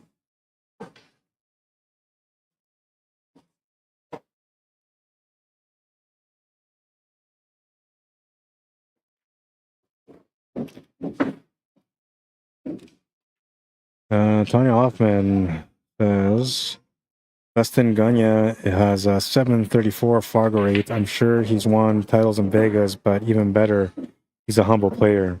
He knows he shoots really well, but isn't a gloater. That's awesome. Those are the best players out there, man. I mean, like, there's a few guys that I can think like that, but one of the guys that comes to mind all the time is Randy Baggett. Like, Randy Baggett is such a great player, and he never carries himself as such. I've never seen him walk around like acting arrogant to anyone or looking down on pool players at a lower level than him. When he wins, he's graceful. He's not one of those guys like I was gonna beat you. Like, yeah, no problem, no sweat. Even if the other guy's joking around like, oh yeah, I give him a run for his money, like he won't go out of his way to say like, yeah, well it wasn't like you were much of an effort or anything like that. Like he'll just, yeah, no, you played good, man. It's a tough win. Like. He's really good like that. And I love pool players like that because I think that this is one of those games where we work so hard to become better that it's hard not to have a little bit of ego behind your game, especially if you've spent your years paying your dues and, you finally make it to the top where you're competing and you're doing well. Usually at that point, you kind of want to, be that guy, right? Kind of like blowing your own form type thing. But I appreciate the players that are not like that, because those are the ones that really help encourage other players to become ambassadors of the game just like they are.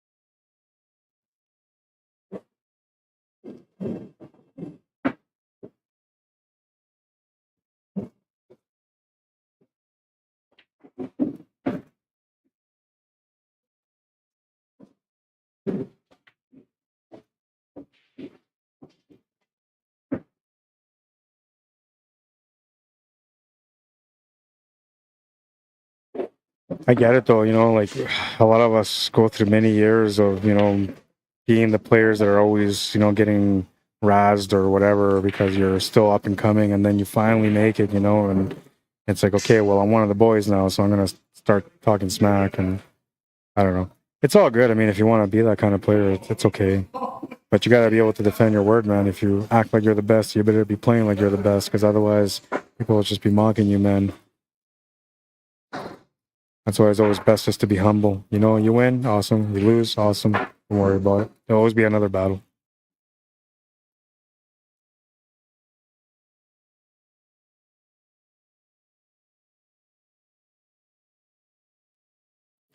But you always want those like loud guys on your team, you know? You always want to have those loud guys. At least one loud guy on your team. One guy that's going to rattle the rest of the opponents. Kind of like a secret recipe to success. You got to have one loud player on your team. As long as they're respectful, it's not that big of a deal.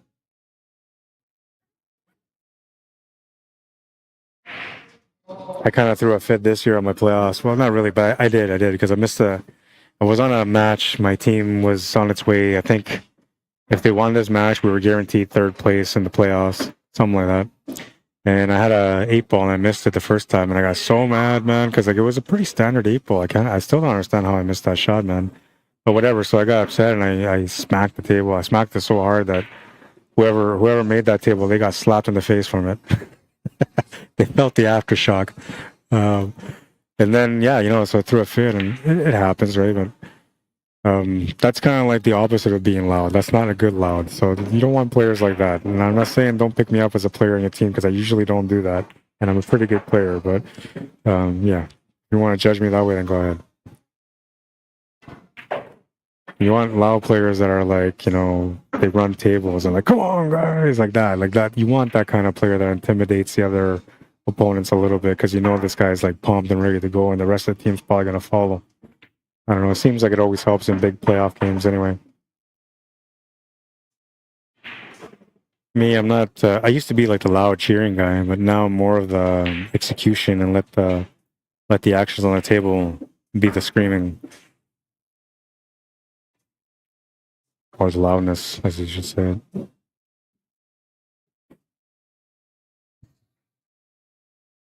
3-2 for Zach.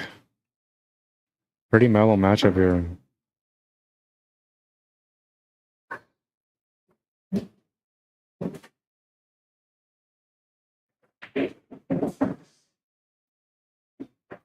Winning a title in Vegas is actually a really good accomplishment. A lot of those tournaments have like 300 players, over 180 players, you know, so it's not easy to win those kind of tournaments.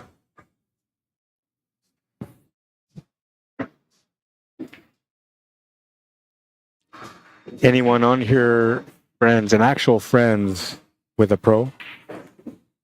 There's a good question for you. You don't have to reveal who you know. You can even lie and pretend that you do. But I'll know who's being honest, because it's like if it's the people that watch all the time, they're usually honest. And if you're lying, then I don't know any better. But do you know a pro personally, or is there a pro that lives in your city that you get a chance to watch all the time? All you gotta do is go to your local pool hall and you find that pro there all the time. So let's do that, okay? Let's not say that you're friends with a pro. So let's go the other way around. Who is the pro in your town? And are you able to watch him play all the time? Like, can you just drop into that pool hall and go watch him play? And if that's the case, which is the pool hall that you most often see them at? Because a lot of cities have multiple pool halls. Some of them only have one, right? Some of them have a couple or three or four. And so then sometimes those pros will specifically go to one pool hall and just become the ambassador of that one pool hall. But I just want to know, who's the pro in your town and where do they normally play?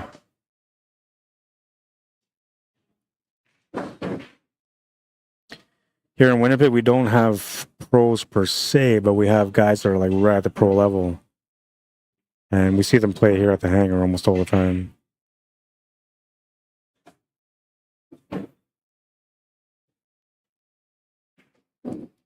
The biggest thing that we have to a pro would be Jason Klatt, and he is a pro. And he does play tournaments, but he hasn't been playing a lot of big tournaments in a while. Been, I don't know, it looks like he's been trying to go after more pro events than anything local. But he used to play in the local tournaments quite a bit when he first came back to Winnipeg. And you would always find him at every pool hall, really. Or no, I shouldn't say that, I'm lying. You would always find him at pool halls where there was big events. So if that was Bourbon, that's where he'd be. If that was Sonics, that's where he'd be. Or if it was here, then he'd be here. Here being the hangar.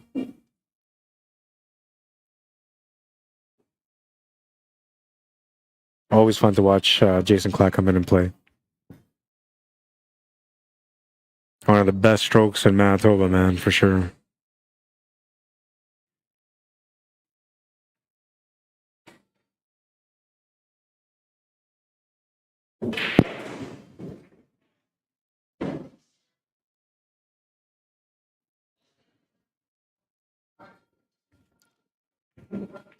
Trying to work it out.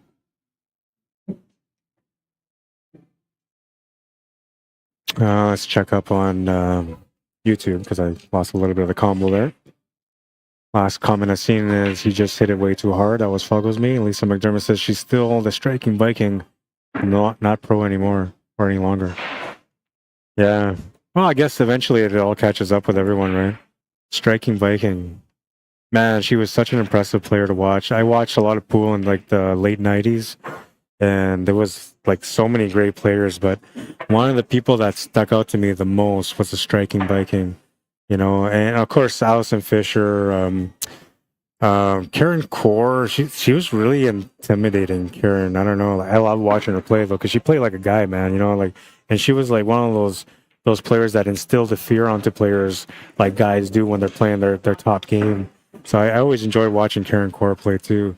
But Awa Lawrence, the striking Viking, fun to watch all the time. Allison Fisher, man, she's a graceful player, isn't she?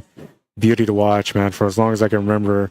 And even the last time that I seen her play live, which was a couple of years ago, just an amazing player, man. The Black Widow, another one.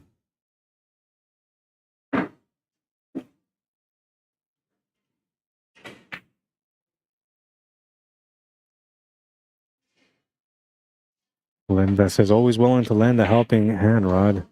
I definitely appreciate that. I'm going through some physical struggles for a while, so hopefully they'll clear up. This happened to me like 3 years ago, I think it was, and it took like 3 months for me to heal. And that was without me doing any streaming, any work whatsoever for 3 months. I can't do that right now because I got jobs coming up and I'm just busy. So this is probably going to take me like 6 months to heal before I can start getting back to doing things.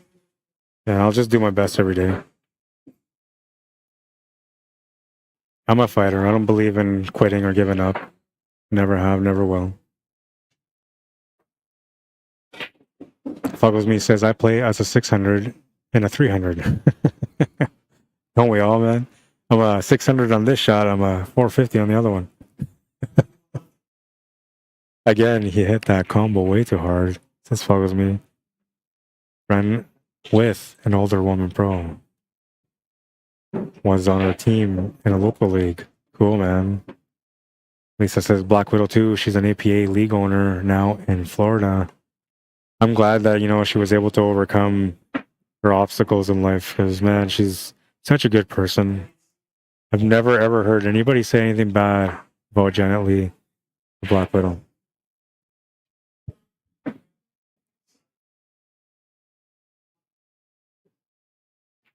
And I feel like she was one of the like best ambassadors of the game out there. I mean, she was involved in lots of different ways. But all these pros are. I mean, every one of them kind of chip in to give back to the community. Especially when they stop playing pro and they start, you know, focusing more on just enjoying it, not competing as serious.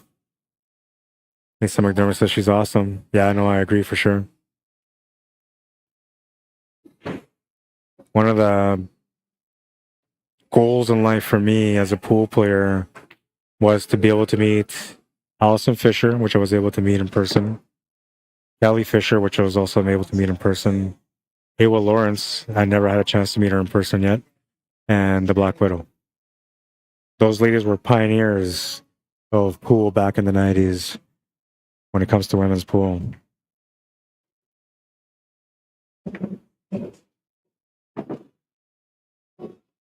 They're technically still pioneers to this day. I mean, a lot of these women that are out there playing, they form the game around their game, so they're still inspiring lots of pool players, especially female pool players.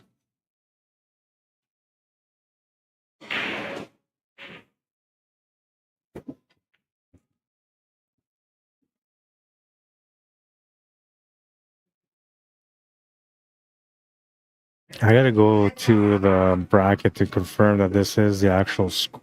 It says 3-2.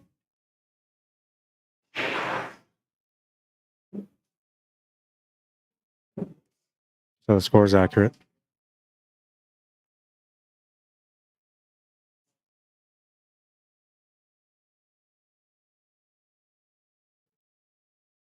Winner of this has to play against Guy Smith next. And so Zach's a 569 Fargo. Blair Lawson's a 573 Fargo. The winner has to play against Guy Smith, who's a 564 Fargo. So it will be a race to 5 no matter what in the next match, and it's anybody's game. Guy Smith playing a really good game right now, so he's looking to me as a favorite to be able to win this matchup, whoever comes through this one. But both players, Blair Lawson and Zach Ermentrout, are really good players as well, and if they get a chance to get going on the next match, they will definitely put up a really good battle against Guy Smith and whoever's after that, which is Cornell Jr.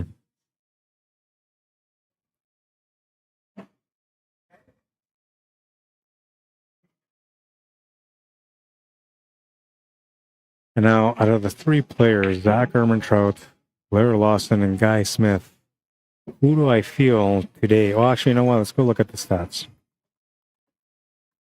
Where's the stats? Buggles me. Where's the stats? Remember you showed me the stats last time? Oh, I think the stats are here.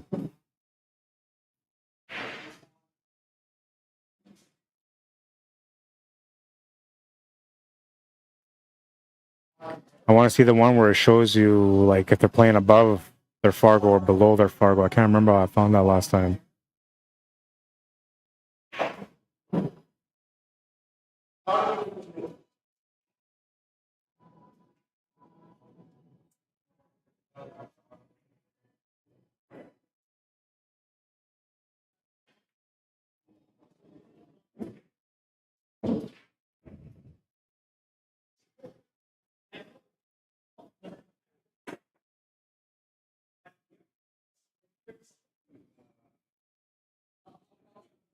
Yeah, I can't figure it out, man.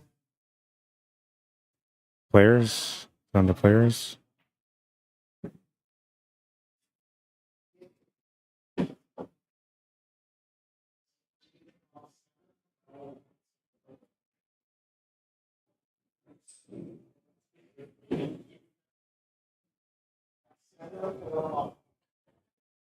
I think it was you, Fuggles me, right? That gave me that stat? The performance tab, okay. Performance tab. I gotta see if I can find it.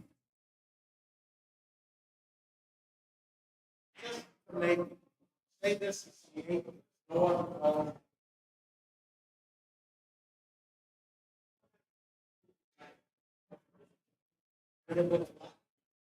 So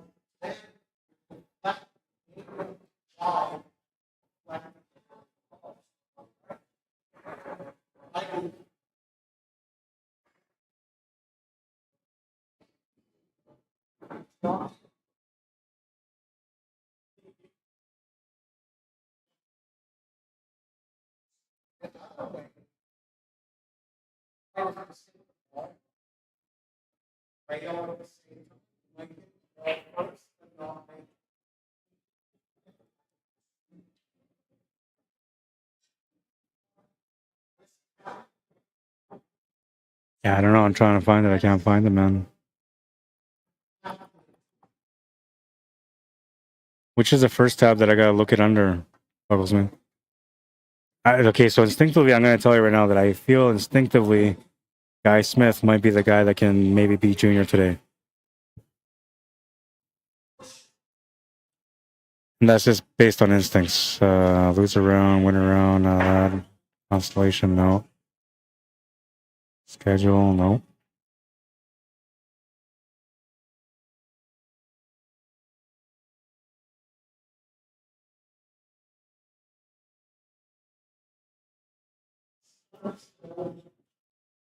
Stats.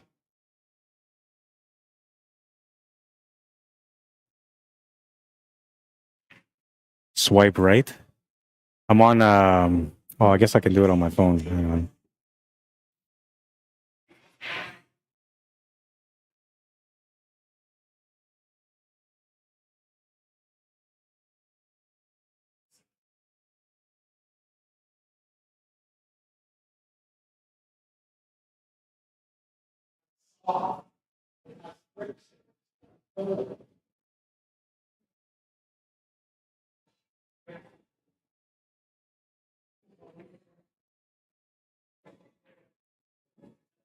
Who's up next?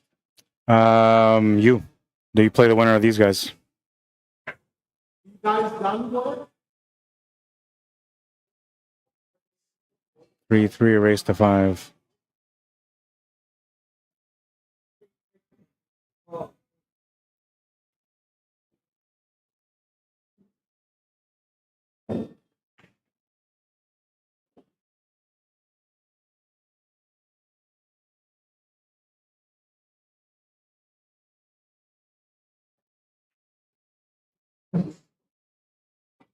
Oh, okay, I got it.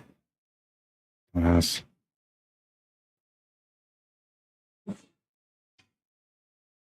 Yeah, I don't know why I couldn't do it on the computer, but I can do it on my phone. It's a performance. Now I got it.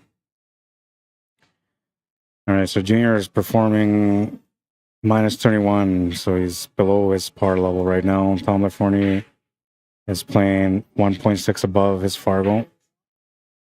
Anu played 2.55 below his Fargo. All right, so let's see who can take Junior on. Who's playing the strongest?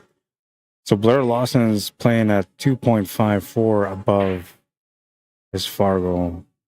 And Guy Smith is doing 1.03. What about Zach? Zach is underperforming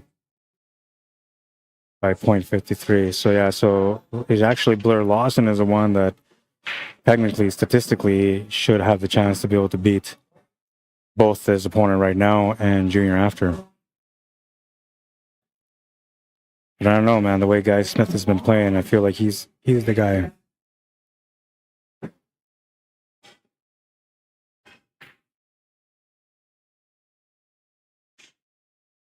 Ian Cape. Yeah, I like to see that. So Ian Cape played at 65 points above his Fargo. And he's one of the lower level players that comes around that I've been trying to work with a little bit. And I know it's not because of me, it's a lot of it's because of him and his efforts that he's put in to be able to get better at the game, but I helped him out with some guidance, and ever since then he's been on the up and up, and it looks like he's having better performances, went to the hill almost in every match. The other guy that was performing above his level was Greg Herkert, 13.9. The guy that was performing absolutely way above his level, though, was Ian Cape. 65 points above his level. Cool, man. I like those little things. I don't know, they're little stats that don't maybe mean a lot for a lot of people, but to me, they mean a lot. It helps me understand more about the player, about the game, what's going on with them, and such.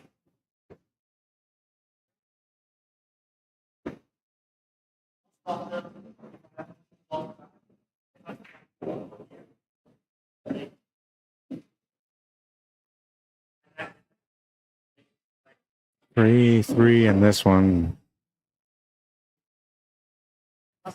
Now Zach's got okay. So if you go by stats only, it says that Blair Lawson should be the guy that wins this match, and also the guy that would win against Junior if anybody's going to beat Junior on the B side.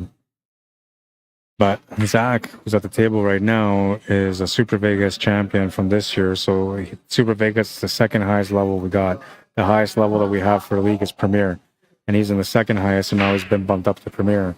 So he's been playing some really good pool all year round. And if anybody has the experience of playing against higher level players like Junior, it's Zach. So Zach would be an absolute favorite to win based on his experience alone.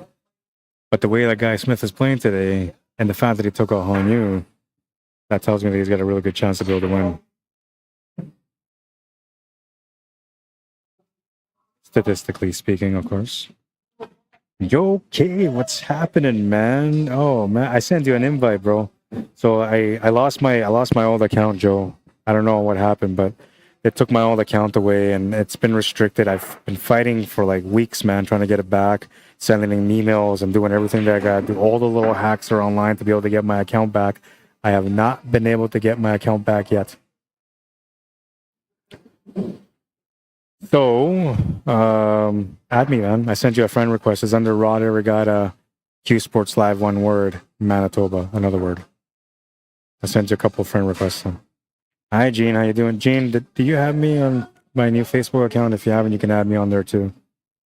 It's under Rod Arriagada. Well, I'll show all you guys here in case if anybody else wants to follow me or add me. You can find me under Rod Arriagada, Q Sports Live, Manitoba.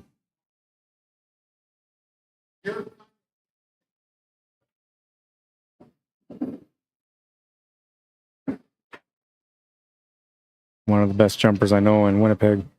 But he's going to come up short on making the shot. Did not come up short on the jump, though. It was still the best jumper I know in Winnipeg.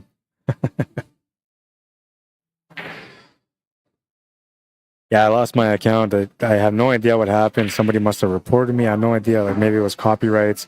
They didn't give me a full understanding of why they revoked my account or why they disabled my account. Now, I did everything I could to be able to provide them the information, including my identity, proof of identity, so that they would release that and be able to let me have my account back. 2 days ago, they told me that I was able to. Yesterday, I wasn't able to get in. Today, I wasn't able to get in. So we'll see. I have to go through the process again. So those of you that are on my old Facebook, if you haven't seen me or haven't seen any of my posts, it's because of that reason, right? Because I have a new account. And if you want to add me back on, you just got to find me. It's Rod Arriagada still, but you'll see Q Sports Live, one word, and then Manitoba, one word at the end. I was going to create like an actual page, you know, where people go and drop on the page to, you know, like a celebrity kind of page, but I'm not a celebrity, so I don't think of myself that way. So I wanted to just have something that would let new friends and old friends know that, hey, this is Rod Arriagada, Q Sports Live, Manitoba.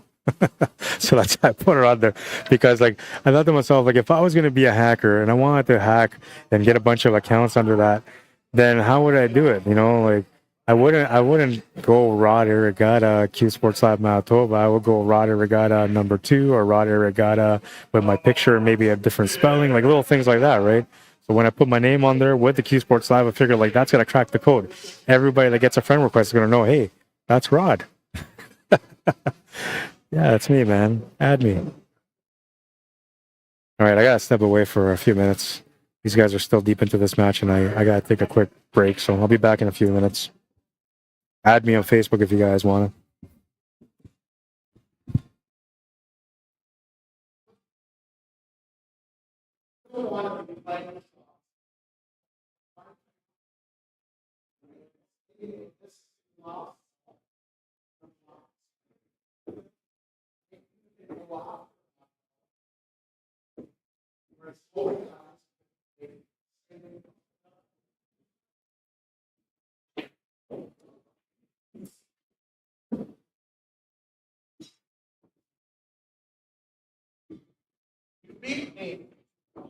handicapping, you know more.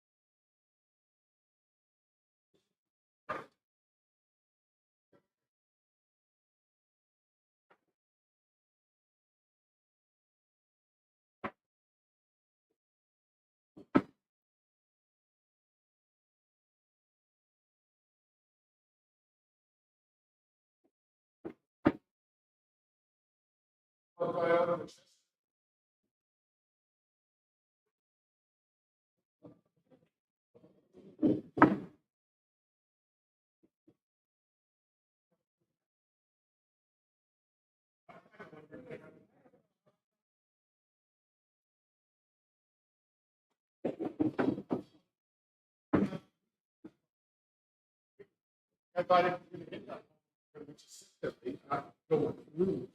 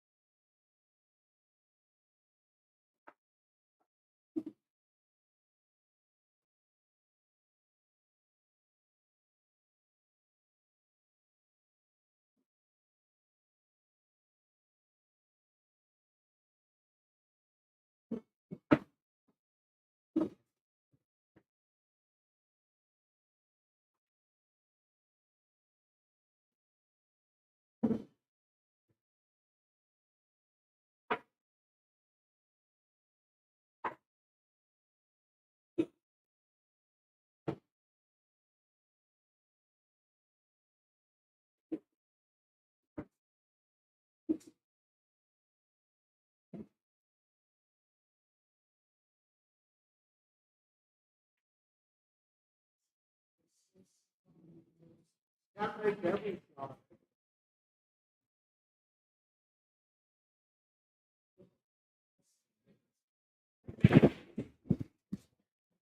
All right. Then we're at 4-3 for Zach. Zach's on the hill.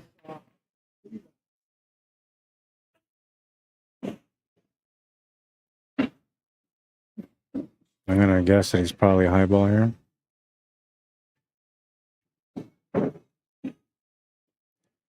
Check out the YouTube comments. Swipe right. Are you on a phone or computer? I was on a computer, focus me, so I couldn't. I don't know, for some reason I couldn't find the performance tab on the computer, but I found it right away on the phone, man. And I think it's only because like I'm logged in. Yeah, so I think that's what it is. Hang on, let me go check here. So on one account I'm logged into the tournament bracket, like running it, and the other one, yeah, okay, so that's it. Yeah, that's what it was. It's right there in front of your eyes when you're on the computer, but I was looking at the account that's connected to the bracket directly, where we update the scores. And on that one, it doesn't have a performance option. Or does it? Dashboard, bracket, tables, players, notifications, matches, schedule, stats, payouts, points, and settings. Yeah, no, it doesn't have that option when you go onto the actual digital pool bracket. But if you go and look up the tournament as like a guest, then yeah, you see it right away.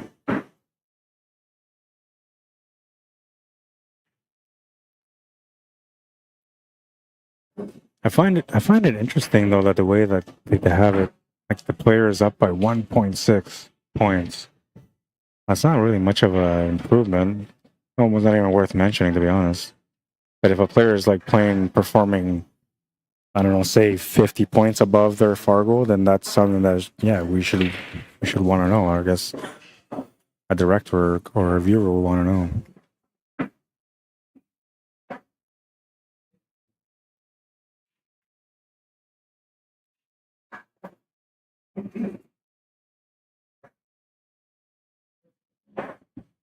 Let's see.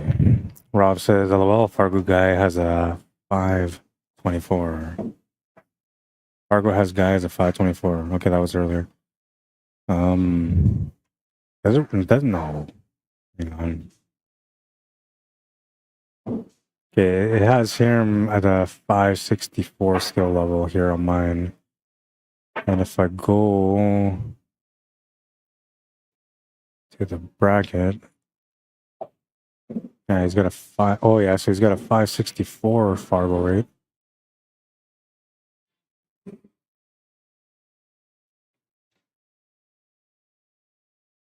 And he's playing as a 565. Okay, so it's interesting because when you look at the, first of all, like I'm not really considered a stats guy. I don't consider myself a stats guy, but I do lean on stats a lot.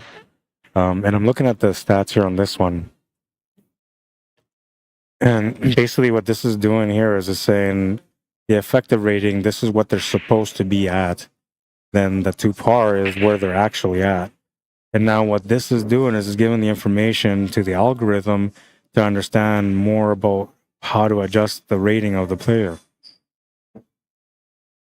It's adjusting it based on how they performed that day and how they performed against players that we're playing against, and if they won those games, how they played, how they were performing. Because I guess the algorithm takes into account that there's days that a pool player just doesn't get up to play pool, man. I mean, they go through the motion, but when they're at the table competing, they're really not able to play good. They're mentally not in it, or, you know, just not into it, right?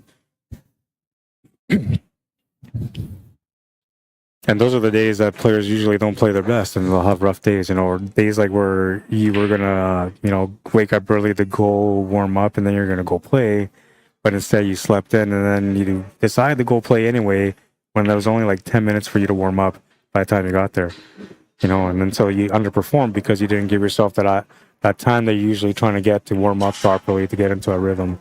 It's all kind of not there, right? So then you're all underperforming. The reason why is because you're trying to find your game as you're playing in matches, and sometimes other players are on a roll or they're having a good lucky day, and you're being challenged more, so then you're underperforming because of it. So I like FargoRate more, a little bit more today because of that. I give them a little bit more respect. I've always liked Fargo. I've been a supporter of Fargo, but one of the things that I don't like about them is the fact that they never took into account the table sizes for the matches that were being inputted into the system. But now, like, they take into account when you go through digital pool, the size of the table and the make of the table. So that kind of takes care of that area a little bit more. I just don't think that they're tabulating their stats according to those little infos. Like, this guy's a 564 Fargo on a 7-foot diamond, but he's a 582 Fargo on a 7-foot valley, and he's a 475 on a 9-foot, for an example. That's the part that I feel like the system is flawed, but you can only ask for so much. Fargo's a good start, and they're doing a good job so far with how they're improving their system. At least it looks like that to me. If you guys think different, I want to know why. Tell me what your opinion is on Fargo and why. If it's a negative one, why? If it's a positive one, I guess I want to hear some of that too. Like, why is it that you like it?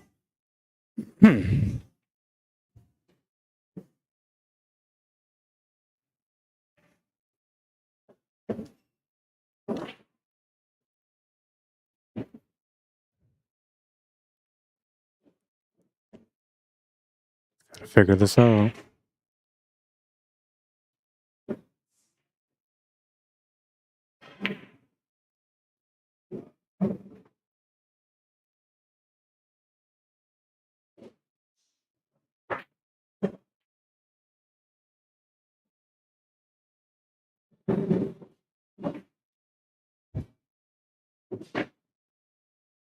Looks like he's going to try to get into that 3-on-1 right now. Oh, he wasn't even trying to get on it like that. I thought he was trying to break into them, but he was just playing shape and overran the cue ball a bit. Put himself in a bad spot. Have to get out on this one now. Got to play safety.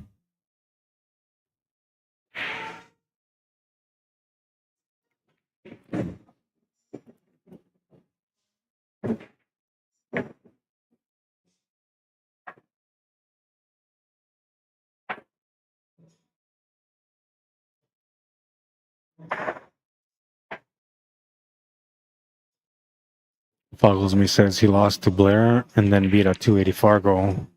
Not setting the tournament on fire. I like the way you put that, man. Oh, they says, he beat Hanyu. Oh, that's a tough match too, and he did beat him. Almost everyone is playing to their Fargo today. And that's kind of rare, I think, because like most weeks, it seems like people are usually overperforming. Sandbaggers. Boggles me says, I like Fargo.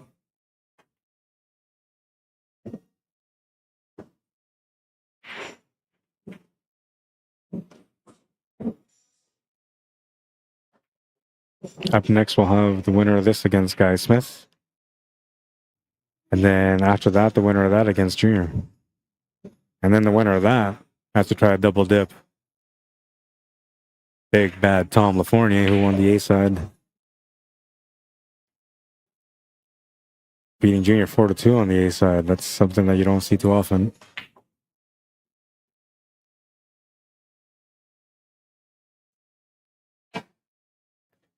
James says, I joined an APA league and it uses a scoring system called Q Speed to rank you. I just played 2 weeks, so I'm not ranked yet.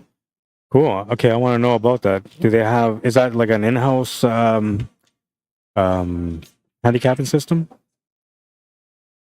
Or are they like FargoRate, where they have a website that you can look up people's Q speed?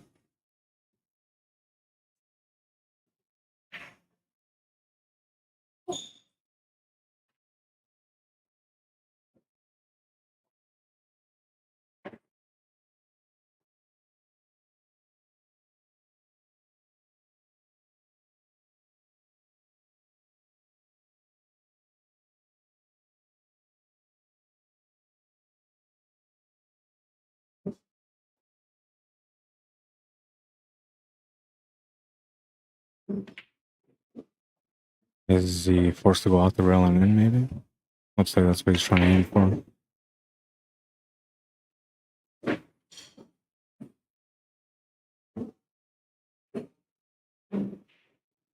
Not necessarily any trouble here, even if he doesn't make it, but doesn't want to push this one to a closer matchup. Fortunately for him, he's going to open up the 3 and the 1 ball, giving Blair a chance here to be able to get out. He can maybe force this to the hill. Okay, so let me see where Zach's performing here.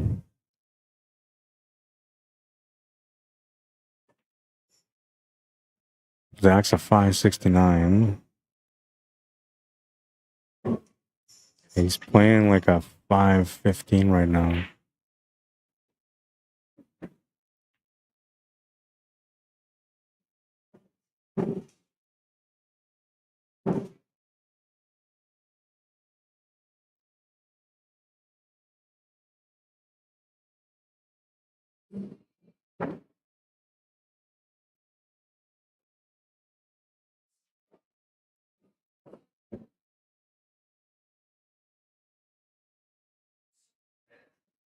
Oh, he almost didn't make it. He's laughing too, 'cause he's laughing. He thought he almost missed it. Hill, hill. Hill, hill.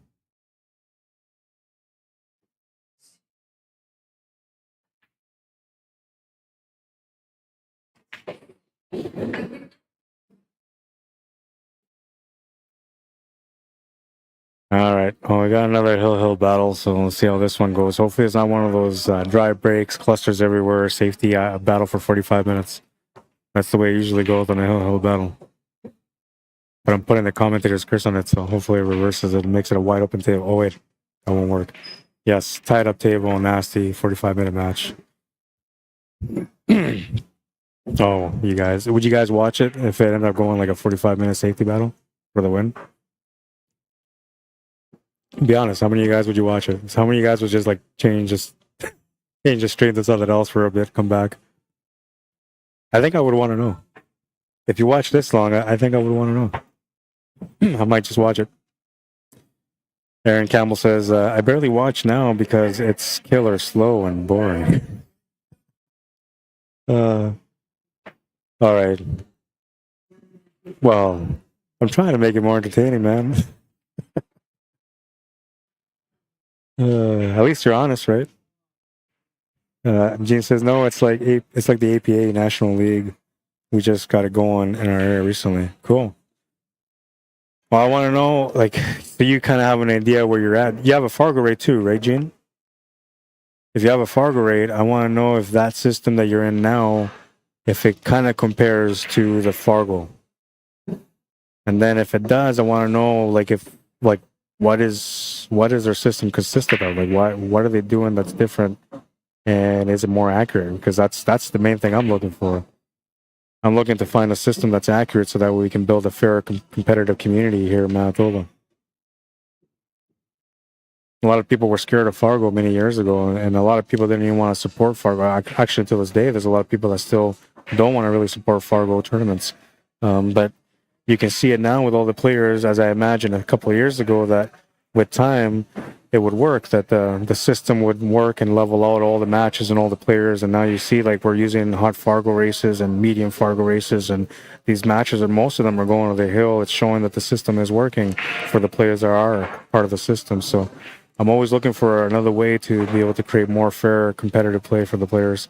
I think it brings out the best competition. It makes players try harder, play smarter. You know, it just brings out the best altogether. And I think it actually makes it more entertaining when you watch a match that's fair versus a match where, like, a guy comes in and blows another guy out 7-0. You're like, wow, that was a one-sided match. That guy played like a beast. And, and then you see that guy play again, and he wins 7-0 again. Well, I don't know. Maybe I want to watch that guy too. I don't know. Maybe we're onto something there. I'll be right back.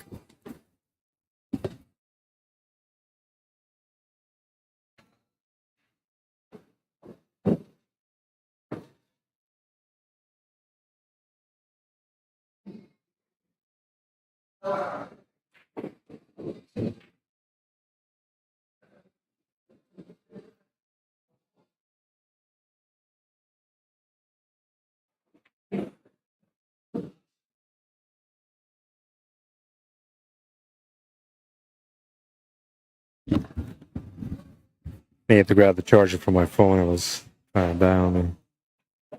All right, we're good. All right. So it wasn't a dry, or was it a dry break? I don't know, but it's a pretty open table anyway. There's a little bit of work still, of course. 15 balls are going to be the toughest balls to solve.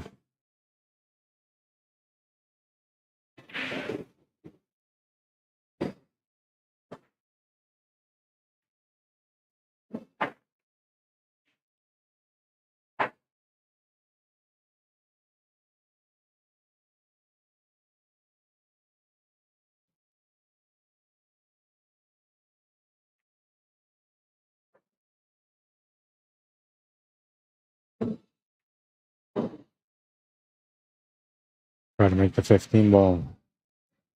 It would have been good if he covered that pocket up from that shot, but he's left the table a bit available here. And Zach's going to get to work right away.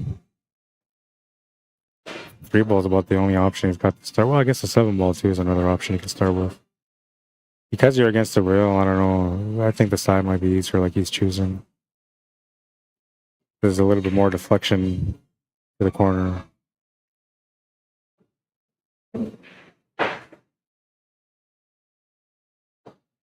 Two for one, pot the 6 ball, cover the pocket, and then push the 2 ball over to the rail to make that a trouble ball.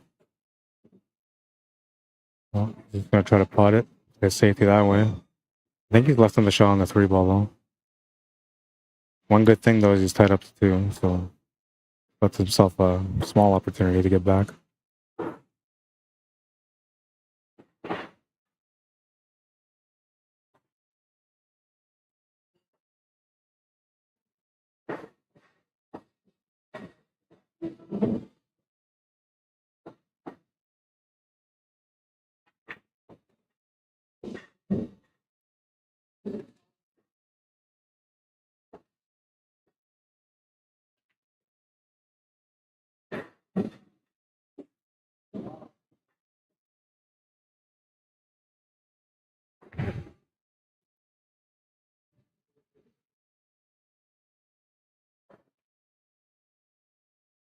It's the 3 ball. Well, he's going to have to get the break out. I don't think he's got the angle to work with it. No. He doesn't have a shot on the 1 ball after either. So he needs a break out plus position on the 2 ball.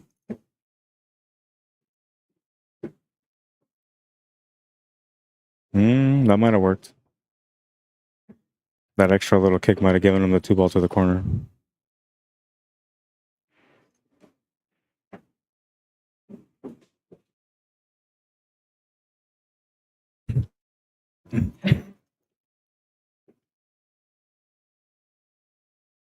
We're approaching the hour in this match now.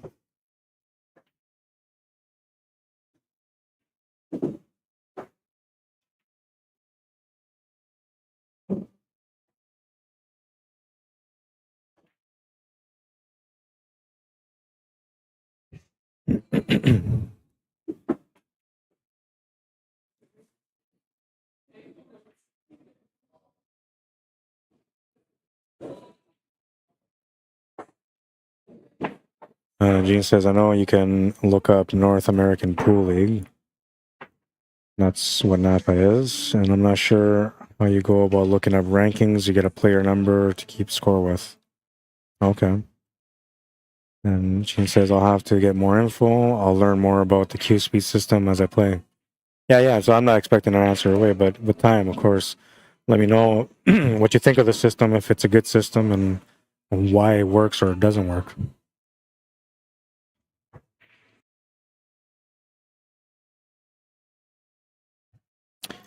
Well, he just missed that 1 ball, and that's going to give Blair a chance to be able to get closed now in this matchup. Still a little bit of trouble here, though, unless you take that 12 to the side pocket. That's probably what I would do. So the thing here is, like, he can take 15 ball, but then the cue ball's running right towards the 1, which that will kiss that cue ball, and maybe you can sort of control that a little bit, but it's kind of a gamble what position you get for the finish. where if you take the shot to the side, you can run into that 15 ball or into that 1 and 15 ball and still have a shot afterwards. He went right in between them. Perfect window.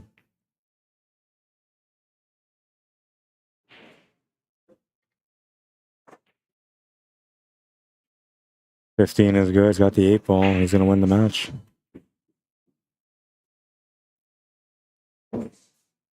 There we go. That's the match.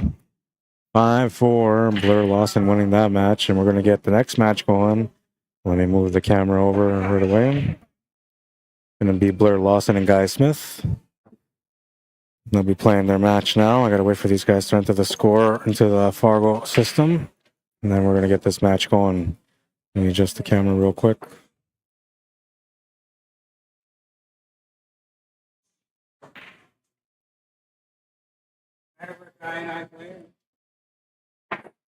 Huh? Yeah, you guys can play here. You guys can play there, yeah. I'm going to send you guys the thing right now. Did you submit the score? I'll do it. I'll do it over here. Okay. Race to 2.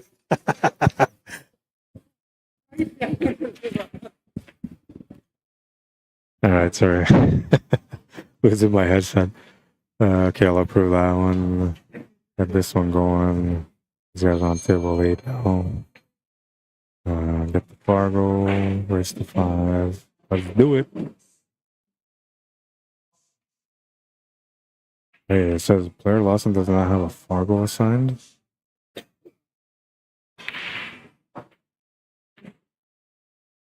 got his Fargo there, huh?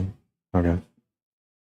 Race to 5. I knew it was going to be race to 5 anyway, but the system's trying to act like, you know, it should be something different. Blair, Lawson, Guy Smith.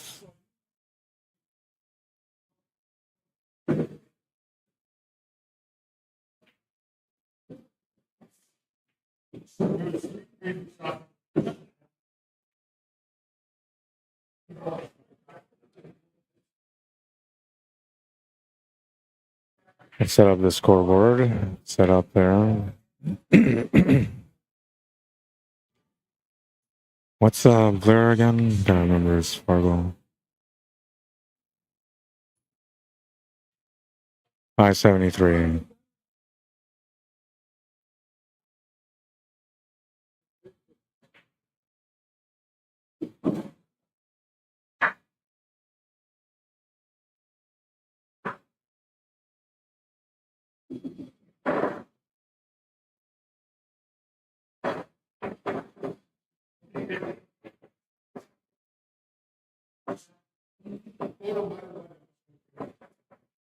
There's their Fargo rates. We'll stop the clock. We will start the clock once Guy Smith breaks. He's at the table right now. He'll be the next, or the first person to break in this match. Excuse me. I love my camera, but I don't like the way this picture always resets, man, no matter what. Whenever I move the camera over to a different angle, it always has to do the same thing. All right, there we go. Let's get it on. Guy Smith, 564 Fargo rate against Blair Lawson, 573 Fargo rate. It's a race to 5. We got some action. B-side final after. What?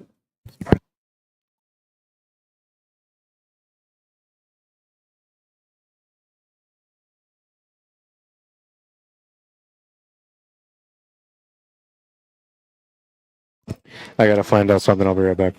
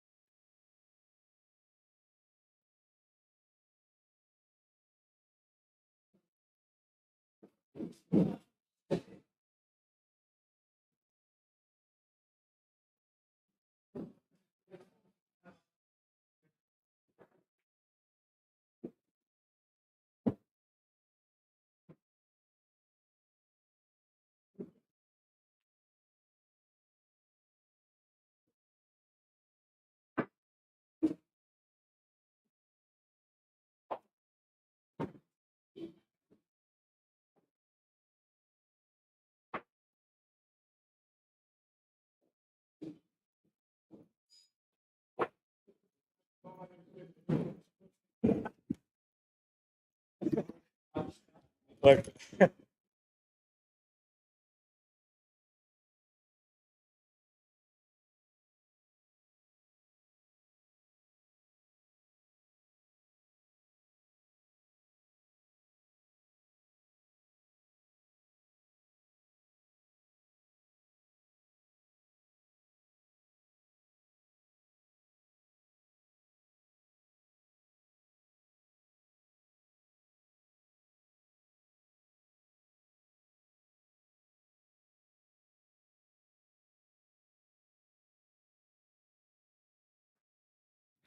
All right, I have to find out what the payouts were.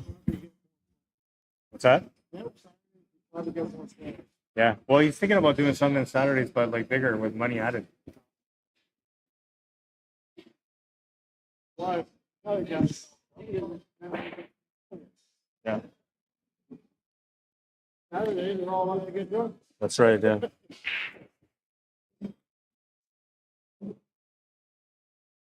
Got a family walking by him.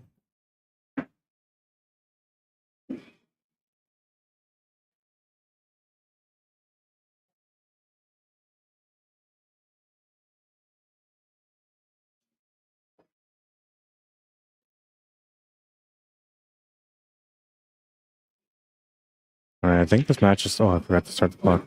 I think this match is first rack still, right? I have to go look at the payouts, but there's no numbers on the payouts. I have no idea what the payouts are today.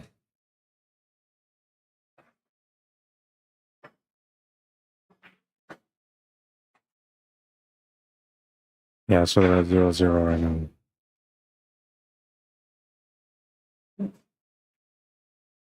They have a safety battle to start things up.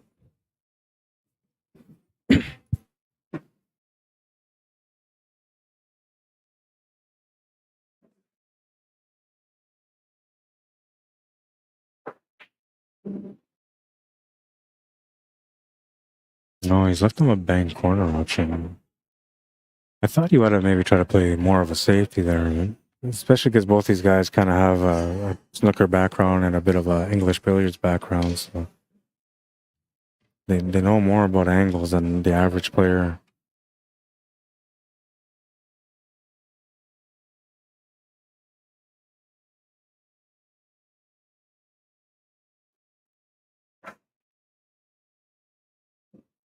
He never. Oh, he scratched. He went for the bank because I mean it was an option to go for it. I don't think he would have scratched if he would have made it though. But he wouldn't have had an easy time getting onto the 8-ball unless he followed all the way through, and then he was gonna maybe sell out the table. I think he kind of played it on a safe way. Oh, my leg is starting to hurt. Stop walking, man. It's hurting too much.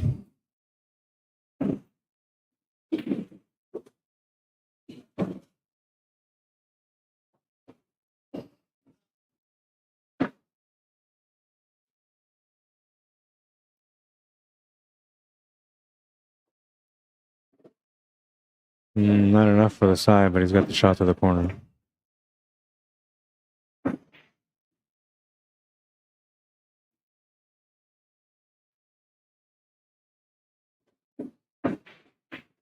Being said, I don't mind slow, but I play snooker. That was a little earlier. Kevin Lopez says, I play NAPA a ton. If you have any questions, I got you. So do you use that same system too? Q-speed system, Kevin Lopez?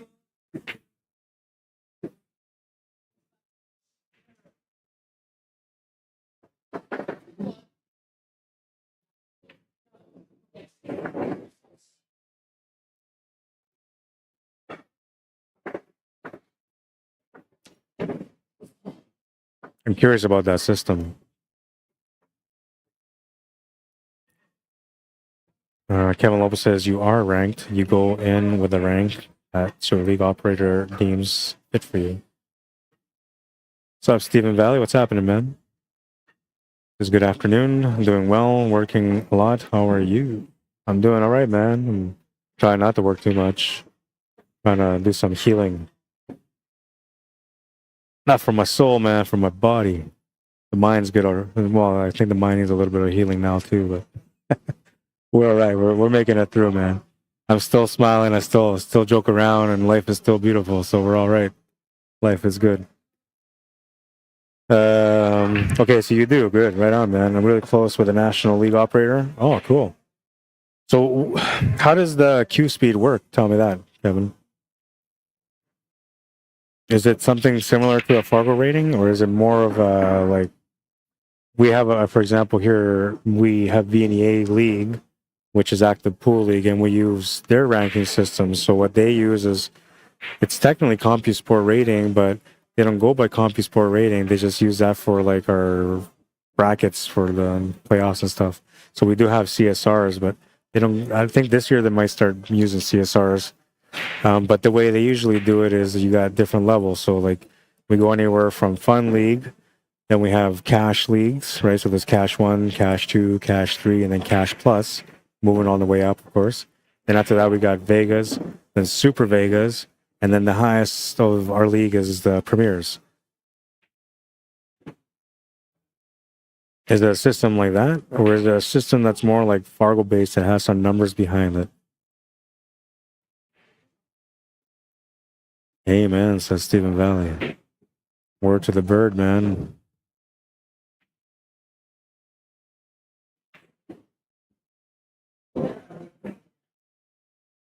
Nice shot, Blair said, fuggles me. Hang on. Missed a couple of comments here.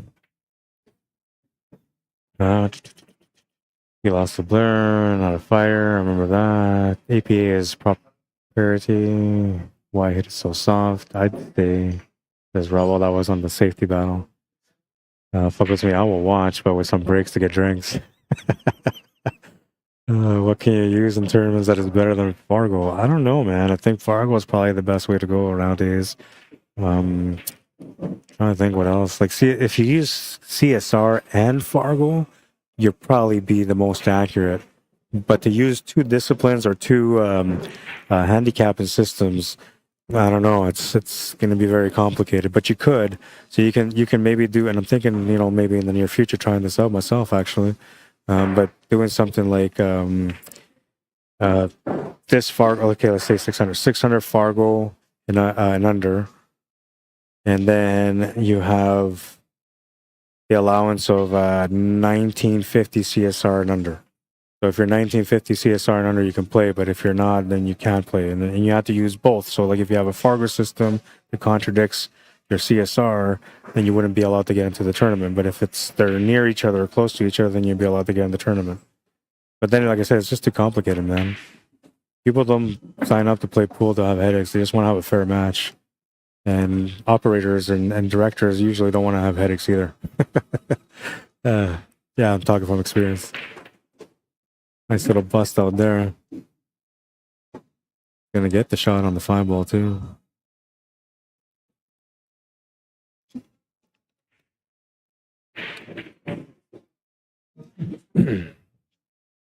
Let's keep going here. You're safe on the 3, going to the 12. Can't see the angle. Can you get a better angle of the girls? Haha, says. No, man. You can put them on table 8 for you later, maybe. But we'll see. Fugglesme says, on the mainstream table, the girls will be visible. LOL. Nice shot, Blair, says Fugglesme. Says Blair is sneaky good. Zoom in on the top right. Well, that was probably earlier. I missed it, so can't do. Is there APA league in Winnipeg? So we don't have APA because APA is American Pool Association, but they have the CPA, which is, I don't know if it's a brother or sister. I'm going to assume they're going to call it a sister company. I don't know why they always, call Canada a sister country or whatever, but sister company. So the APA and CPA are connected indeed. Give me a second here. I'll be right back. Can talk to.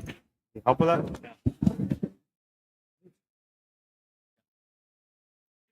Yeah, man.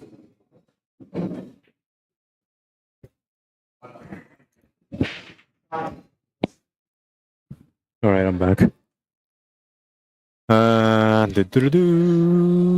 do you not? Oh, he went for the 5-ball first? I guess the 7-ball didn't go. I mean, I thought it went the first time, and I figured he'd finish on the 5. I knew he had the shot on the 5, but I figured that he would have had the shot on the 7-ball.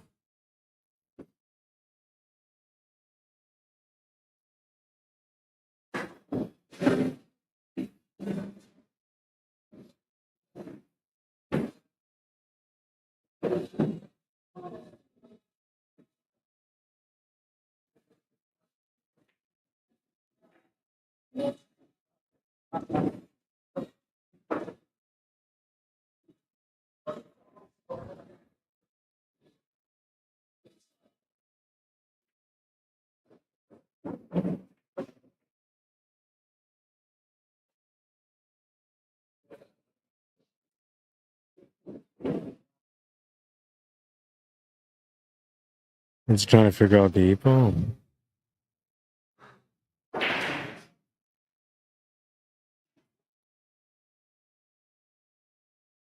It's the 10-ball that he's got to figure, or not the 10-ball, the 12-ball is the one that he's got to figure out.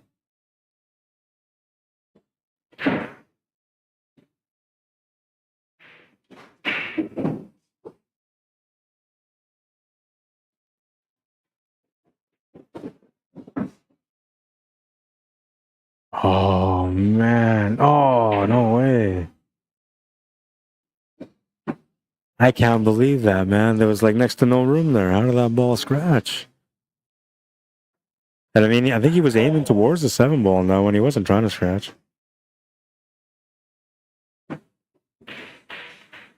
Like, absolutely perfect. Off the 2 horns, man. I gotta let that one play again. Watch this. Cue ball goes off both horns to scratch. That's just bad luck, man. And he hits it perfect on the horn. Look at that. Wow. Did it touch the 7? It looked like it maybe it touched the 7-ball. Maybe that's how it went in. But it looked like, I don't know, originally from when I looked at it, it looked like it hit off the 2 horns and then it went in. But it might have just bumped that 7-ball. Or maybe there's a little dip, sometimes a little divot in the pocket. Maybe you hit that little divot there. I gotta look at it again.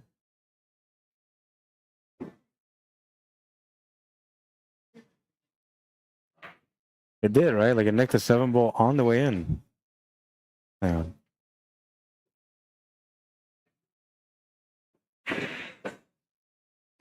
No.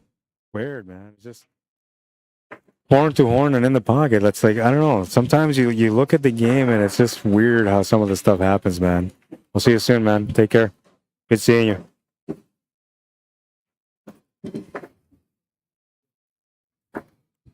Nah, and I wasn't trying to like replay over and over and over again because I'm like, oh, let's look at how this guy scratched.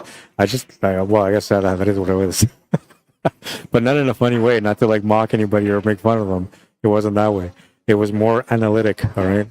I was trying to analyze how that even happened, man, because like I'm thinking like there's no room to get by that 7-ball, so he should have been fine. But there was just enough room for the cue ball to get by. And now there wasn't enough room for that cue ball to get by to go into the pocket.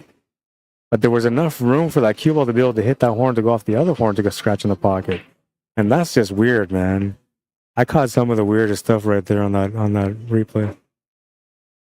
Looks like this. It did look like the 7 move, right? So I don't know. Like I'm gonna have to eventually go back, maybe later or something, and take a look at it.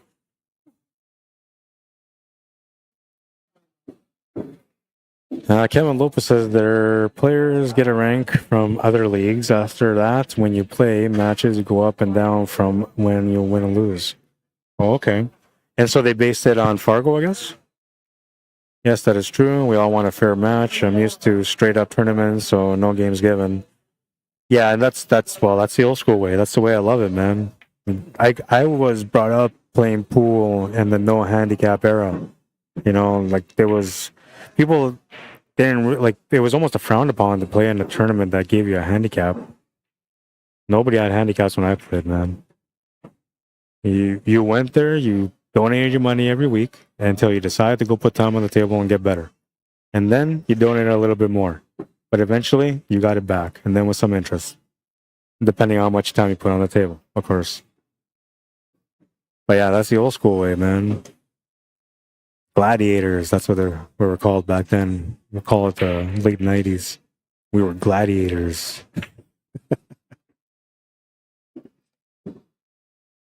Now everybody's like, you gotta spot me 5 games, bro. I ain't playing. The tournaments have gone like crazy, man. You have to give people handicaps. You gotta give them lower entry fees because they're lower level, and the bigger level players are all mad because everybody's lower than them, getting more advantages than they are. And oh man, what happened to pool? It used to be just pay your money, shut up, and play, man. The good old days.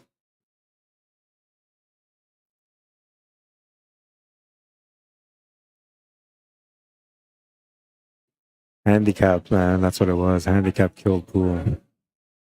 But it was necessary, man, because like the way I look at it, we had a really, really healthy pool system back in the 90s. We really did. Like there was a lot of great competition everywhere and tons of players for every event. Like you would never like worry about filling up a 128 player event. You would get it. You can charge $100 for a tournament back then, and you will still get 128 players in that tournament, no problem, right? Like we had a really good system, but it wasn't a fair system, right? Like people just donated and donated and donated, man, and eventually, you know, that kind of wears you down. So then I don't know who it was, but when I find you, somebody decided to have a tournament with a handicap in it. And next thing you know, they're all using handicaps. Crazy, man.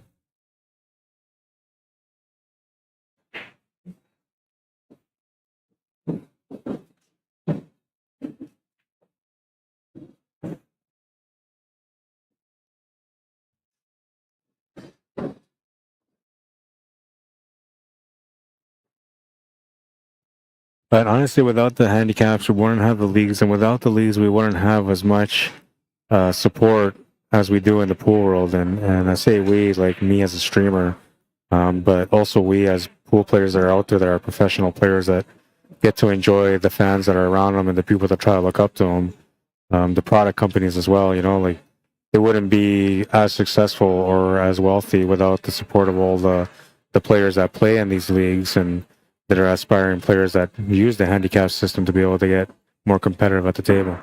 So it's not a bad thing. But you're not gladiators.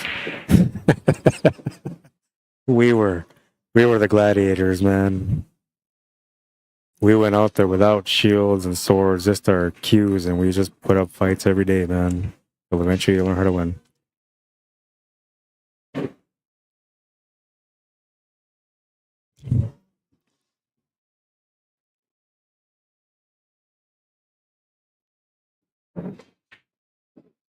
Good shot on the 7.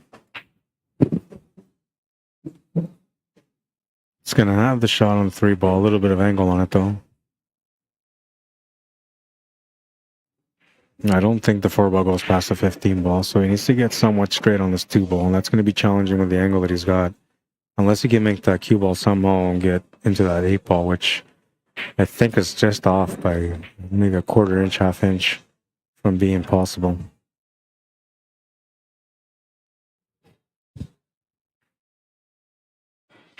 Oh, you almost proved me wrong. You tried to cheat it in the pocket, but he only missed it because he was running into that 8 ball. Now, the shot was makeable, though. He just showed me there that the shot was makeable. the spin that he put on it, he just had to reduce it just a tiny little bit, and that would have gone in. He would have had the shape on the blue well as well. I don't know if you understand what I mean, but I'll show you. So let's say that he was shooting the ball. It would have been top lefts. And the way he shot it, he came over a lot. So actually, he would have put maybe a little bit of bottomless on this one to widen the angle more. So let's say that he did something like that. For him to be able to correct it, all you had to do was just move like that, just a little bit over, and that would have given him the shot plus the shape that he was looking for.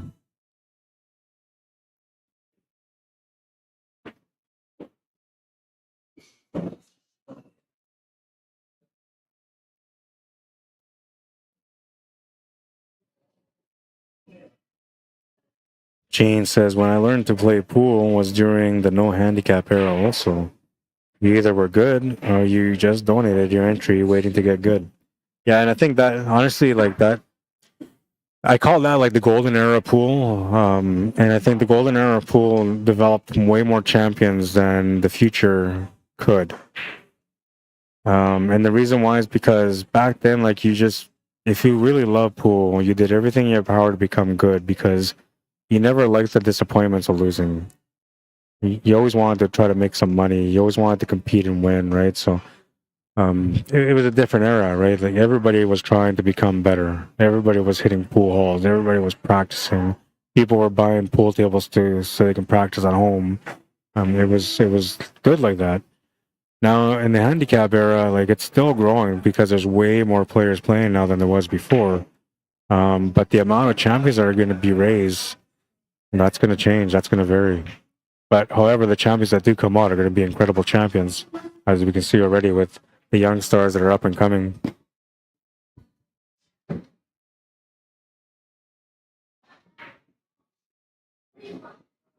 Those kids are so dedicated to pool that being a champion is their destiny.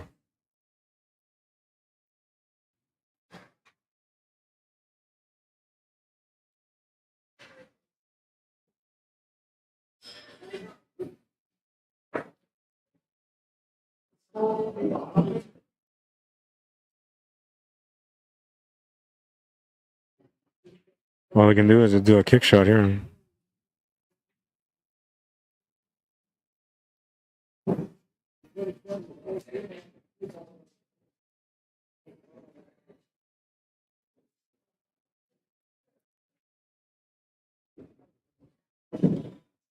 Good hit. Oh, and look at this reply.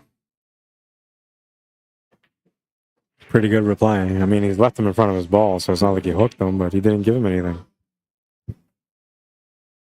I would try to hit this 12 ball here. Not bad. You're going to give him a kick shot, though.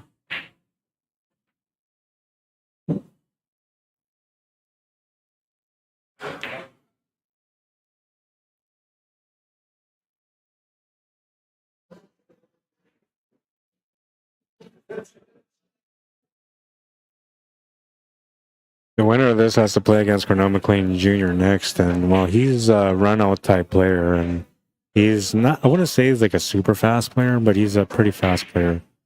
And you guys are going to be surprised because the pace is going to be totally different on the next match.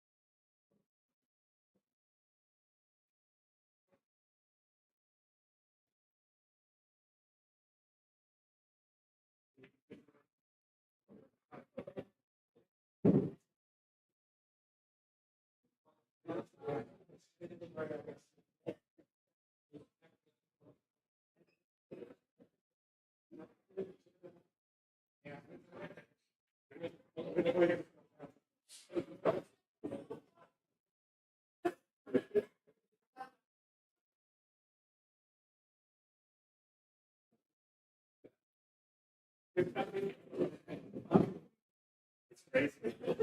I couldn't play pool like that. Too tough. Way too tough. All right, I'm back. I have to go say hi to Ziho, who came in to practice today. And he's right beside me, so it's just a little hop over.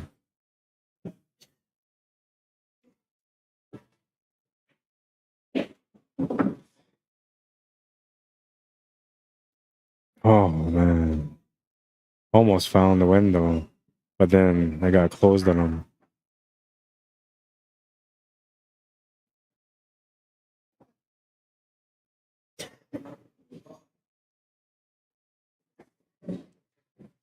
Stephen Valley says, I have a Fargo rating of 523. I play in a league that uses an older system that uses ball count. He started at 1,000 and go up or down according to ball count. Interesting. I wonder if that's more accurate. I mean, I don't know. But that's interesting. Ball count. So then 1,000 would be like the 525 starter rate of Fargo, I guess. That's what the starting rate is for FargoRate.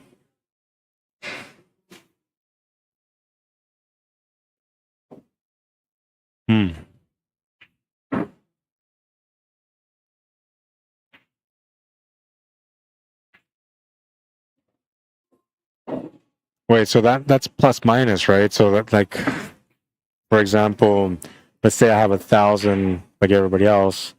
I play my first game and I win 10-2, and then my next one I lose 10-2. That puts me back at par at 1,000, right? That's the way it would work. But if I won 10-4 and I lost 10-2, then I will be up by 2 points. Kind of confusing, man. But still, it's basically like a Fargo rated system, sort of. But instead of using the points, they're using the ball count. Or sorry, instead of using the wins, they're using the ball count. Because Fargo rate is based on wins, not on points.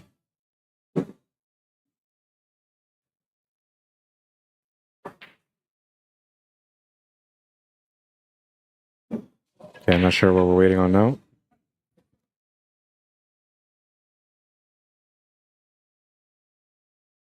I think Blair had to take a bathroom break.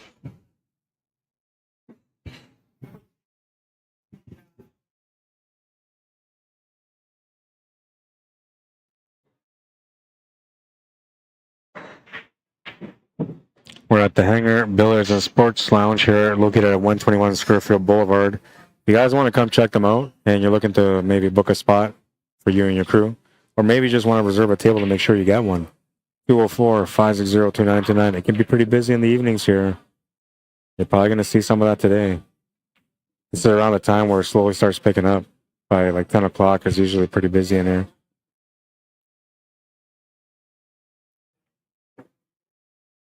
It's raining out there though, so like the crowds that would come out here normally on nice days are probably not going to be going out today.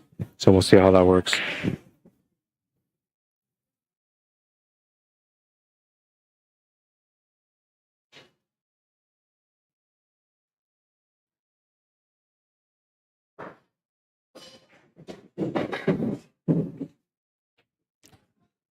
I think, I don't know, but I think that these guys are gonna do split at the end. Because Tom's the guy that won the A side. He's been like itching to play for a long time, and he's been putting his stuff away the last couple of minutes. So I'm thinking that he probably talked to the guys that are left here and said, "Well, are you guys all good with me splitting?" I have no idea how much is in the payout. Nobody knows.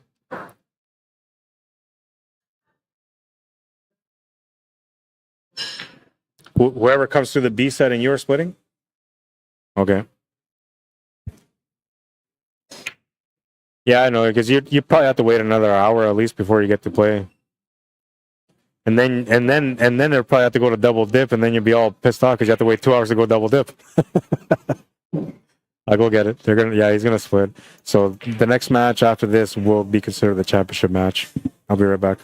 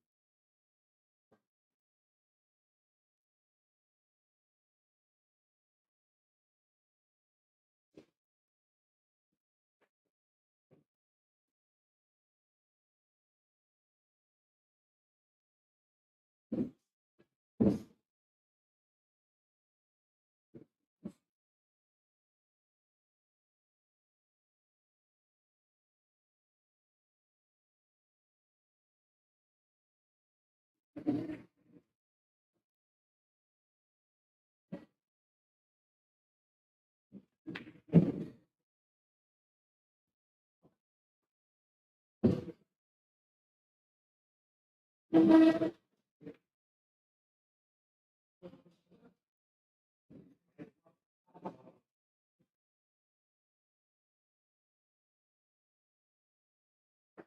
ever seen that?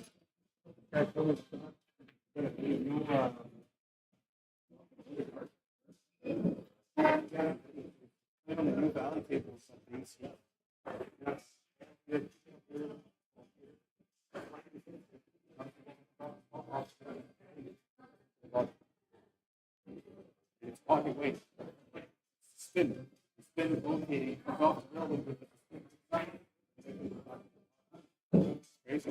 And the way he did it was first class. Never seen that before. He showed me the video. Like, oh, that's crazy.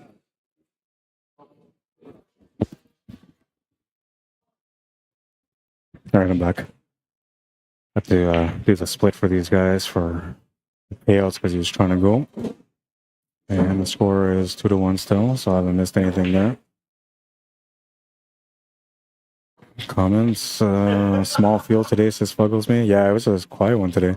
But it's summertime, you know, and here in Winnipeg, like, we don't get a lot of summer, man. At the most, like, if we get a good long summer, we get like 3 months. So, like, a lot of times when the summer comes around, people are just focused on going fishing and camping and just enjoying life altogether.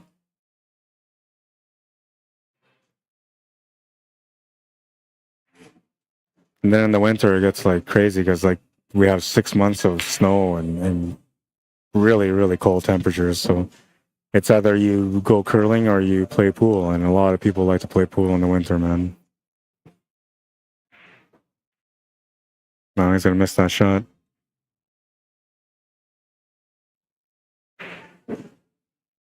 Yeah, see, it's starting to pick up now. Almost every table in front of me is used.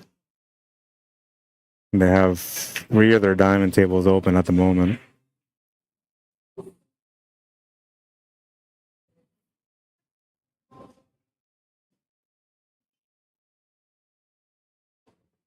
If you're looking to come here and play, actually, no way, they got 1, 2, 3, 4 tables open right now for the diamonds. All 7-footers.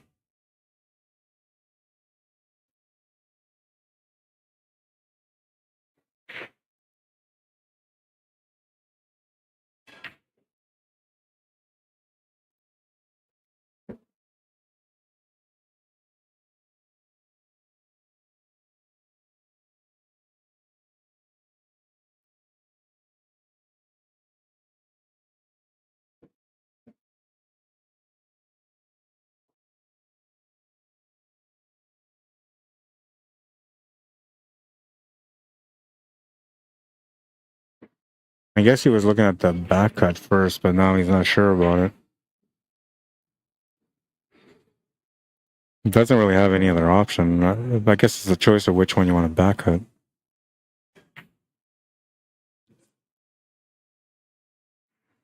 He's playing the combo.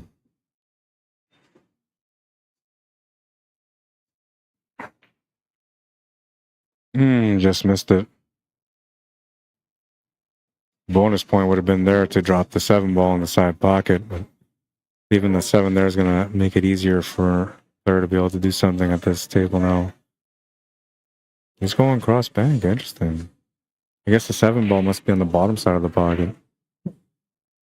Nice shot, man. Really nice shot. Now he's got the 7 available for sure. He just has to find the window for the 1. And he doesn't have to break out the 8 ball, but because of where the 1 is and the 12 will be so close, it's likely going to be one of those things where he ends up running into that 8 ball to open it up. Kind of at the mercy of the table here for the shape on the 8. Oh, he tried playing around instead. Okay. That's the tougher way to go for sure, but that is the way to get the finish. And of course, he came up a little bit short still, so he would have had a tough 8. But with the angle he had there, I think most of the players I know would have tried to just run into it. I think I would have tried to wrap around like he did. I might have been in the same spot, but maybe a little bit closer.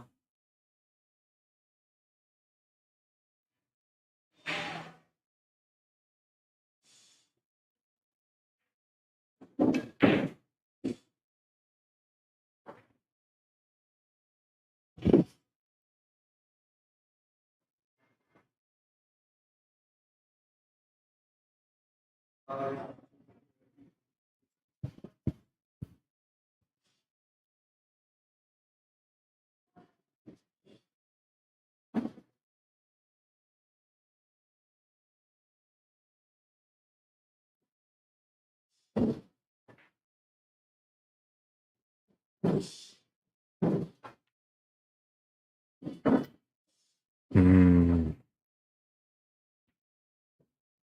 Could have worked out. Almost did.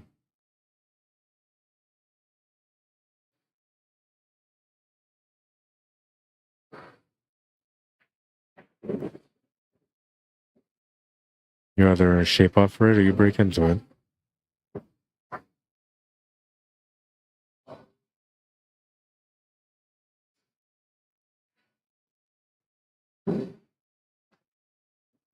Or you play safety. That's another option, of course.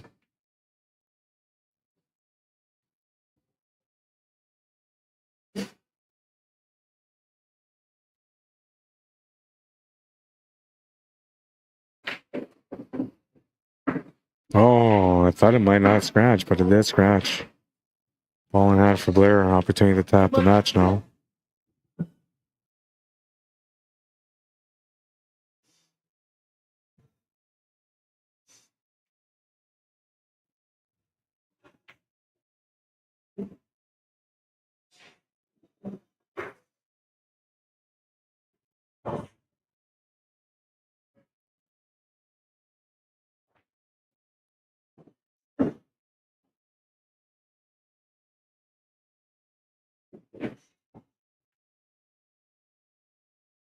Eight is good. He ties up the match at 2.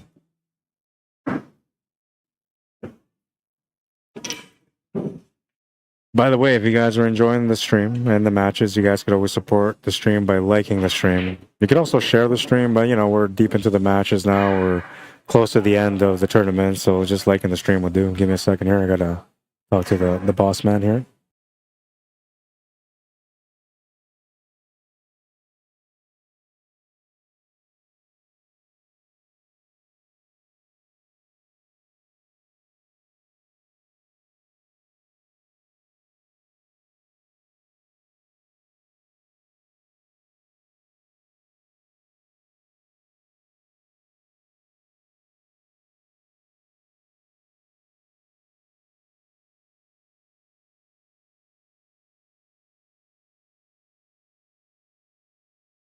All right, so it looks like Blair can't play anymore. He said he's exhausted. He's done, so he's gonna forfeit the match to Guy Smith.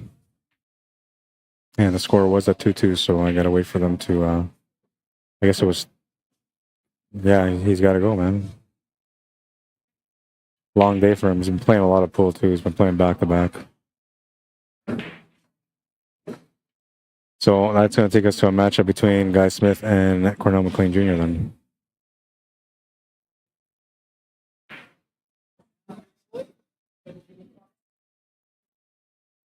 So that was 2-2. Do I mark him as a forfeit? I guess I have to, right? Because there's no winner.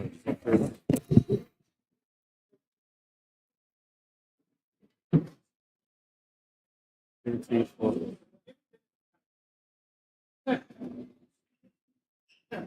You have a point? I had one there on the table. Got one?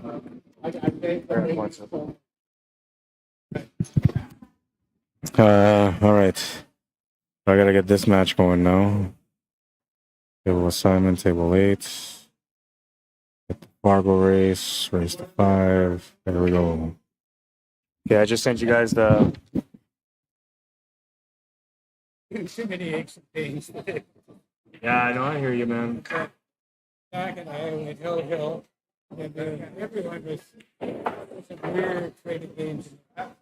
It's not giving you a spot. Oh, it's 5-5.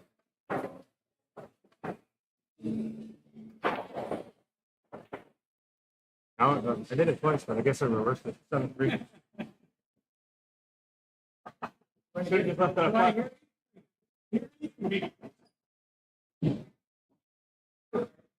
7-3.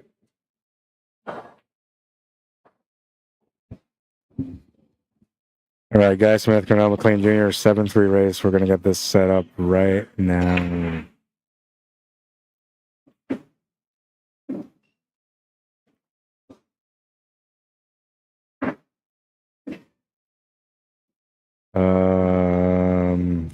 Forward.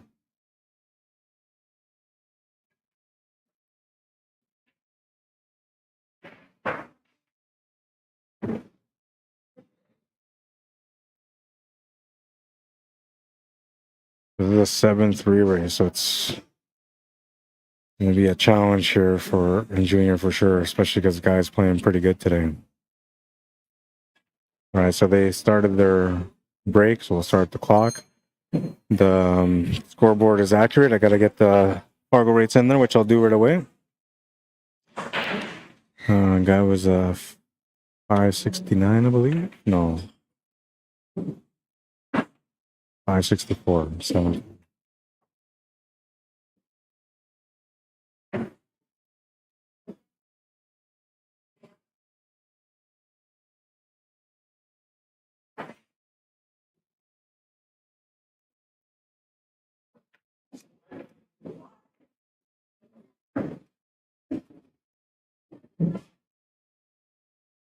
Okay, FARGO rates are up.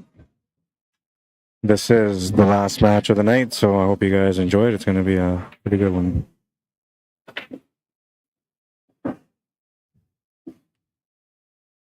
Just to make sure that it is a good one, we're going to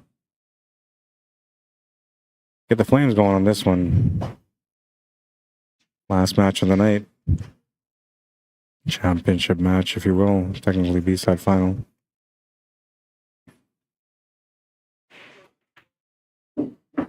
Cable's going to scratch. We'll see you, Blair.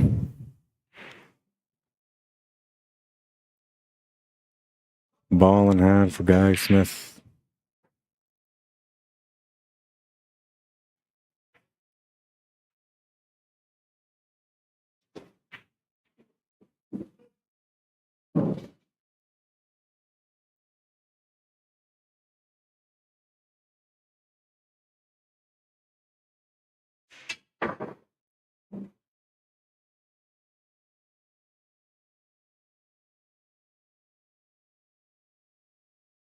Wants to push the 8-ball out in the open.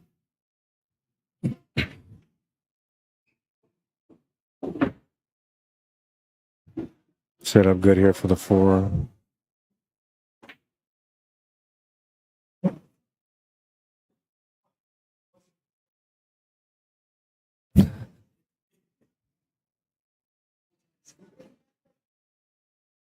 You need the $100 chalk. I'm kidding. That's how all the pool players are now. Like, you can't play it without the $100 chalk, man.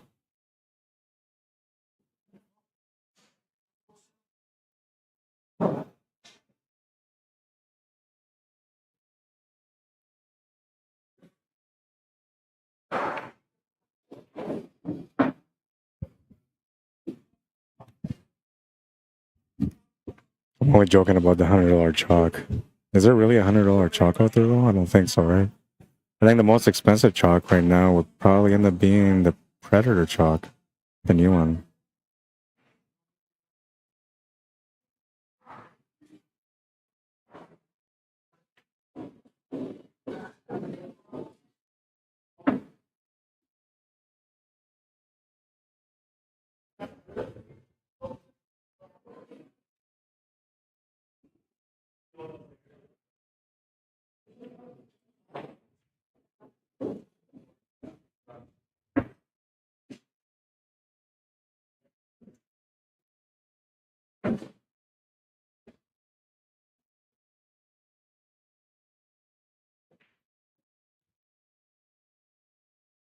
Hey, Paul's good. He's going to take the first game. Now, Guy Smith is only racing to 3, so he's 2 away from winning right now. That's going to put a little bit extra pressure here on Junior. Oh, and I got... Oh, I see what happened. Sorry. I had a misspelling there. Sorry, Junior. I apologize to you and your family for misspelling the name. It's been fixed. McLean Jr., there we go. That wasn't the real Cornell, okay? This is the real Cornell now. Sometimes that happens. I'll misspell a person's name and they don't play like themselves. And then I correct them, they play like themselves. Rack number 2. Let's see if the correction worked.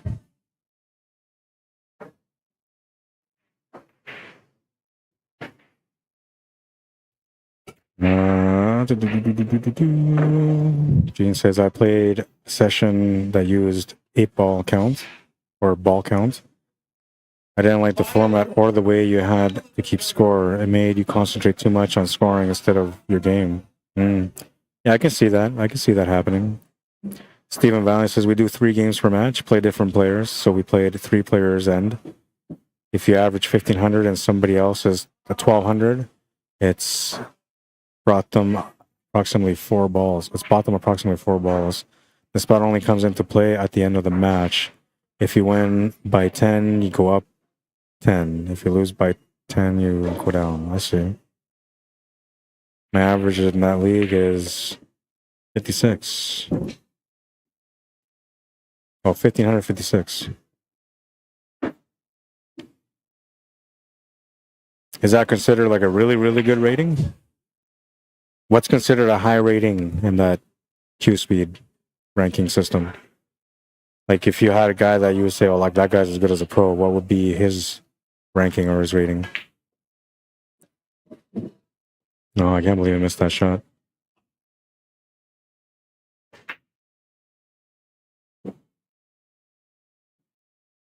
It would be comparable. What's your Fargo rate, Steven? I guess I can look you up. I'll take a look right now. If you got one.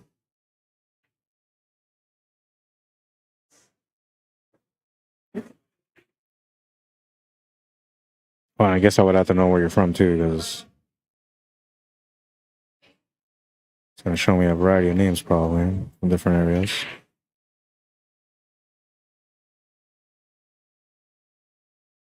Oh, there's only one.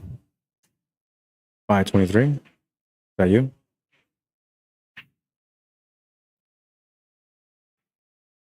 My Fargo is 520. Yeah, so 520, that is you. Okay. All right, so let's see. If the 1,000 was a 525, but then you're at 520 something, and this is 1,500.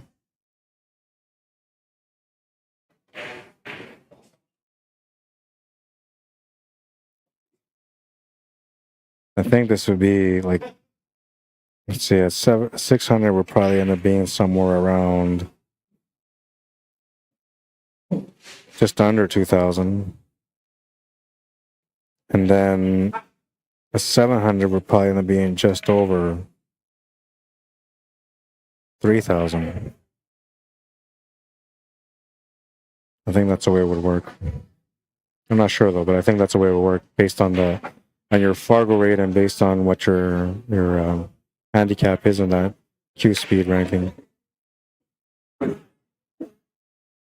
So most of our league is around 12 to 1,300. Okay, so it's a fair league then. You don't have like big players trying to get in there, like 700 plus Fargos.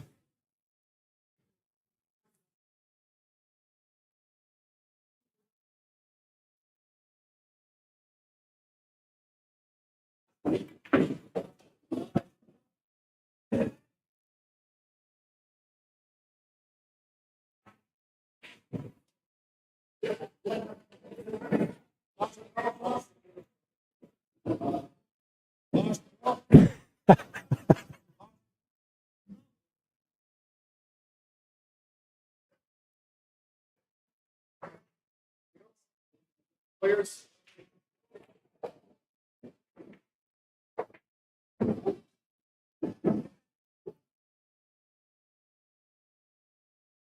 All right, the table's turned over, so Junior gets a chance on this one. He's got to tie up the match at the very least right now, because otherwise his back's going to be against the wall, and that's going to be a tough climb. 7 straight games if you get into that situation.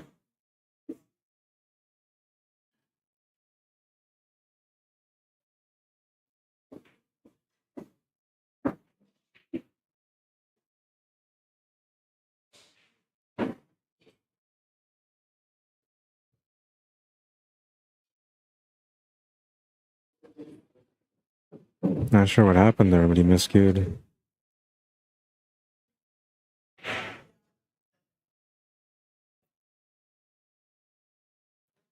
Lucky break for Guy Smith on that one.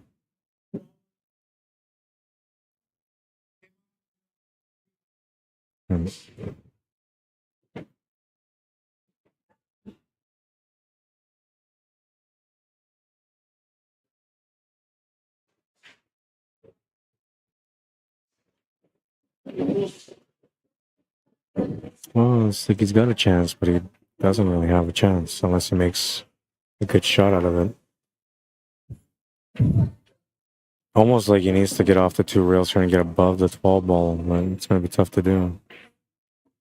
He's going to draw off the rail and get into the 12 ball. Good try, man. It's actually not bad because you can just draw right back and take the longer shot with a harder cut on the 12.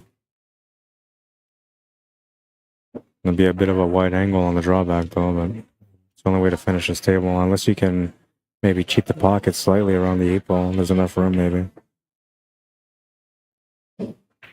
Better safe than sorry, he says, though, so he's going to draw back like I mentioned at the beginning.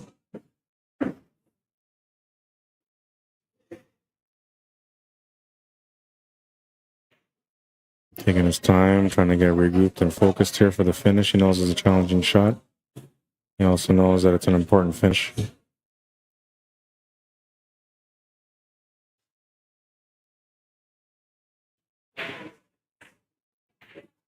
A little bit of body movement on that one, but he still ended up making the shot. Ended up really tough on this 8 pole though. And I don't think the cut is available unless you try to masse into it. And the bank is definitely very difficult unless you play a double bank. Is he going for double bank? Is he thinking double bank or is he trying to cut it? The cut is really difficult, man. Double bank is pretty difficult too, but you know, it's about maybe a 3rd ball or a half ball contact. Gonna call it in there again.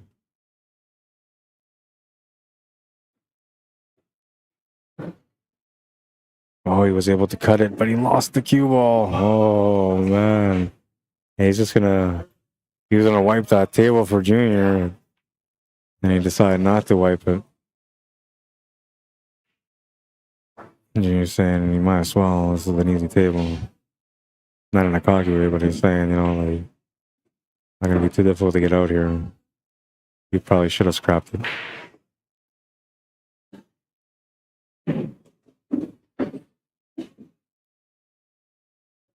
That's a huge break for Junior here.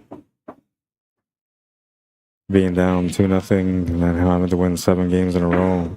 He could do it, but definitely challenging. Tying up the match and getting a lucky break here, making it 1-1. That's a bonus.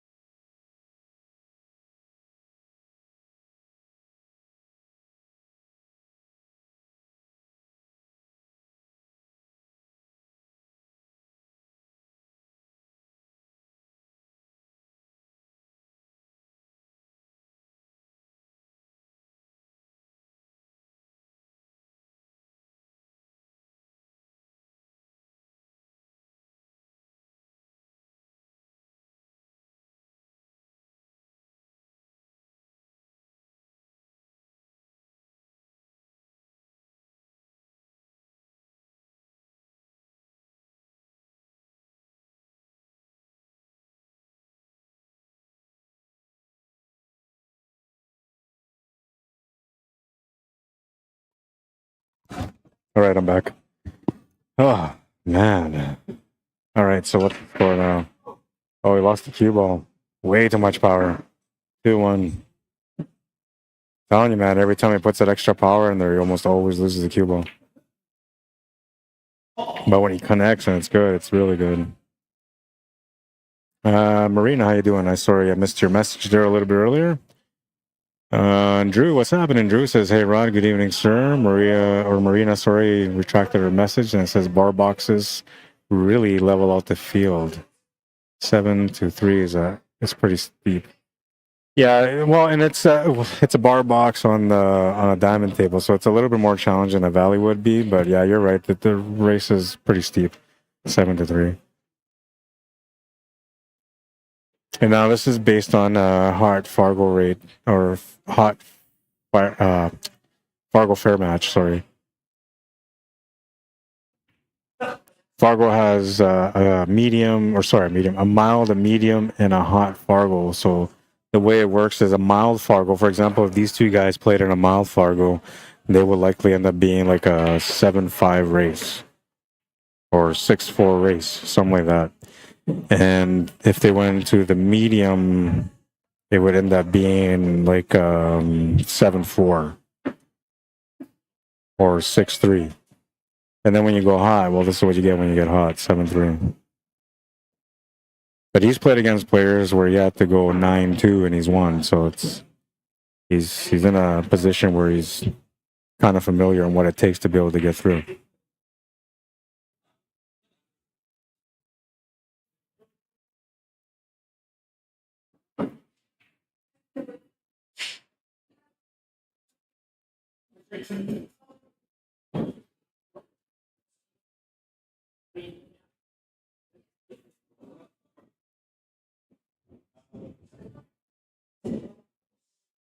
A few different options here. He's eyeing out this side pocket, and he's got the shot on the 7 ball also. And the thing is, I think the 7 ball would stun him over towards the 2 ball, so that's not good. So he's going to move this 5 ball out of the way.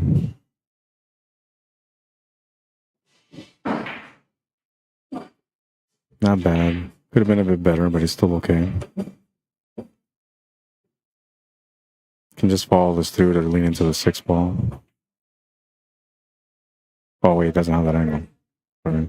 It looked to me like he had the angle, but he didn't.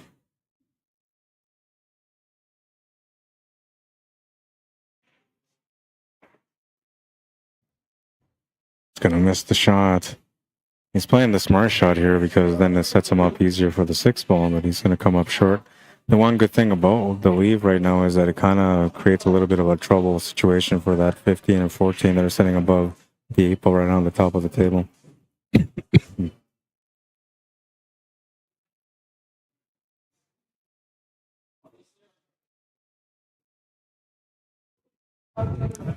Looks to me like you can maybe make that 11 ball go off the 2 ball, which would open up that pocket, and that would solve the breakout situation, but then you're looking at a positional shot. Now, another thing, too, is that when you break out that 2 ball, it's definitely going to bounce off the top rail or even off the horn off the pocket, which could change the angle on where the 2 ball goes, and it could create more of a problem for him. Smart to be able to create some angle here on this 11 ball, though, because that's going to allow him to get over for that 10 and 13 ball, so that's going to give him a follow-up shot.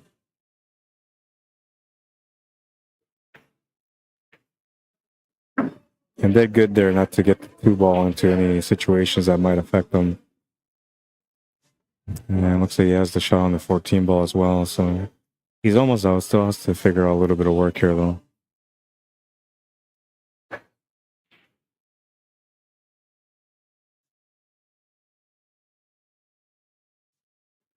He's going to come up short on that one, but he's going to turn the table over with only a really small opportunity here for Junior.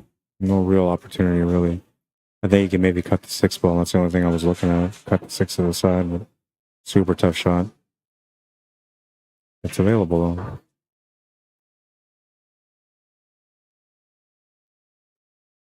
though. Oh, he's going to make it, too. He's going to get a shot. Wow, what a shot. That is the shot of the day, I think. Like the perfect window on the 2-ball, man. Perfect window on the 2-ball. On a really tough cut on the 6-ball.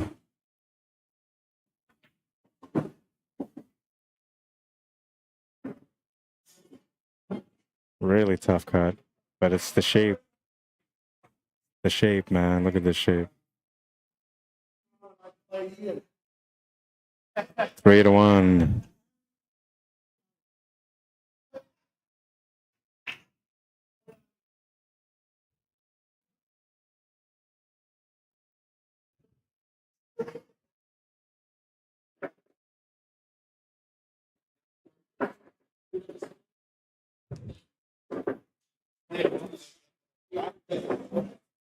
That was perfect, man. The weight was perfect, everything. But that cut was difficult. Right? You couldn't do much else about the shape. You just had to make the cut. Yeah, yeah. Yeah. I mean, it worked out, but it's a workout that you earned because of the difficult shot. That's the rewards, man. Me, I would have been hooked.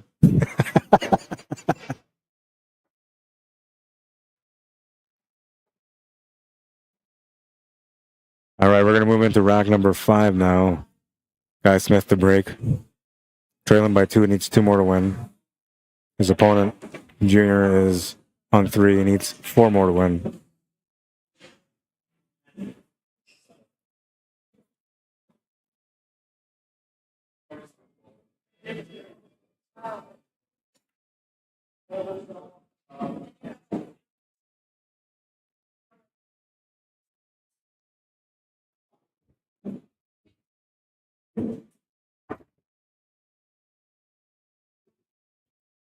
Dry break's gonna bring Junior back to the table. This time he'll have a chance to get a 3-game lead. Table's decent. I mean, the 5-ball is probably the most difficult shot to get onto if you're taking low ball, and it's available.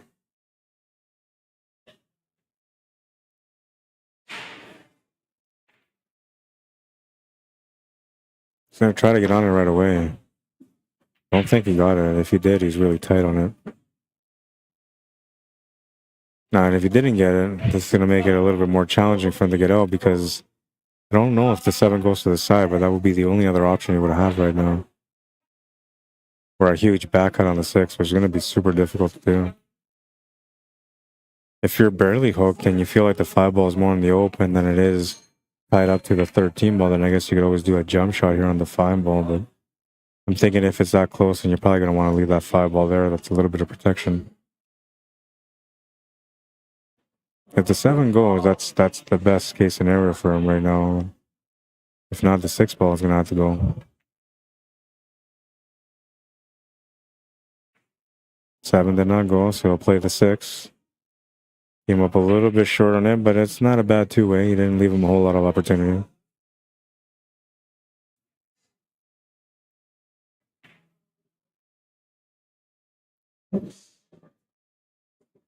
Good. Oh, thanks, man. Yeah, right here is good. Thanks, man. Appreciate it. On there for enough? Yeah, I'll be all right. Let's see. St. John's, Michigan? Is that what MI is? I gotta get better with my abbreviations in the States, man. It shouldn't be too difficult either. Just gotta look at a map. I'm really horrible at it. And I used to be really good at it growing up, man, but I don't know. I can't seem to click when it comes to the States and the abbreviations. Stephen Valley says we have a few that are low. Most of them are 12 to 13, 9. I'll probably be number 10 on the list as far as high average. Catch up on YouTube too, see if there's anything that I'm missing there. Yeah, there's a few comments on here. Marina says, I think diamonds are easier than valleys because the rails and felt play so true. Yeah, you might be right, actually. You know, I don't know. Everybody thinks that the valley table is always easier, but what makes the valley table easier is just the more forgiving corner pockets. But as far as like getting the speed of the table down, the different conditions on different locations, like valleys can be very challenging. So yeah, you're right. I actually, yeah. I usually say the other way around, but you're right. You're 100% right.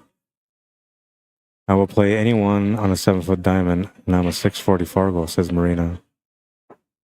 But play Van Boning speed on 7-foot diamonds. Damn. All right. Come down to Winnipeg.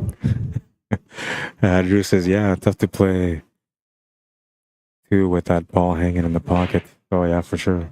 But, or tough to play defense too with that ball hanging in the pocket. I get it. And Drew says maybe we could have tucked the cue ball behind those two balls and maybe got ball in hand to try to deal with them. And Marina says is 8 on the break a win? No. Guy has that part down, looks like. Yeah, no, it's not. It's not. Man, this guy, like, super awesome. Brought me my breakfast. I had to order breakfast because I didn't know what else to eat. He didn't bring me no cutlery, man.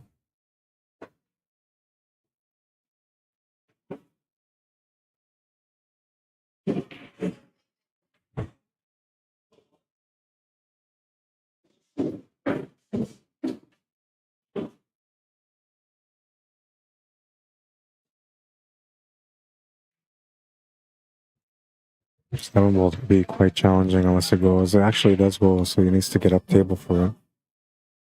This is a gamble here because it needs to be perfect on the 7 ball. Can't really have much of an angle on it unless he plays the shape of the 5 and then the 7.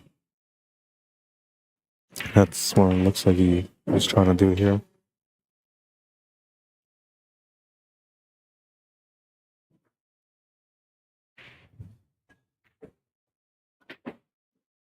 Oh, he's gonna try to 4-stroke that one. He's gonna come up short. Gonna get a good leave at it though. It looks maybe he might have left on the 13 ball.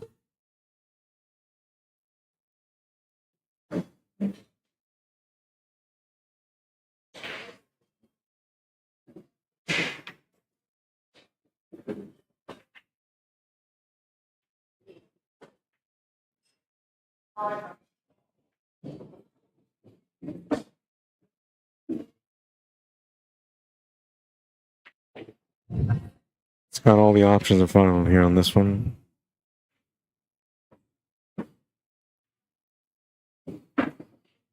Came up a bit short on the pace for that one, but he still has the shot and he can still push forward here. The only thing is you got to put a little bit of right hand spin if he wants to try to get a forward angle also on the cue ball after making contact with the 12 ball.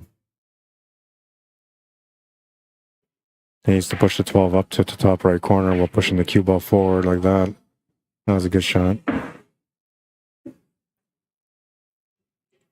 And he's slightly over the 7 ball, but he's got enough room to cue into the shot. So all he's got to do now is just come down to the bottom left corner for the 8 ball, which he got enough room to be able to cue into it for it.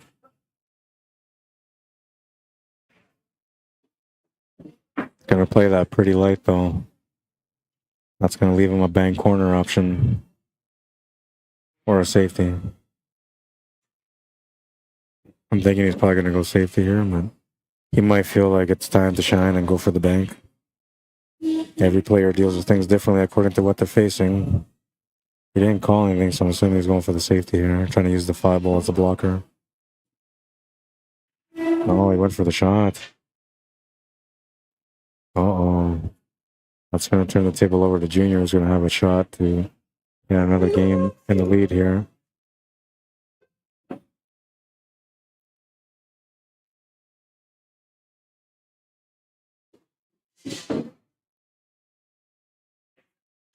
Came up a bit short there on this 4 ball, but he still has the shot to the corner, so it's not bad.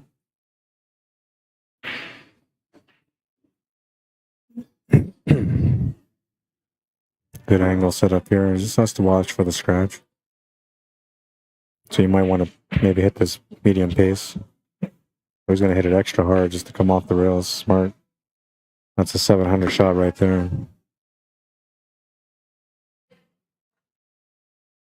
8 ball to the side makes it good. It's 4-1. You give him an open table, man. He's going to devour that table. That's why I thought he was going to play the safety, and a little bit of discipline there would have gone a long way for Guy. Could have got him onto the hill. I'll be right back. Got to go get some cutlery. It's 4-1. Rack number 6 coming up. Junior to break.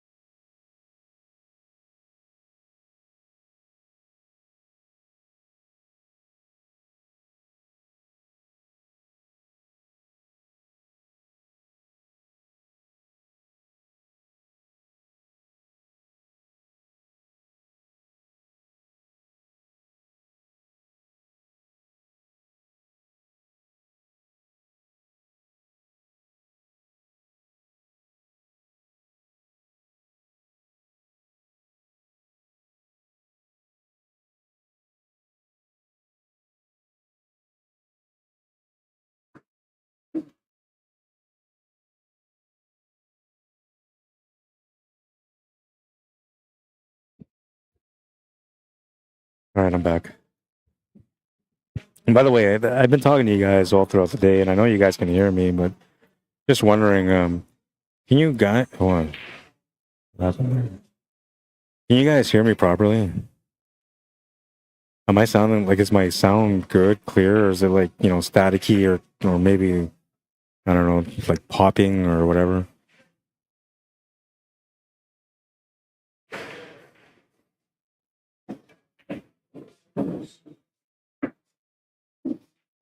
Oh, it's a message on Facebook. Okay.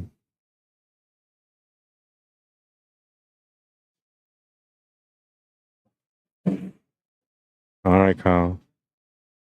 Yeah, man, we'll see. Like, I don't know, maybe I'll shoot a couple of racks, like, but not like lots, like literally a couple of racks.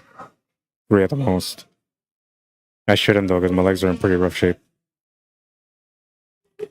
But like I mentioned, to play, you know, I've been watching these guys play all day. I got my pool cues out, so yeah, like I'm definitely itching to play, man. I have a few that are low. Most of them are okay. That was earlier. Loud and clear. Thank you, Jane. Appreciate it. Sometimes, like, it feels like I bring the mic too close to my face, and then might cause some distortion of some sort. And the only reason I do it because I don't want to be too loud for the players. I'm trying to be respectful when they're at the table playing and not interrupt their game by, you know, them hearing my excitement or whatever. And although, of course, when I see crazy shots, like, I'm gonna get excited, man. I'm gonna scream. I usually do. That's the one thing that Ben Francis told me when I was out in Red Deer working with him for the Predator event. It's like, whatever you do, just don't scream. I was like, bro, I don't know if I can help it. If they do something exciting, man, I love pool. Of course I'm gonna scream, man. This ain't no fake color, man. This is real color. I mean, the emotions that I go through when I watch these guys play and the shots that they do, they're 100% real, man.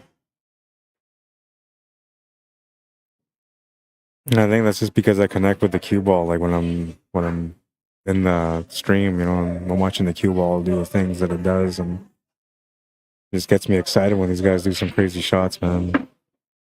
Especially the ones that I don't see, that I'm not used to seeing, or that I learn from. You know, those are the ones that get me like super excited. Like, oh wow, I can't believe you just did that. Like, are the ones that I consider extremely difficult. There's a few of them out there that are extremely difficult. How you doing? Lauren says, it's clear for me. Sounds great. Right on. Thanks, man. I appreciate that. And by the way, I say man all the time, so it's just, I don't know. I think I was supposed to be a hippie. I think I was supposed to be born a hippie and not a pool player, man, but it is what it is. Maybe watching too much Cheech and Chong growing up.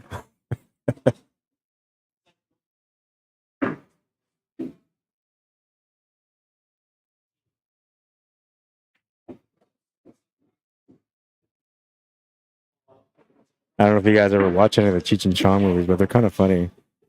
one that I specifically remember that I kind of talk about every now and then is the, well, I can't remember the name of the movie though. It's been so long.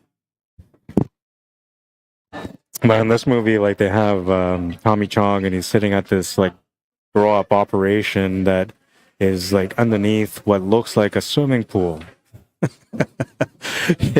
It's not really a swimming pool, but like they have a tarp over there so it covers all the stuff.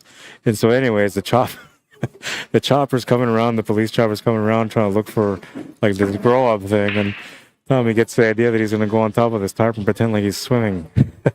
It's one of the things I remember from the Cheech and Chong movies. It was hilarious, man. 5-1, needs 2 more to win, and so does Guy Smith. So we're at a race to 2 now. Anyone's game. Anyone can win this one right now. Whoever gets on the hill first is going to put the pressure on the other player to step up the game for that next rack. Looking for a good break on this one.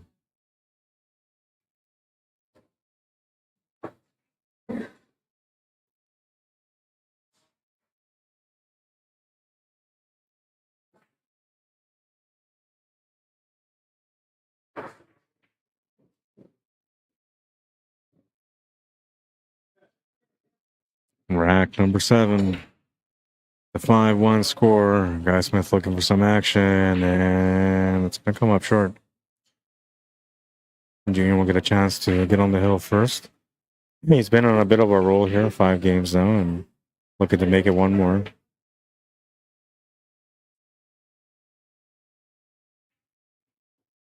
Five ball is the trouble ball for him on this table. Can pretty much get it out though once he gets onto that 4 ball to the left side middle pocket. That would give him the angle to be able to break out that 5 ball. And all he really needs to do is just nudge it a little bit. You can even just lean into it and that would be enough.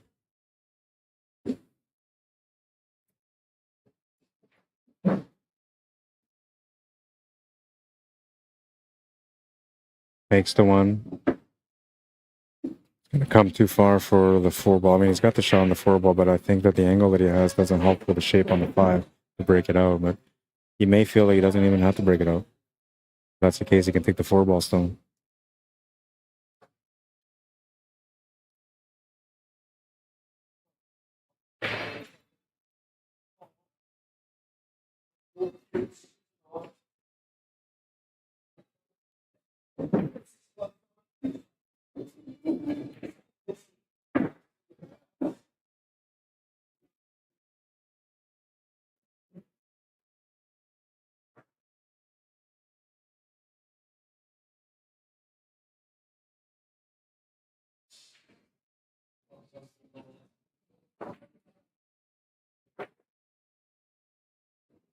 Now he's playing the shape for the 4 ball for the breakout on the 5. And now he actually has to break it out because he may not be able to get a shot on the 5 ball at all. Off the 6. A little bit unfortunate there. He was supposed to open up that 5 ball and still have the shot on the 6 ball.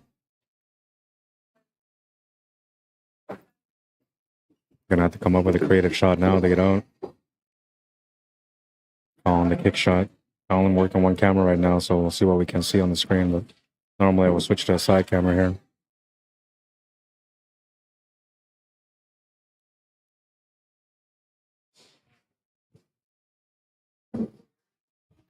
He got a good hit on the 6 ball, but he turned the table over to Guy Smith. And he's got a shot on the 11 and the 9.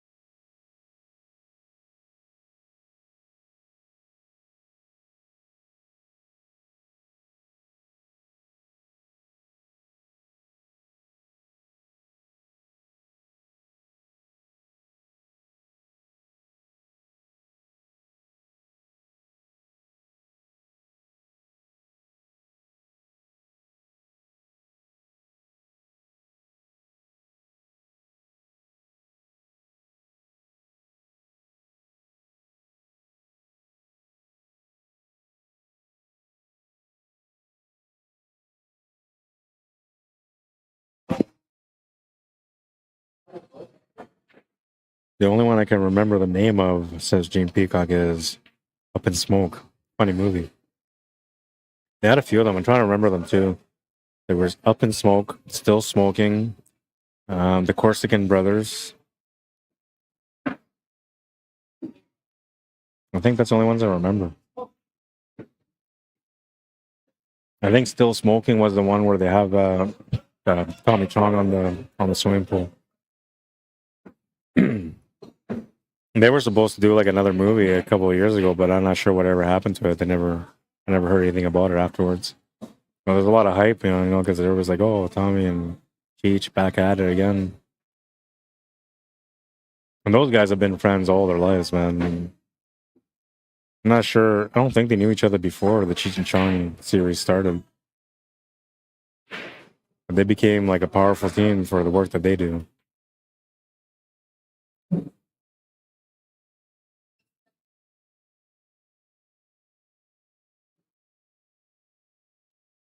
They both kind of still like they act the same. They kind of look the same too.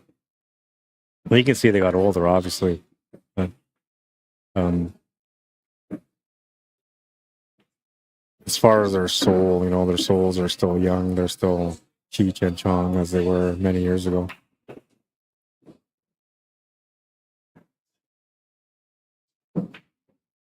I like to see like a Cheech and Chong movie with pool in it. Cheech and Chong become pool hustlers. Now that would be a funny movie. You know, there'd be some major punchlines at the table.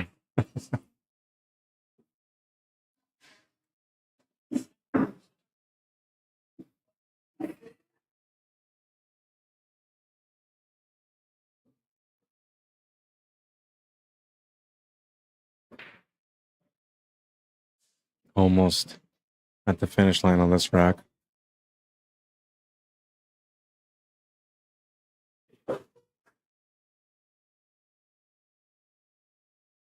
Gonna try to cheat the pocket a little bit, and that's gonna make him come up short on the shot.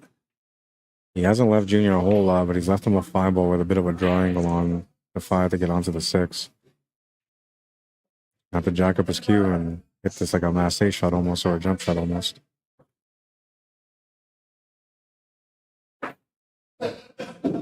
Oh man, if he would have called safety, that would have been perfect. That is the worst case scenario for him right now.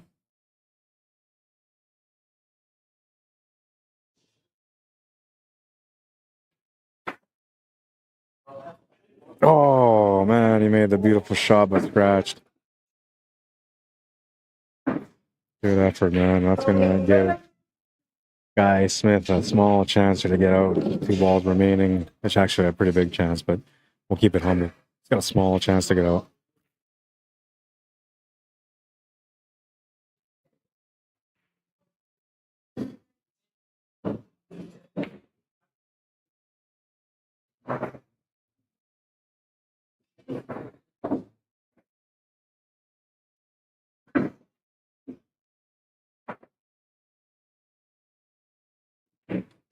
Makes the 8.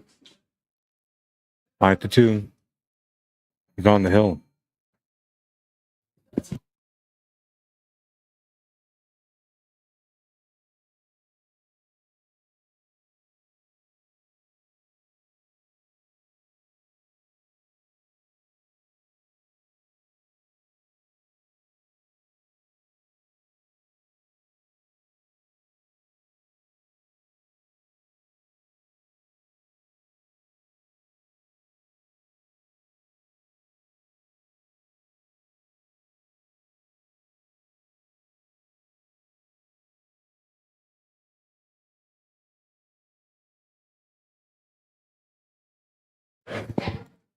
Rack number 8. And now McLean Jr. with his back against the wall. His opponent's on the hill. He needs to win this game just to push to the last one. He's going to make a ball, and the cue ball's going to get trapped behind the solid, leaving him limited on the options for starting point on this one. I'm thinking he's going to be stuck taking this 13 ball. We'll see what he can come up with here. 5-2. Yep. The one that's fucking joking. Yeah, I know. You can't do that against them. I'm saying you can't do that against them. That's why you do it, because if you miss, Yeah. you lose. Yeah. Causes you to miss. Mental, man.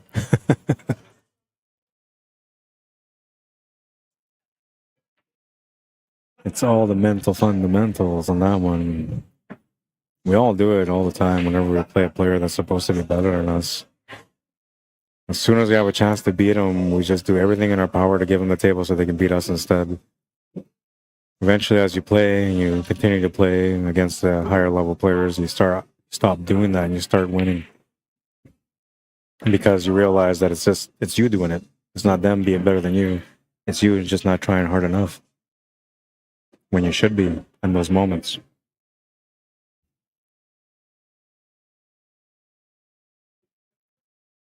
Almost at the finish line now.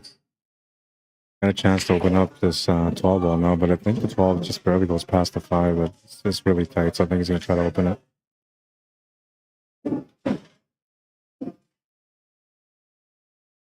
Oh, he did open it, but he's put himself in a tough spot.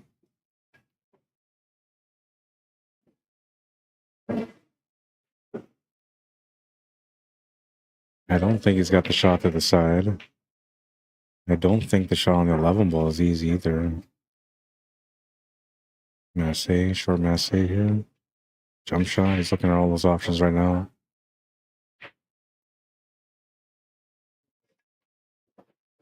Back cutting on that's kind of the way I would like to go, but it's tough because you're shooting over the ball. No guaranteed out either. It's a pretty decent chance you end up running into that solid, the 2 ball.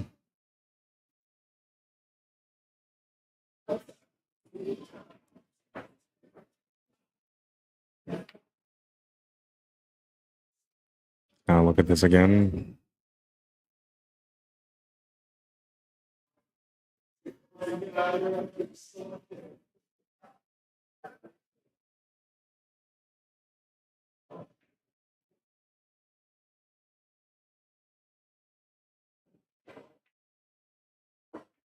I never liked those shots. They're such a stress all the time. I've been working on them though, but those reverse cuts are so tough to see. And when you're shooting over the ball, it makes it more difficult. There's more deflection into the shot too, which doesn't help.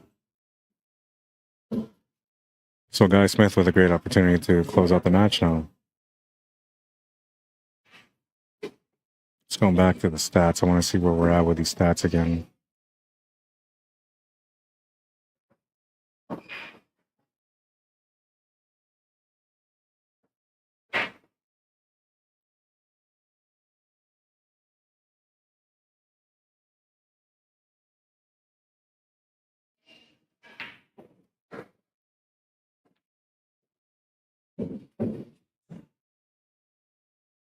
He just missed a shot on that one.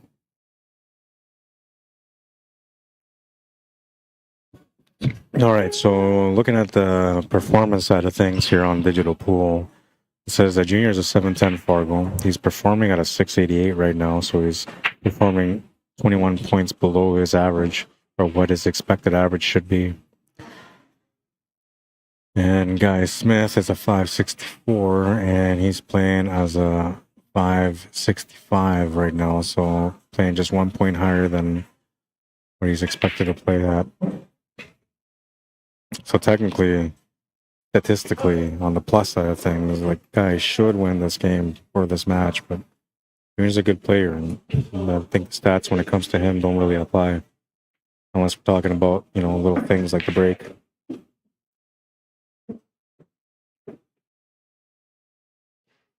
He's gonna do a big shot here, a big drawback on this one.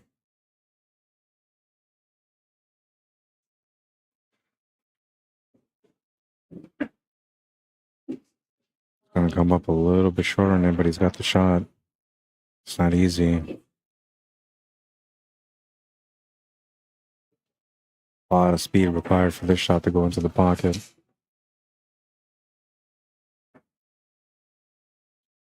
gonna come up short. You have the shape too. Guy Smith with another turn. This time he's got a better setup.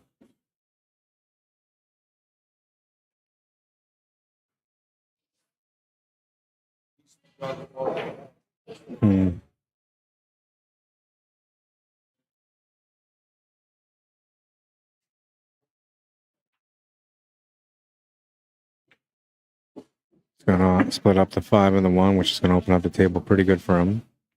Needs to get that 5 ball out of the way though to open up the 1 truly.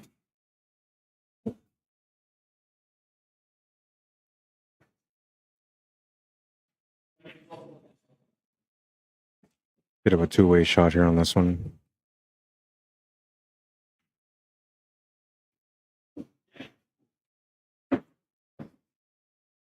You gotta take that 5 ball out of the way, man. You don't have to set up for the 7 ball here, but it probably would be best if you did. Well, he's gonna get lucky hitting the 7 on the backside, which is gonna give him the shot to the corner. He's smiling right now at Junior and telling him he got lucky.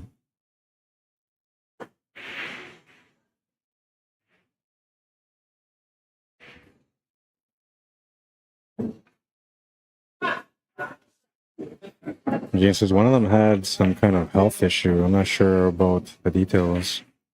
I think it was Cheech. I'm pretty sure it was Cheech that had the health issues. If you're talking about them, which I'm sure you are. Ball in hand for Junior. Huge break on this one.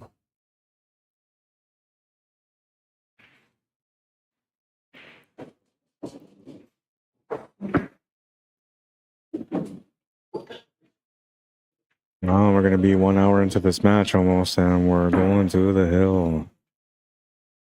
For now, McLean Jr. on the hill. It's a 6-2 score. Winner of the next rack wins the match. Guy Smith with the break for the last rack. Feel bad. We thought it was all ready to go. We thought that we got to, you know, the best parts of the match, but we're now here into the last rack of this matchup. And it's the real showdown now.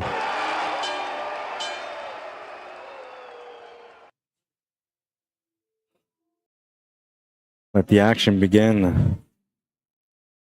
Got to get a good rack on this one. You don't want to come up dry. You definitely don't want to come up dry now.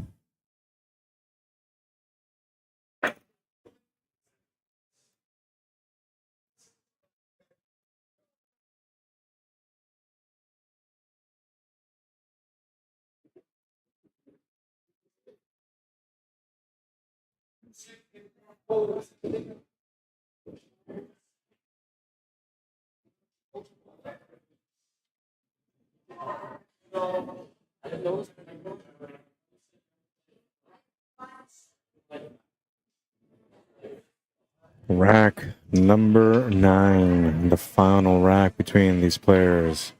Who will win the match? Who do you guys think will win the match? Who do you think will win the match? He's going to make a ball off the break. He's got a chance to win it first.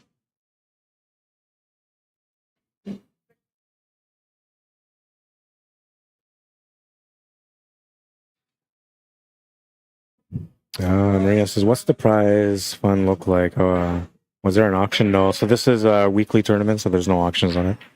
And the entry and the payouts all depend on the entries. I'm not sure what the payout was today, but I think it was, I think they ended up splitting it like 110 each or something like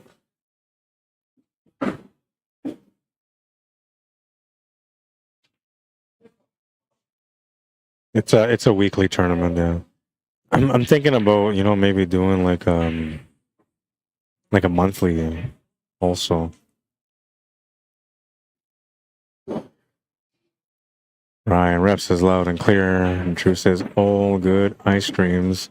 I believe he's swimming on the ladder. All good ice streams, I believe, as long as we're swimming on the ladder. Yeah, that's what it was. Oh man, it's been so many years since I watched it, but I just remember it being hilarious at the time. Nice streams. That's what it was. Nice streams. Yeah, I couldn't remember, but I know there was another one. Is that the same one where they go around selling like buds out of the truck, out of the ice cream truck at the beginning? Like little things here come back into the movie for me. Nice dreams, a tarp rips, and he's on the ladder. That's right, that's what it was. Oh, I gotta watch it again. It's been a while. Next movie, he says. Oh, it was on next movie, okay.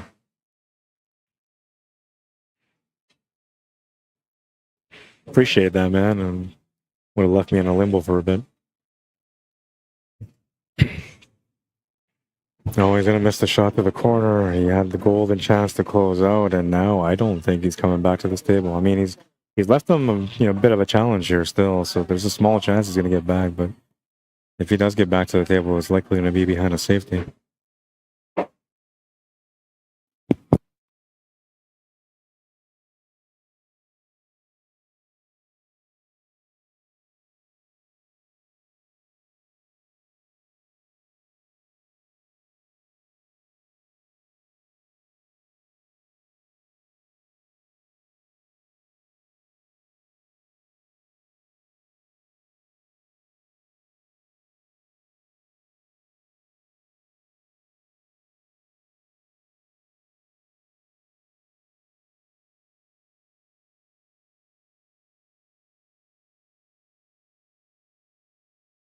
He's going to scratch the cue ball. Oh, man, he almost scratched it. So lucky.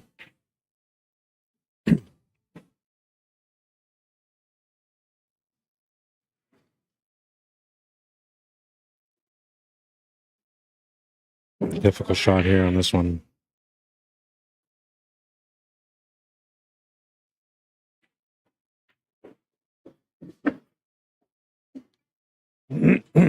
And this time he's going to push over to the same spot, leaving him another difficult shot.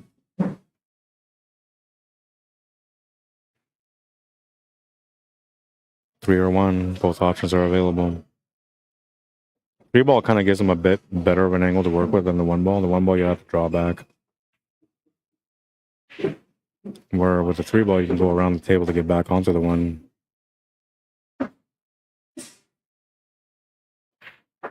Not bad. He's got the angle for the finish now. All he's got to do is make this shot to the side, come off the left cushion, the bottom cushion, then he has the two ball to the right side middle pocket for the finish. That worked out pretty good for him.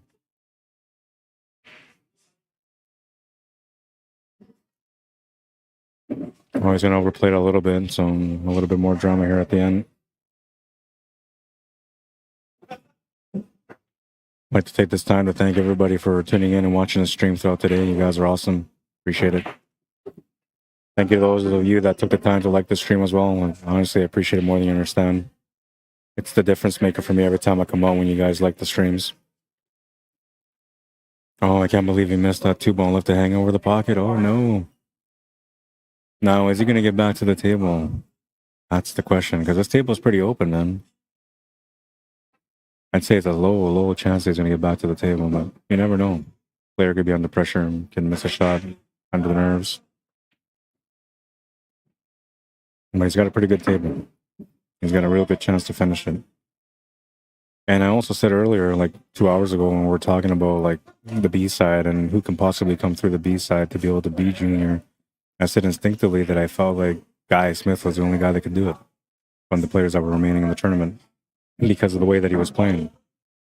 He was playing with some confidence, didn't matter who he was playing against. And on this one here, he was definitely losing that confidence because he wasn't playing very good. Like, there was a couple of shots where he could have closed out and he didn't turn the table over. Next thing you know, it was a point and won 5 games in a row.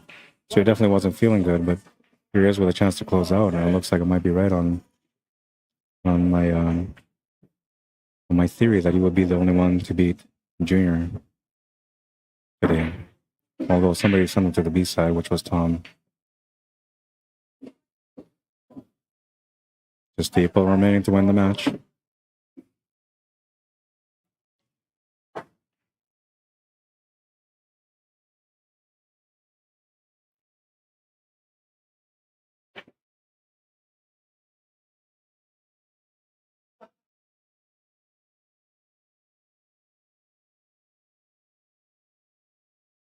That's the match.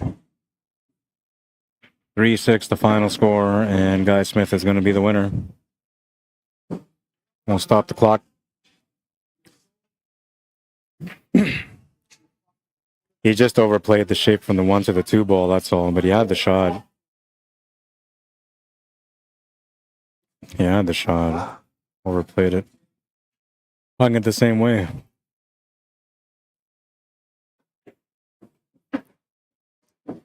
Consistency, man. All right, so well, let's wrap things up. I got to get these guys their pay. And we'll do a shout out to Hangar first. The Hangar, Billiards and Sports Lounge, that's where we're at. If you guys want to come check them out in person, you can find them at 121 Scurfield Blvd. If you want to call them to book a spot for you and your crew or to reserve a table, or maybe you just want to find out some information about them a little bit more, like prices or whatever, what time they're open till, you can give them a call, 204-560-2929. Don't forget to check out Jam of Apparel. You can see some of the stuff that's been displayed on the bottom right corner. You look for their stuff, jamofapparel.com. Get used to it. Always coming up with new designs.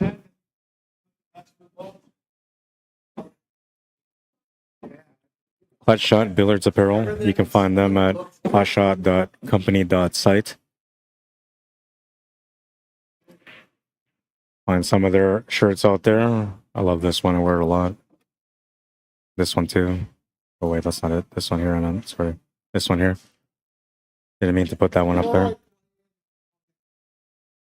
All right, so I gotta get these guys paid. Give me a second. I'll be right back. If you guys want to hang out for the closeout, you can. If not, thank you for tuning in. Thank you for liking and watching the stream. I really appreciate it. I'll be right back.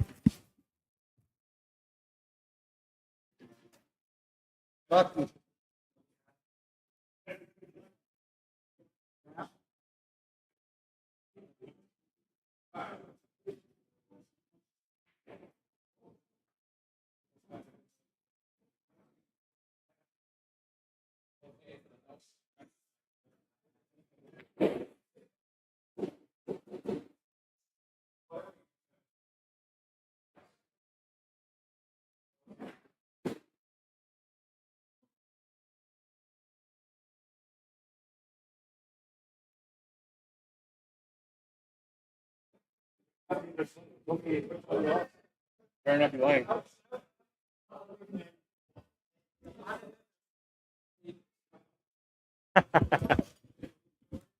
Thanks, man. Yeah, man, you're welcome. Good shooting, man. All right, all right, all right. Ooh, man, that was some exciting stuff. Some exciting stuff, I tell you. I was hoping it would have been a more intense matchup, but it was pretty good. 6-3, hill. Can't ask for more than that. One guy gets the first game, the other guy wins 5 games in a row. Then the lower level player gets on the hill, and the other player gets on the. It was pretty exciting. I liked it, man. It was good. Good deal. Highlight of the day. I didn't load it up. I'm gonna have to do it again. Are you guys patient? If you guys are patient, I'll load it up real quick. If not, then won't. If you haven't subscribed to my YouTube channel and you enjoy the coverage, you could always subscribe to the YouTube channel. Find me under Arriagada/CSLMANITOBA.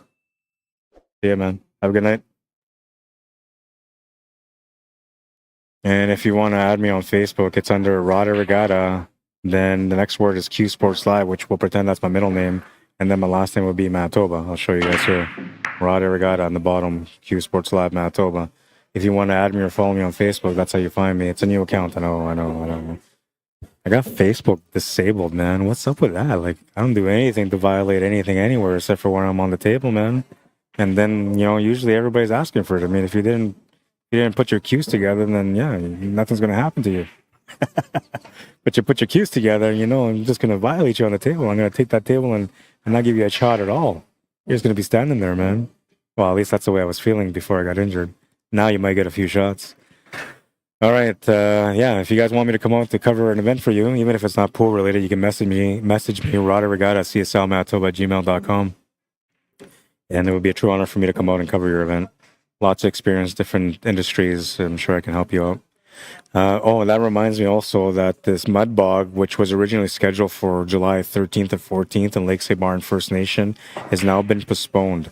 And it's going to be carried on, I think, either to the end of July or at the beginning of August. But I'll have the new poster when that comes up with the new date as soon as I can get it. But those of you that were watching the streams and you guys seen this poster, just be aware that it's been postponed. All right, there was passing in the community, and it's an elder that passed away. So traditionally, First Nations communities will shut down everything when an elder passes away in a community. So that's what they did, respecting the elder like they deserve to be respected. So that's the reason why it's been postponed. But it's going to be coming still. Lots of money to be added there. Lots of money to be made. And if you got an ATV or a side-by-side vehicle, get in it, man. Get in it. All right, let's close out. We've been doing it all day. Crowd's like tired, but they're still clapping. They still want more, but there's no more. I'm sorry, guys. It's over. It's over, man. Thank you. Stupid sound effects. Last highlight. An incredible shot from Junior, but look at the scratch. Man, so unlucky. So unlucky. And the pool wisdom, the more you sweat in practice, the less you'll bleed in battle. You got to get to those tables and start working on your game. I'm telling you, like, you can sit there and watch videos all the time. You can sit there and watch all the best pool that's coming out on TV all the time. You're never going to get any better until you go to those tables and start working on your game. Look at the pros, watch what they do right, figure out what they're doing, you know, get into their head. So when you watch pool, you don't want to watch pool that you already watched before. You want to watch pool that you never watched before, so you can get into the head of the player and make decisions with them. Right? You'll see if you choose to make shape for this area on the table, and the player that you're watching does the same thing. You know you're thinking the right way. It's a good way to learn. But if you really want to get better, you got to get to those tables and work hard on the things that you're not good at, because that's how you grow to become the champion within. That's the only way, man. I'm telling you. Anything else, just it's efforts. Don't get me wrong, but the real effort is getting on that table and working on it, man. Word to the bird. It's Sunday. All right, that's it for now. Hope you guys enjoyed the stream. Thank you for tuning in. Thank you for liking and sharing the stream. I'm doing some shout outs right now, so anybody got any shout outs or want to say thank you or goodbye, whatever, we're on it. Puckins, well, how you doing? Says, hey Rod, how you doing, man? Welcome to the stream. Drew says, yeah, they also have that Save the Whale song where he ends with shooting the seals. Yeah, you know, I have to go watch some Cheech and Chong now. You got me all mentally ready for it, man. All right, I'll see you guys at the tables next time. Thank you for tuning in. Thank you for liking and watching the stream. You guys are awesome. And thank you for taking the time to interact, honestly. Half of the entertainment for me is interacting with you guys, and I really appreciate it. I'll see you guys at the tables next time, which will probably end up being next Sunday, because, you know, I want to stream on Thursday because I'm not playing. But physically, I'm having a hard time. So I'm probably going to end up coming back next Sunday to stream next Sunday. And if I'm not here next Sunday, just know that's probably because I'm hurt, man. I'm not doing very good. But right now, we're on the positive note. We're trying to get there. And it looks like everything will be good for next Sunday. So I'll see you guys at the table then. Thank you for tuning in, like I said. And yeah, have a good night, everyone. Cheers.